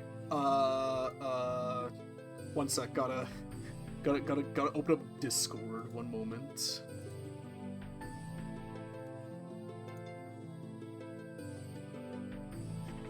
Those of you that have been around since, you know, I mentioned the cookie jar, we are going to get the cookie jar. The cookie jar is finally making its appearance. Get excited, guys. Here we go. Let me, like, bump the size of this up. Look at that. Genso Suikoden 2 cookie jar. The officially licensed Suikoden 2 cookie jar. Video game promo items used to be just fucking whatever the hell they wanted back in the day. Suikoden, we gotta promote it. Fuck it, make a cookie jar. Who gives a shit? Just do it, put it, print it on, send it out to, I don't know, make it an Ichiban Kuji. Do whatever, who cares? Yes, very, very special thanks to my dear friend Sunny for sending that picture. I very much appreciate it. Shouting you out in the stream. I'll clip this and I'll send it after.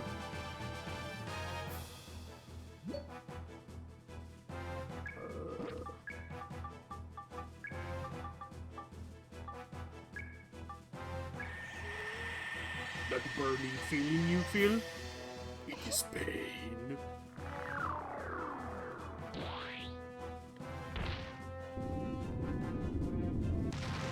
I'm only just now noticing he has an earring on.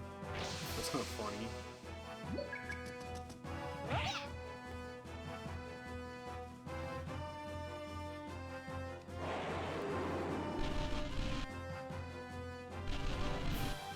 Oh. Okay, she's fine now.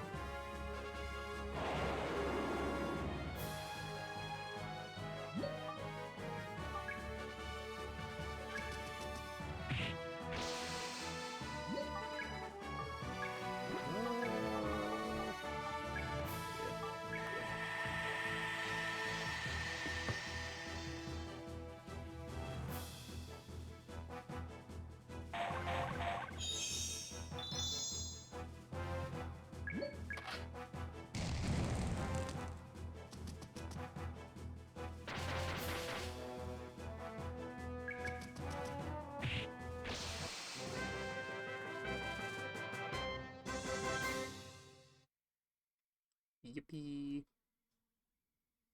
What floor am I on? Okay, 7. Cool. I'm glad it just like smash zoomed the floor like number right there. Item search. Room search.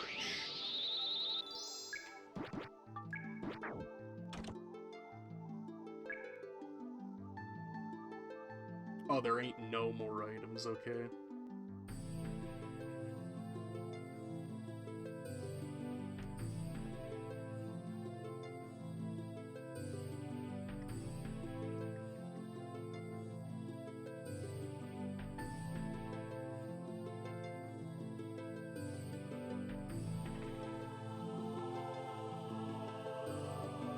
God, I've been like fat bastard maxing like all night, talking about like, you know, just oh, I like this snack and this food, but like, man, I've been craving just like a good takeout pizza like a lot recently, but very soon my like vacation week is starting up, and I don't bank up like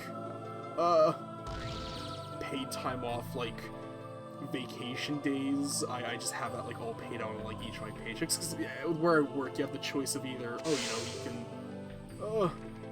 what's in here? Yeah, I want that. Get out of here. But yeah, you have the option of like, having it all get banked up so you can use it for like paid time off, or do what I do and just have that not get banked and just paid out on each paycheck for, just more pay per paycheck effectively. So that's coming up. I've been spending very frivolously as of late, so I need to cut back on the spending because my vacation's soon, and I want to make sure I have enough for, money to survive and, pay bills and whatnot. How the hell do I get up there? Oh, I know how the hell I get up there. I just go around. Ah! It's a monster house. Oh, that's cheeky. They even give them initiative? What the fuck?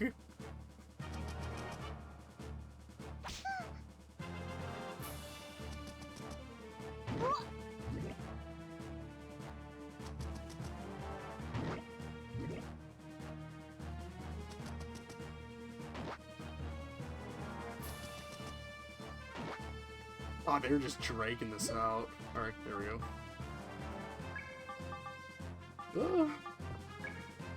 Fireballs, yum! Okay, they're weak to fire. That is definitely... that was a lot.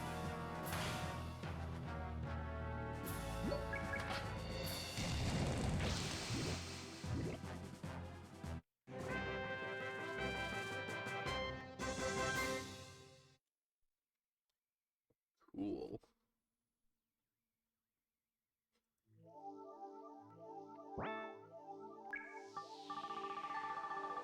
Do I have any more? I have a few. There we go, yeah. I remembered. I learned earlier that you can organize your stuff, and I just forgot to organize all my stuff.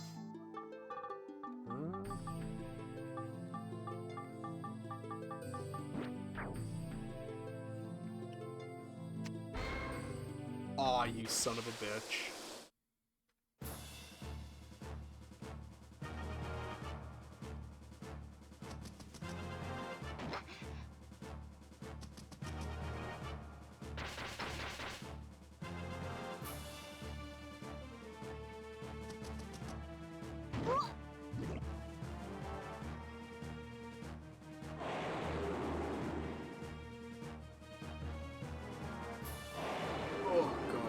Back cracks.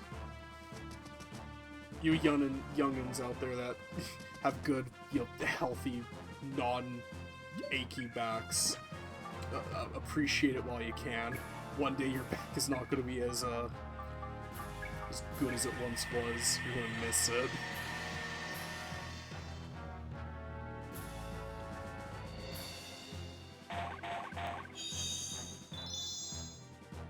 See, I remember one time I was like, not like bitchy, but I was kind of complaining, being like, oh, ooh. Okay, okay, that's just the fire equivalent of the other one. But yeah, one time I was like at work, and I was like, oh man, like, the lower back is just like killing me. My legs are a little like sore too. Oh, this is like, ah, jeez. And like everybody was giving their armchair physician like, oh, it may be this, or it may be this issue, or just anything like that. And I heard what everybody had to say, took it all into consideration, but I was like, guys, I think we're ignoring one kind of important thing here. I'm a fat fuck, and maybe it's just my body weight, like, weighing down on my body. I feel like everybody was, avoiding the elephant in the room. Quite literally, the elephant in the room. Speaking of that, too, going back, like, way all the way back to, Mario Wonder, I love the elephant power-up so much. I think it's such like a charming and endearing power-up, and I just love it a lot. And like, God, I remember in the first initial reveal, I saw Elephant Mario, and my immediate first thought was literally me. I have never seen a video game character that is more just literally me in my entire life. God bless whoever the weirdo was that suggested that power-up to be put in the game.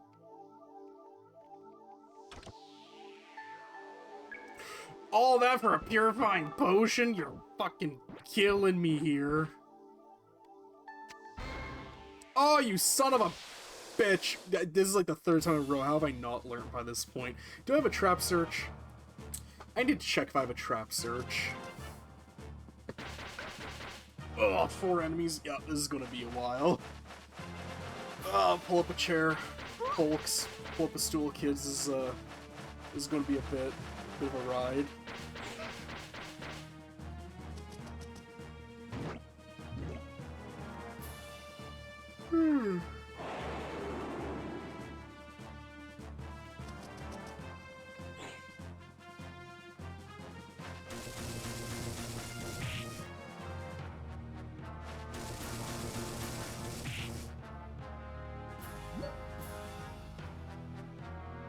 Oh, jeez, I was like zoning out there for a second.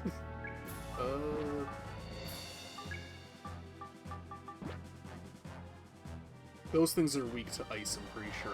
Yeah, okay, so, you...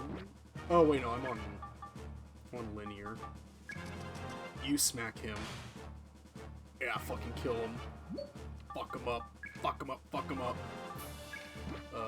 Flame. Burn you to the ground. You know, to quote Flame Heinier from, whatever Mega Man game that was. Burn it to the ground. Burn to the ground. Burn it to the ground. Burn to the ground. Burn to the ground. I think the whole deal with that, why that happened, was because there's like a glitch where even though there was a ton of voice lines recorded for him, for whatever reason, the game just like glitched out, and it like it just selects that voice line for literally every sound that he makes.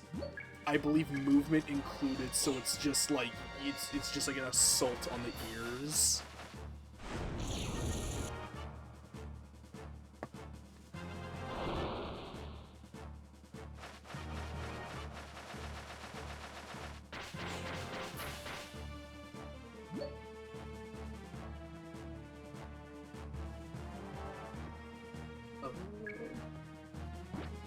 Who is it? Pepper? Yeah, I mean, I think they're low enough that we can just kind of, yeah.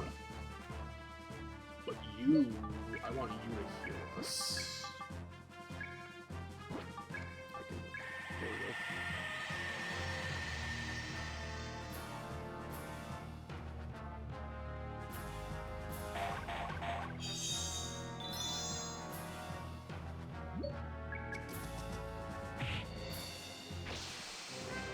Wowie Zowie, 4 hours and 16 minutes. I think that's actually my longest stream I've ever done so far. So wowzers.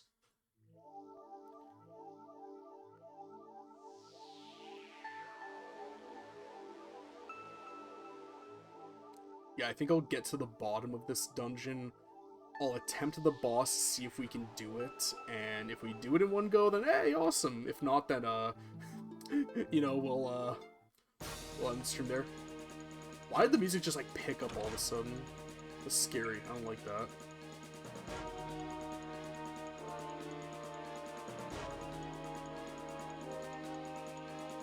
Oh, Sunny, hi.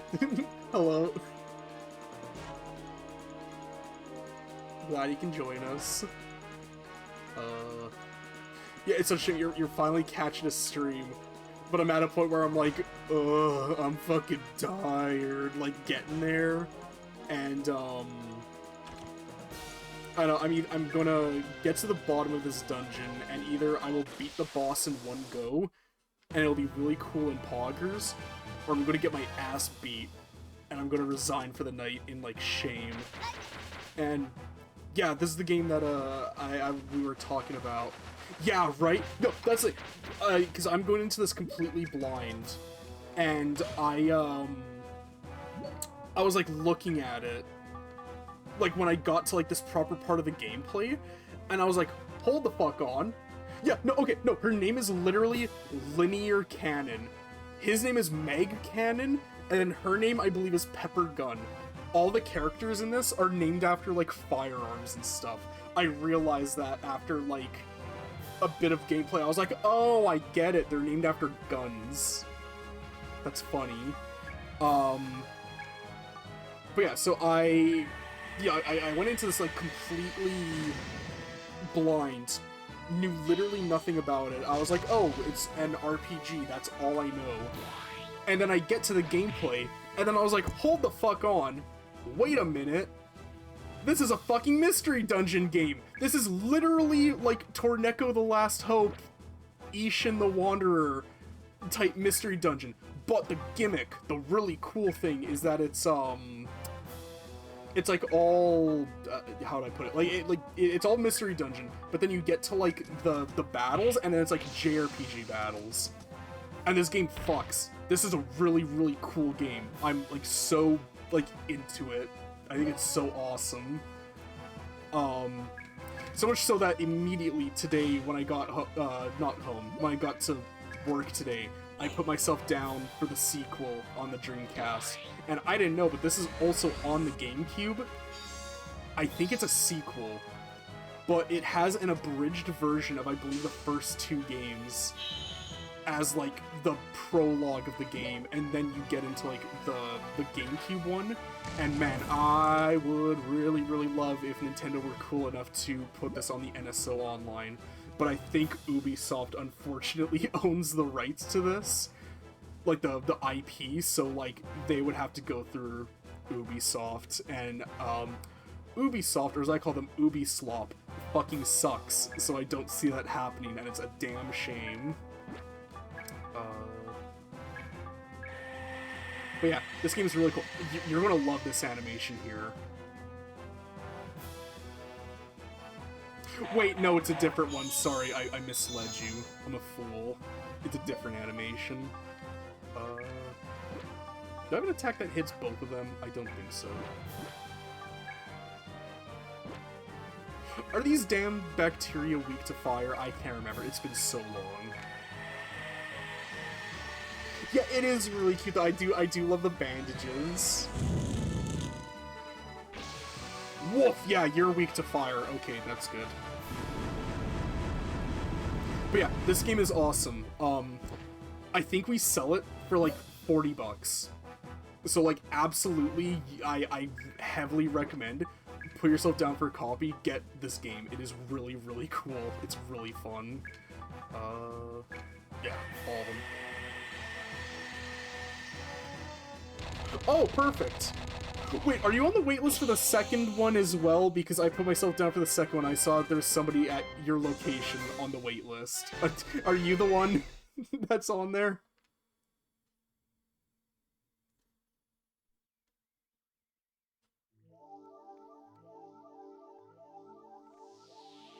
Also, yeah, sorry for not like responding to the Discord messages like faster, but I was like, I was like bouncing the game, the stream, and then also Discord. But I'll reread them like really quick. 1 sec. I'm interrupting the stream for this. But yeah, man, there's so many Capcom figurines I would also just like love to get my hands on. I would love to get what? Who am I thinking of? Lord Raptor from Darkstalkers. I love his design so much. Ah, that's a shame.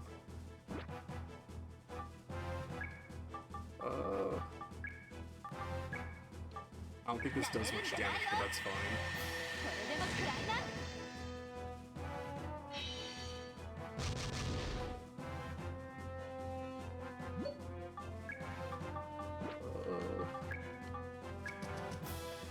Punch the rat to death.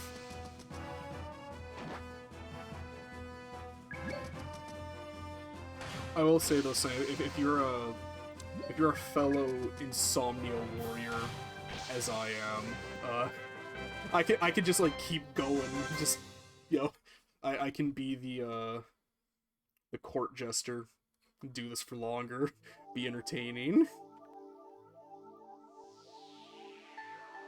Because we've been going for, how long did I say? Yeah, like 4 hours and, nice, 4 hours and 20 minutes, like right on the dot. Which I think this is the longest stream I've ever done. We've been going for like a hot minute now.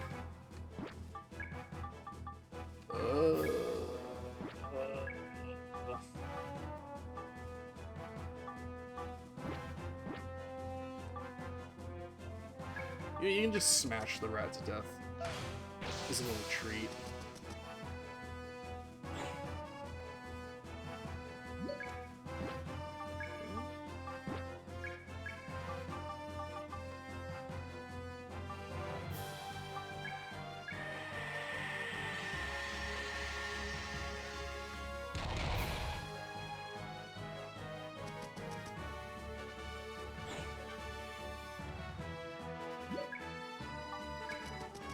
Punch him. Yeah.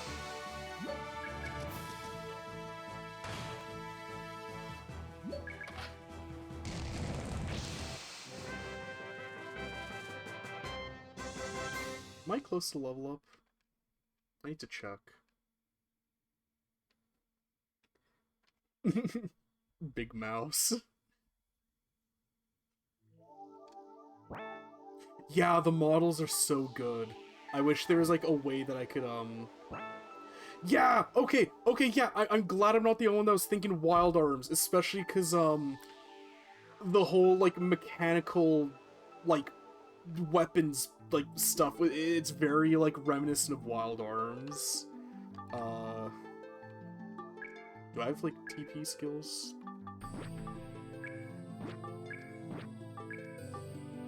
I guess.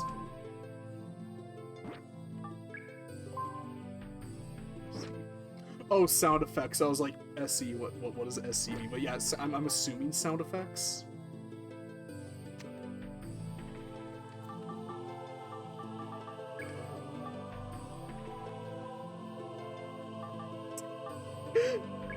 when the arms are wild, I don't know. I've never played the game before.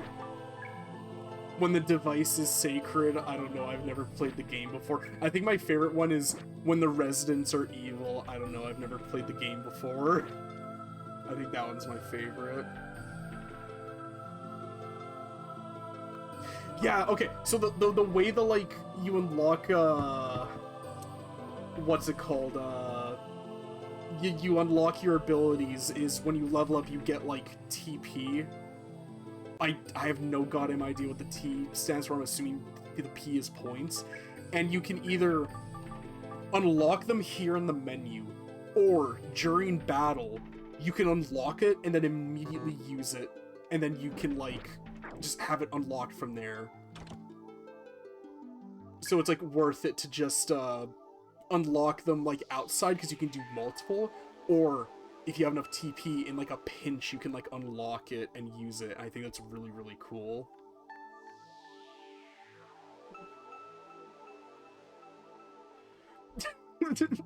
I love Jerma so much. He has like the energy that like I want to go for. There's that clip where he's like talking about Tool music videos, and he's like, yeah, you know, like I'm watching, he's like, and he hits like the bass line perfectly, and then he's like, you know, you're watching, I know the pieces fit because I've watched them fall. He's like, you know, you're watching, you're like, whoa, like, you know, you're like freaking out watching it. I think about that clip like so often, like every single day. It's so funny. Bacteria's nucleus. Do I not have, like, any healing items? Am I stupid? Do I even really... What was the item? Was it gold? Nail and gold. It wouldn't be a bad idea to have it. Get the fuck out of here. No, honestly, I strive to be like Jerma. God, you know what is another clip I think of with Jerma so often? It pops up in my, like, For You feed very occasionally. But the one that I think of is when he's playing that game on the Kinect. I think it's called You're in the Movies. And it's that movie, I don't know what the movie is. But, like, the guy's like, oh, you know, it's, you know, yada yada before you'd let the Germans get it, you know, like, whatever. And you can tell Germa's about to say the line. He's holding the glass and he just goes, yeah. And then he goes, yeah, you said it. And it is so fucking funny. God, I need to find that clip 1 sec. I need to put the... Oh, no, it's not 89 floors, it's like bottom 9 floor, it's B9. No, it's not 89 floors. It does, now that you mention that, it does look like an 8. That does look like an 8. But sorry, I need to put the stream on, like, hold again for another quick second,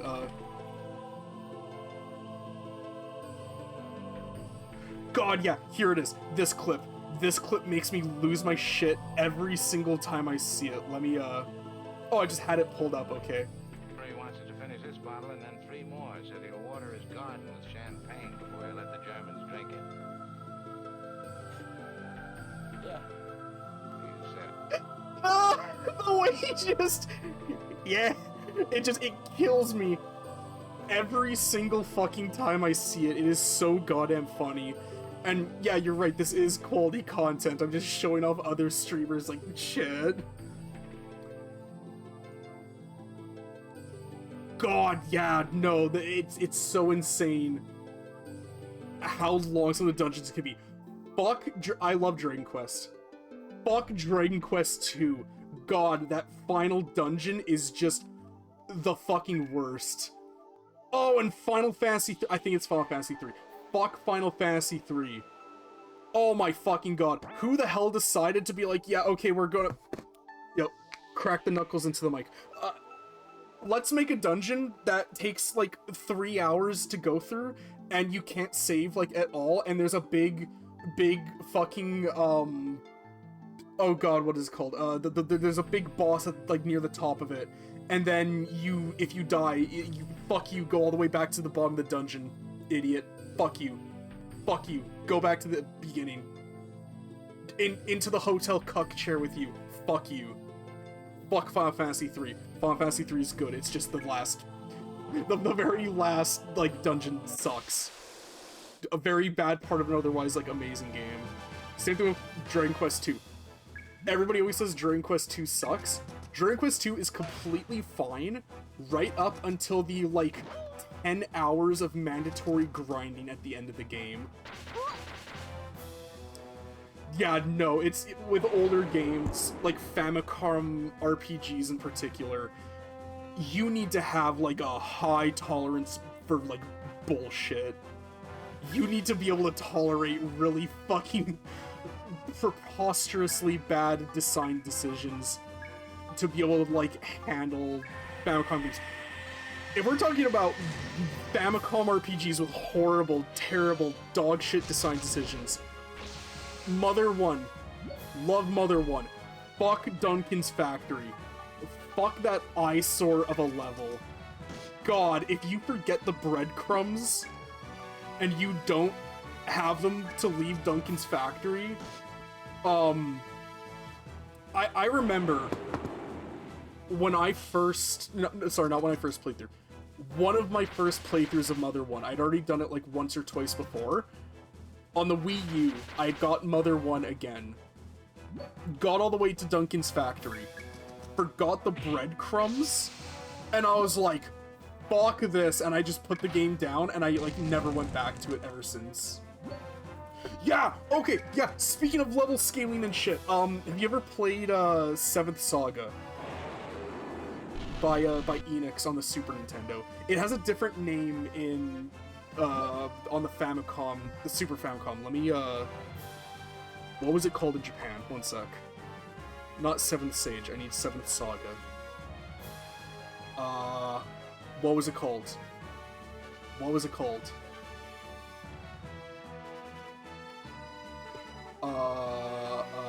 Unless it was also called, there was a sequel called Mystic Arc.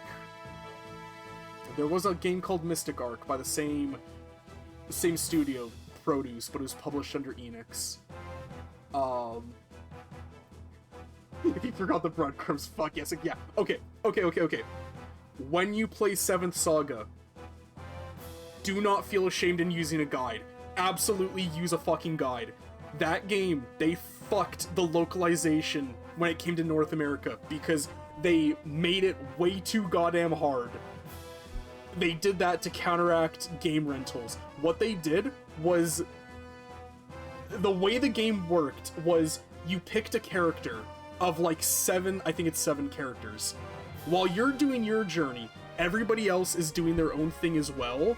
It's like all scripted, but they're doing their thing. So they level up when you level up. But here's the fucking issue. They like quadrupled the XP gain that your fellow adventurers got. They got increased XP. You didn't. You didn't get more XP. In fact, you got less XP. So when you would fight them, because there'd be times where it'd be like in the campaign where the character would be like, hey, insert character name that you chose here, let's have a sparring duel to see who's gotten stronger. And if you level up too much and you have to fight the priest character, it is literally impossible to beat him because he has a spell that he can cast that I believe costs no mana that fully heals him, and he will use it every other fucking turn. And it's not a case of, oh, we'll just level grind and beat him. Because you can't level grind! You can't level grind to be better than him, because he'll out-level you, and he'll get a better spell!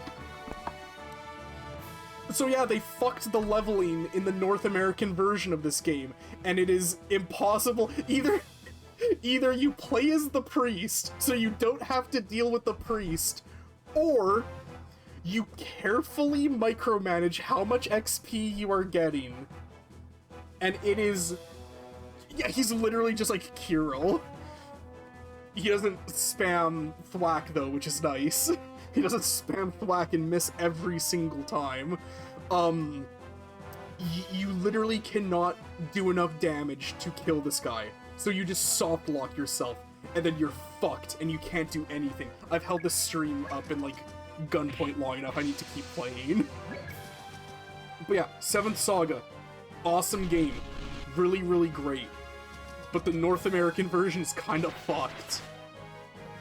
It's a little scuffed. It's so cool, it's so replayable because the character you pick will actually have a bit of a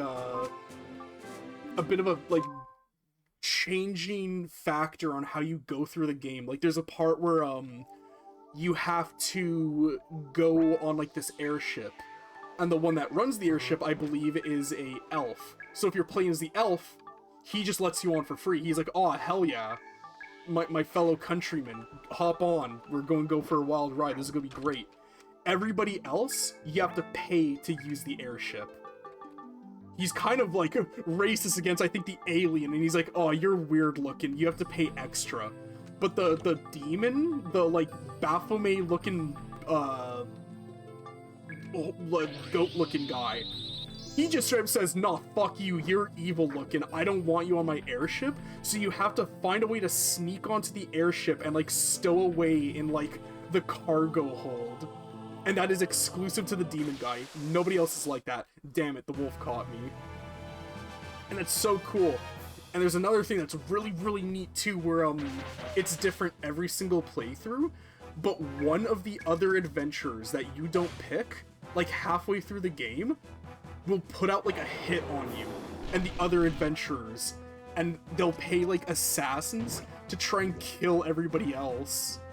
And it's random every single time who the like evil person is, but I believe it's hard-coded, so it's never the elf girl. The elf girl is like innocent and pure, and she never does the hit. God, yeah, shout out to JRPG airships. Gotta be one of my favorite moments for real. Yes. You call me by my name and I answer.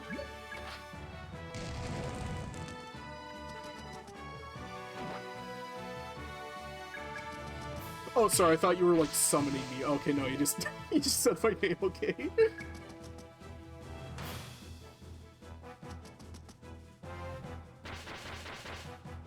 Oh fuck, we're like dying. I didn't even realize. No, no, it's all good. Oh yeah, I don't mind about people knowing my name. I've said my name a ton of times. It's all good. Yeah, that would be sick. Is Trails in the Sky multiplayer? I'm gonna hold this stream like hostage again and look it up. Or am I confusing it with Tales of? Is Legend of the Sky multiplayer? It's single player, okay. I always get Tales of and Trails of like mixed up all the time. Yo, that's a game I need to go back to that and actually play it for the stream. I need to replay. What is it? Tales of Berseria? The one with Velvet Crow. I need to play that. Because I got it. Because I loved the concept of being like, oh, you're the bad guy now. You're the fucked up evil character. And I love Velvet Crow's design. She's literally just like female guts, effectively. I was really into it. I was really getting into it. But then like so many games, I ended up like, oh fuck, I didn't even see that. I ended up like dropping it, and just it went on the back burner and never came off. God, I need to heal up like right now.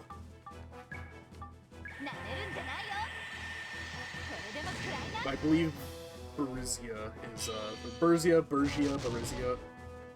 The Toxic Yuri. Is Eleanor the like jester looking girl? I can't remember like any of their names except for Velvet. I started it like 4 years ago and then never got back to it, so I feel silly.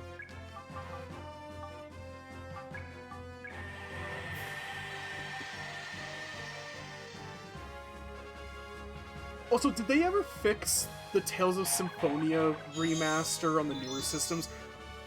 I heard that apparently it was not very great, which is an absolute shame if that's the case.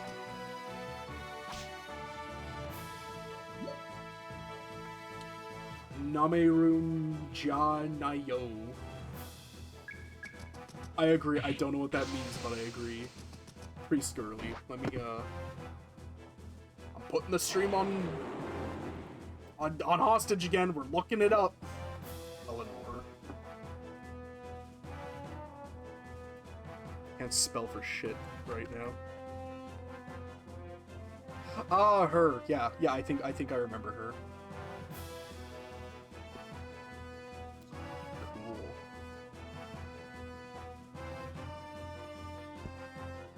Cool. Magilu, that's her name, yeah. That too. Shout out to like Psychotic Clown Girls. Gonna be one of my favorite genders for real.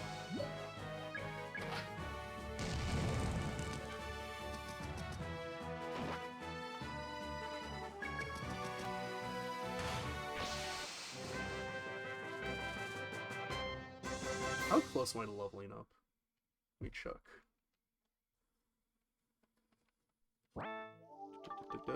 Status. Kind of close. Very close. Yeah, close-ish. Yeah, okay, like, one more fight, and, like, both of them should be leveled up. Get me out of here!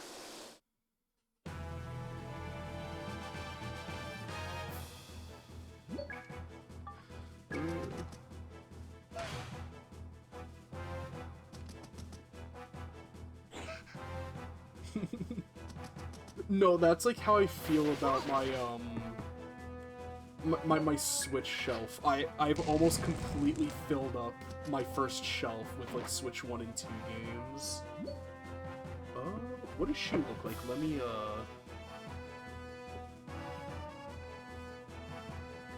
Oh yeah, okay, yeah, I remember that GIF, yeah.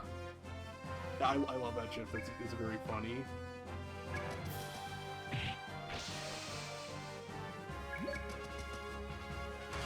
I have so many damn Switch games too. I bought Peak Slop Switch game today. I had the Patrick Star game on Switch on hold for me today. It was literally like $20. I was like, you know what? I have a Switch 2. It'll probably run a bit better. I want just some good Switch slop. Just underbaked, undercooked, no quality control. Fuck it, Goat Simulator that has like a SpongeBob coat of paint on it. Who gives a fuck? The steel. Okay, I need to put. I see him running towards me. I need to put the chat, the stream. I need to put the stream on hold again because there's this one thing about the Patrick Star game that is incredibly funny that I need to show you. It was only ever for the Switch, and I'm so upset that we never got any of them at our work. I really want this so badly, you have no idea. That's a WebP file. Every time I see a WebP file, I spit at it. Patooey. I hate it. I hate WebPs. Where's my...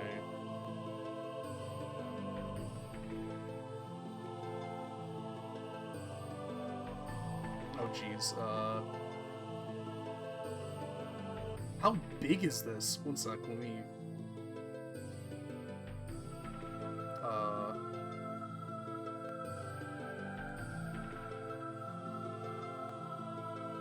What?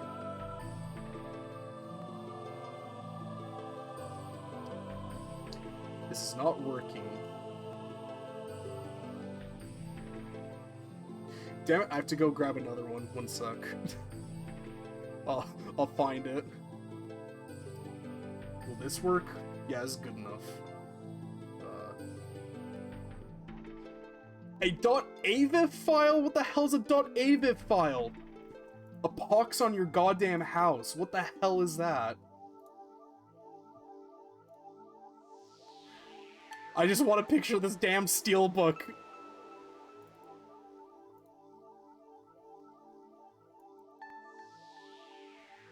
Will this work? What the helly? Why is this not working? Oh, you know what? I'll just, I'll concede defeat. I'll use, like, my Google thing. One sec.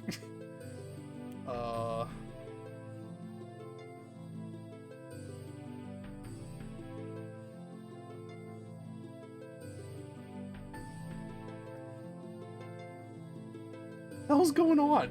Is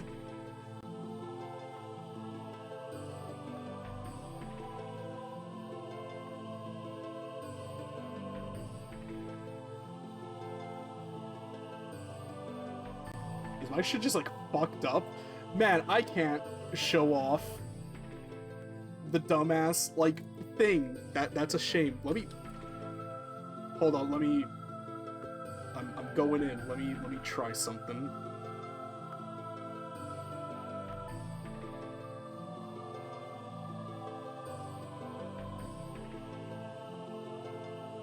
Is my like OBS broken? I can't pull up any of my like dumb little pictures and stuff. Okay, I'll just have to describe it. It's what it is a it's a steelbook for the Patrick Star game, where it's just a solid pink steelbook, like, with his face on it, and I think it's really, really funny, and I really, really, really wish we got some, because it would have been really funny to have that. What is gonna get the most bang for my buck? I think that, yeah.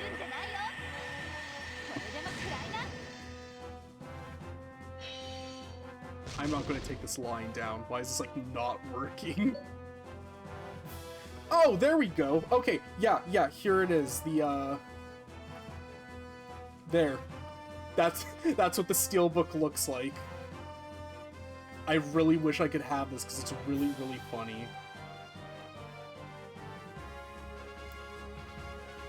Let me...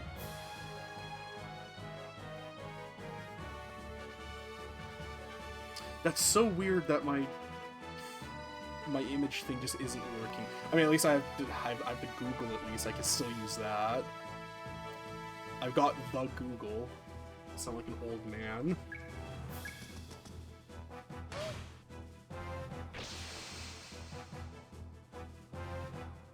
But yeah, I want that Patrick Star Steelbook. It's really funny. I've actually never played Adventures of Lolo. What's the opening to that?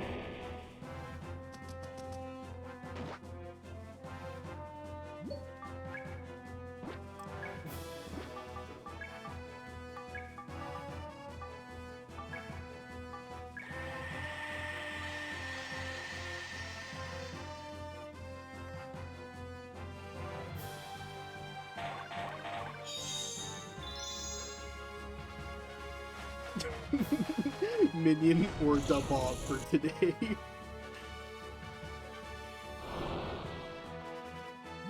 Unstoppable March of Time or Sins of the Father's Past for today. Oh, he just looks very sad. Oh, that's fair. That and like Mike Wazowski but blue. Yeah, that's a pretty good way of describing him. That's really funny, I like that. You know what's a really, really cute game that I want to play on stream? I'm probably going to do it for like my puzzle game little grab bag when I finally get around to doing it. Have you ever heard of it? It's called Binary Land. It's super cute. I'll pull it up on the old Goog. I have it physically, but I don't have a Famicom, so I can't, like, play it yet, but I would love to.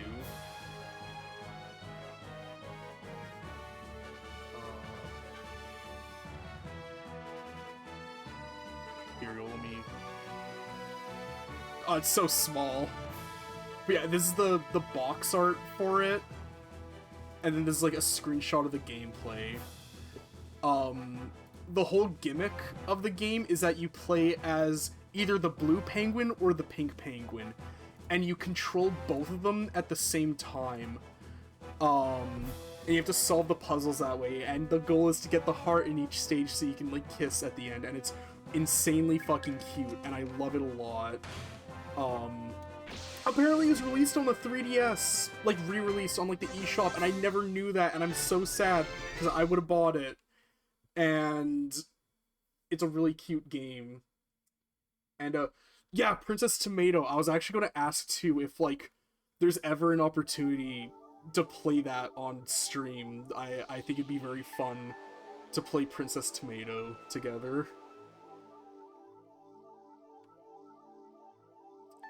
Because that's a really, like, cute and really funny game. There's a...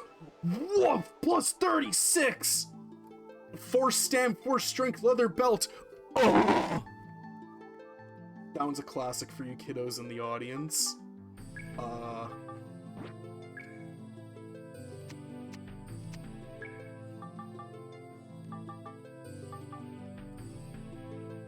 have not been using you very much. Oh, what the hecky? It's only plus, like, 16 damage. Fuck. No, I don't want that. Get rid of it.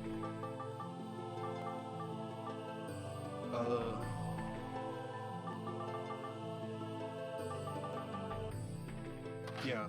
Yeah, there you go. Okay, the hammer parts just give that effectively. I might switch you out, honestly. What do you have? It doesn't say. That's a shame.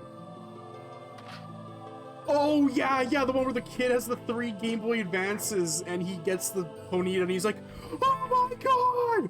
Oh my god! That video is a classic. That one's so good. You can tell that he's doing it for the love of the game. Do I have any healing items? I do. We need that.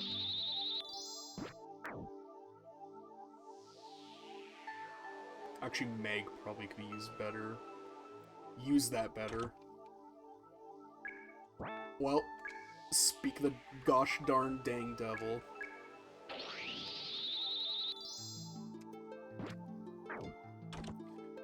God, use that remind me of... There's that video where it's like... I think it's like... The guy... was like cutting open like an it's like one of those like, you know, stitched together like TikToks where the guy's like he's cutting open the orange and the like kind of older looking guy on the side just goes, okay, yum yum yummy. Oh god, yeah, the Vaporeon your coffee pasta. I am so fucking upset because I genuinely have, ever since I was a little kid, I have really liked Vaporeon. Like, a lot. And now I can't openly talk about liking Vaporeon because people are like, oh, you like it for another reason. And it's like, no, because I'm not into bestiality, you fuckwit. I would have Gardevoir, though, not gonna lie.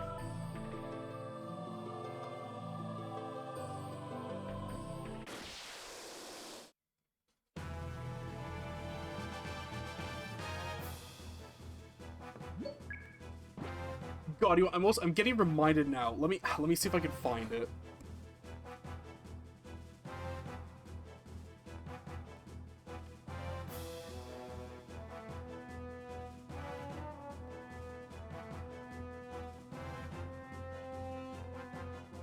Damn it, I can't find it. It's from one of the like Pokemon art books. Like one of the developer books. Where so it's from Game Freak. Game Freak drew this officially, where it's a Lopunny kicking an Oshawott in the face. Like her foot is like embedded in his head, and there's like the impact action frames, and there's a little like speech bubble with a heart coming like in the middle of it, like a heart in the middle of it coming off his face, and it's like, what did Game Freak mean by this?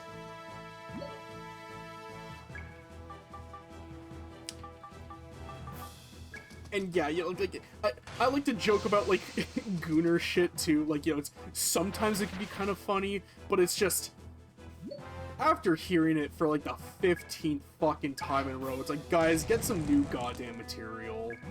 Just get something better. It's fucking old hat at this point.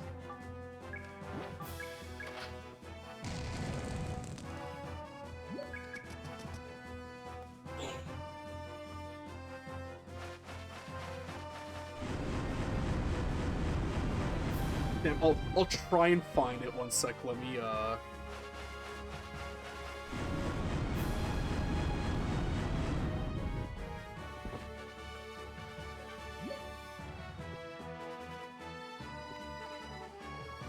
God, like that too, just looking up Lopunny, it's just all Gooner shit. It's just all fucking Gooner shit. Like, I want to see the fucking picture of Lopunny kicking Oshawott in the face and him having like a weird fucking femdom like reaction to it. Where the fuck is it?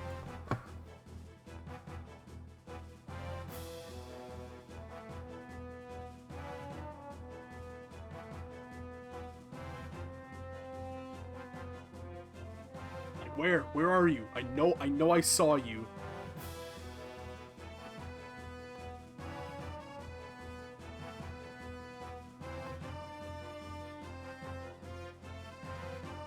Damn it, I can't find it. I know that I have it saved on like Instagram. I have it like saved on there. If I find it, I will send it to you later on.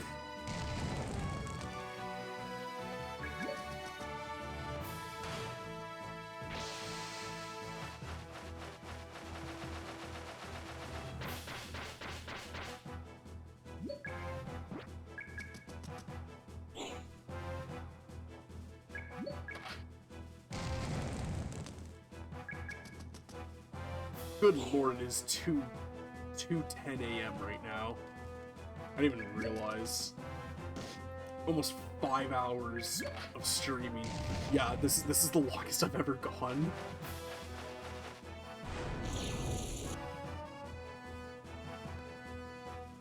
My poor Dreamcast. I can't even imagine how hot it is right now. Let me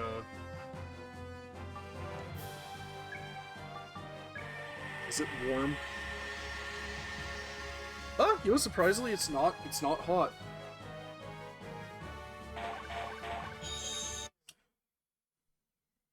Oh god, what the fuck? Oh, what the fuck? No! No! I fucking touched the top of the Dreamcast and it interrupted the fucking game and it crashed! Oh, fuck! Oh, damn it. Okay, well, okay, here's silver lining. I saved before going back into that dungeon because I was so fucking scared that I had died and lost all the progress, so I saved, and almost all the time spent in that dungeon was me just dicking around and talking to you in chat. Because, okay, oh, no, I touched the Dreamcast my own accord. Oh, wait, no, you're not saying sorry to me, you're saying sorry and condolences. Okay, I getcha. Okay, realistically, in terms of, like, actual gameplay progression, I think I lost, like, maybe half an hour. In terms of stream progression, that was, like, an hour and, like, 20 minutes because I just kept on fucking yapping so much and kept on putting the stream... Yeah, kept on putting the stream on hold. So, okay. I didn't actually lose that much progress. Thank God. Fuck. Oh god, that is like twice now that I have like almost like shit myself on stream tonight, because earlier, Sonny, you weren't here, but I didn't save once the entire stream. 3.5 hours in, 3.5, 4 hours in, did not save like once. And then I got to an enemy in an encounter. You can't run from encounters in this. I got into an encounter and I had fucking full party wiped. And the last time that happened in a boss fight, it like sent me back to the title screen. I honest to god thought that I'd lost like 3.5 hours of progress. Thank fuck. The society comes and saves you and gives you like $100 like saving fee. And you lose like your items or whatever. I was like, you know what? I will take that over losing like 3.5 hours of progress. Similarly, I didn't actually lose that much progress with the reset, because I've just been kind of dicking around this whole time and not actually doing much. So, I don't know, I might actually take that as like a sign to be like, we're probably good for the night, because I have been playing for almost exactly 5 hours straight. So, I think that's probably a good place to cut it. To everybody that's been here since when we started tonight, thanks for sticking around so long. Exactly, we can smile again. You know, to quote Mother, no crying until the end. No crying till the end. We are okay. We're saved. We are not chopped. We are not washed. We're actually goated. We're good. Yeah, that would be awesome if we could do streams together, like, often. Alright. Yeah, heading her off for the night. Thank you everybody for watching. Very great stream. A lot of big, epic, funny moments.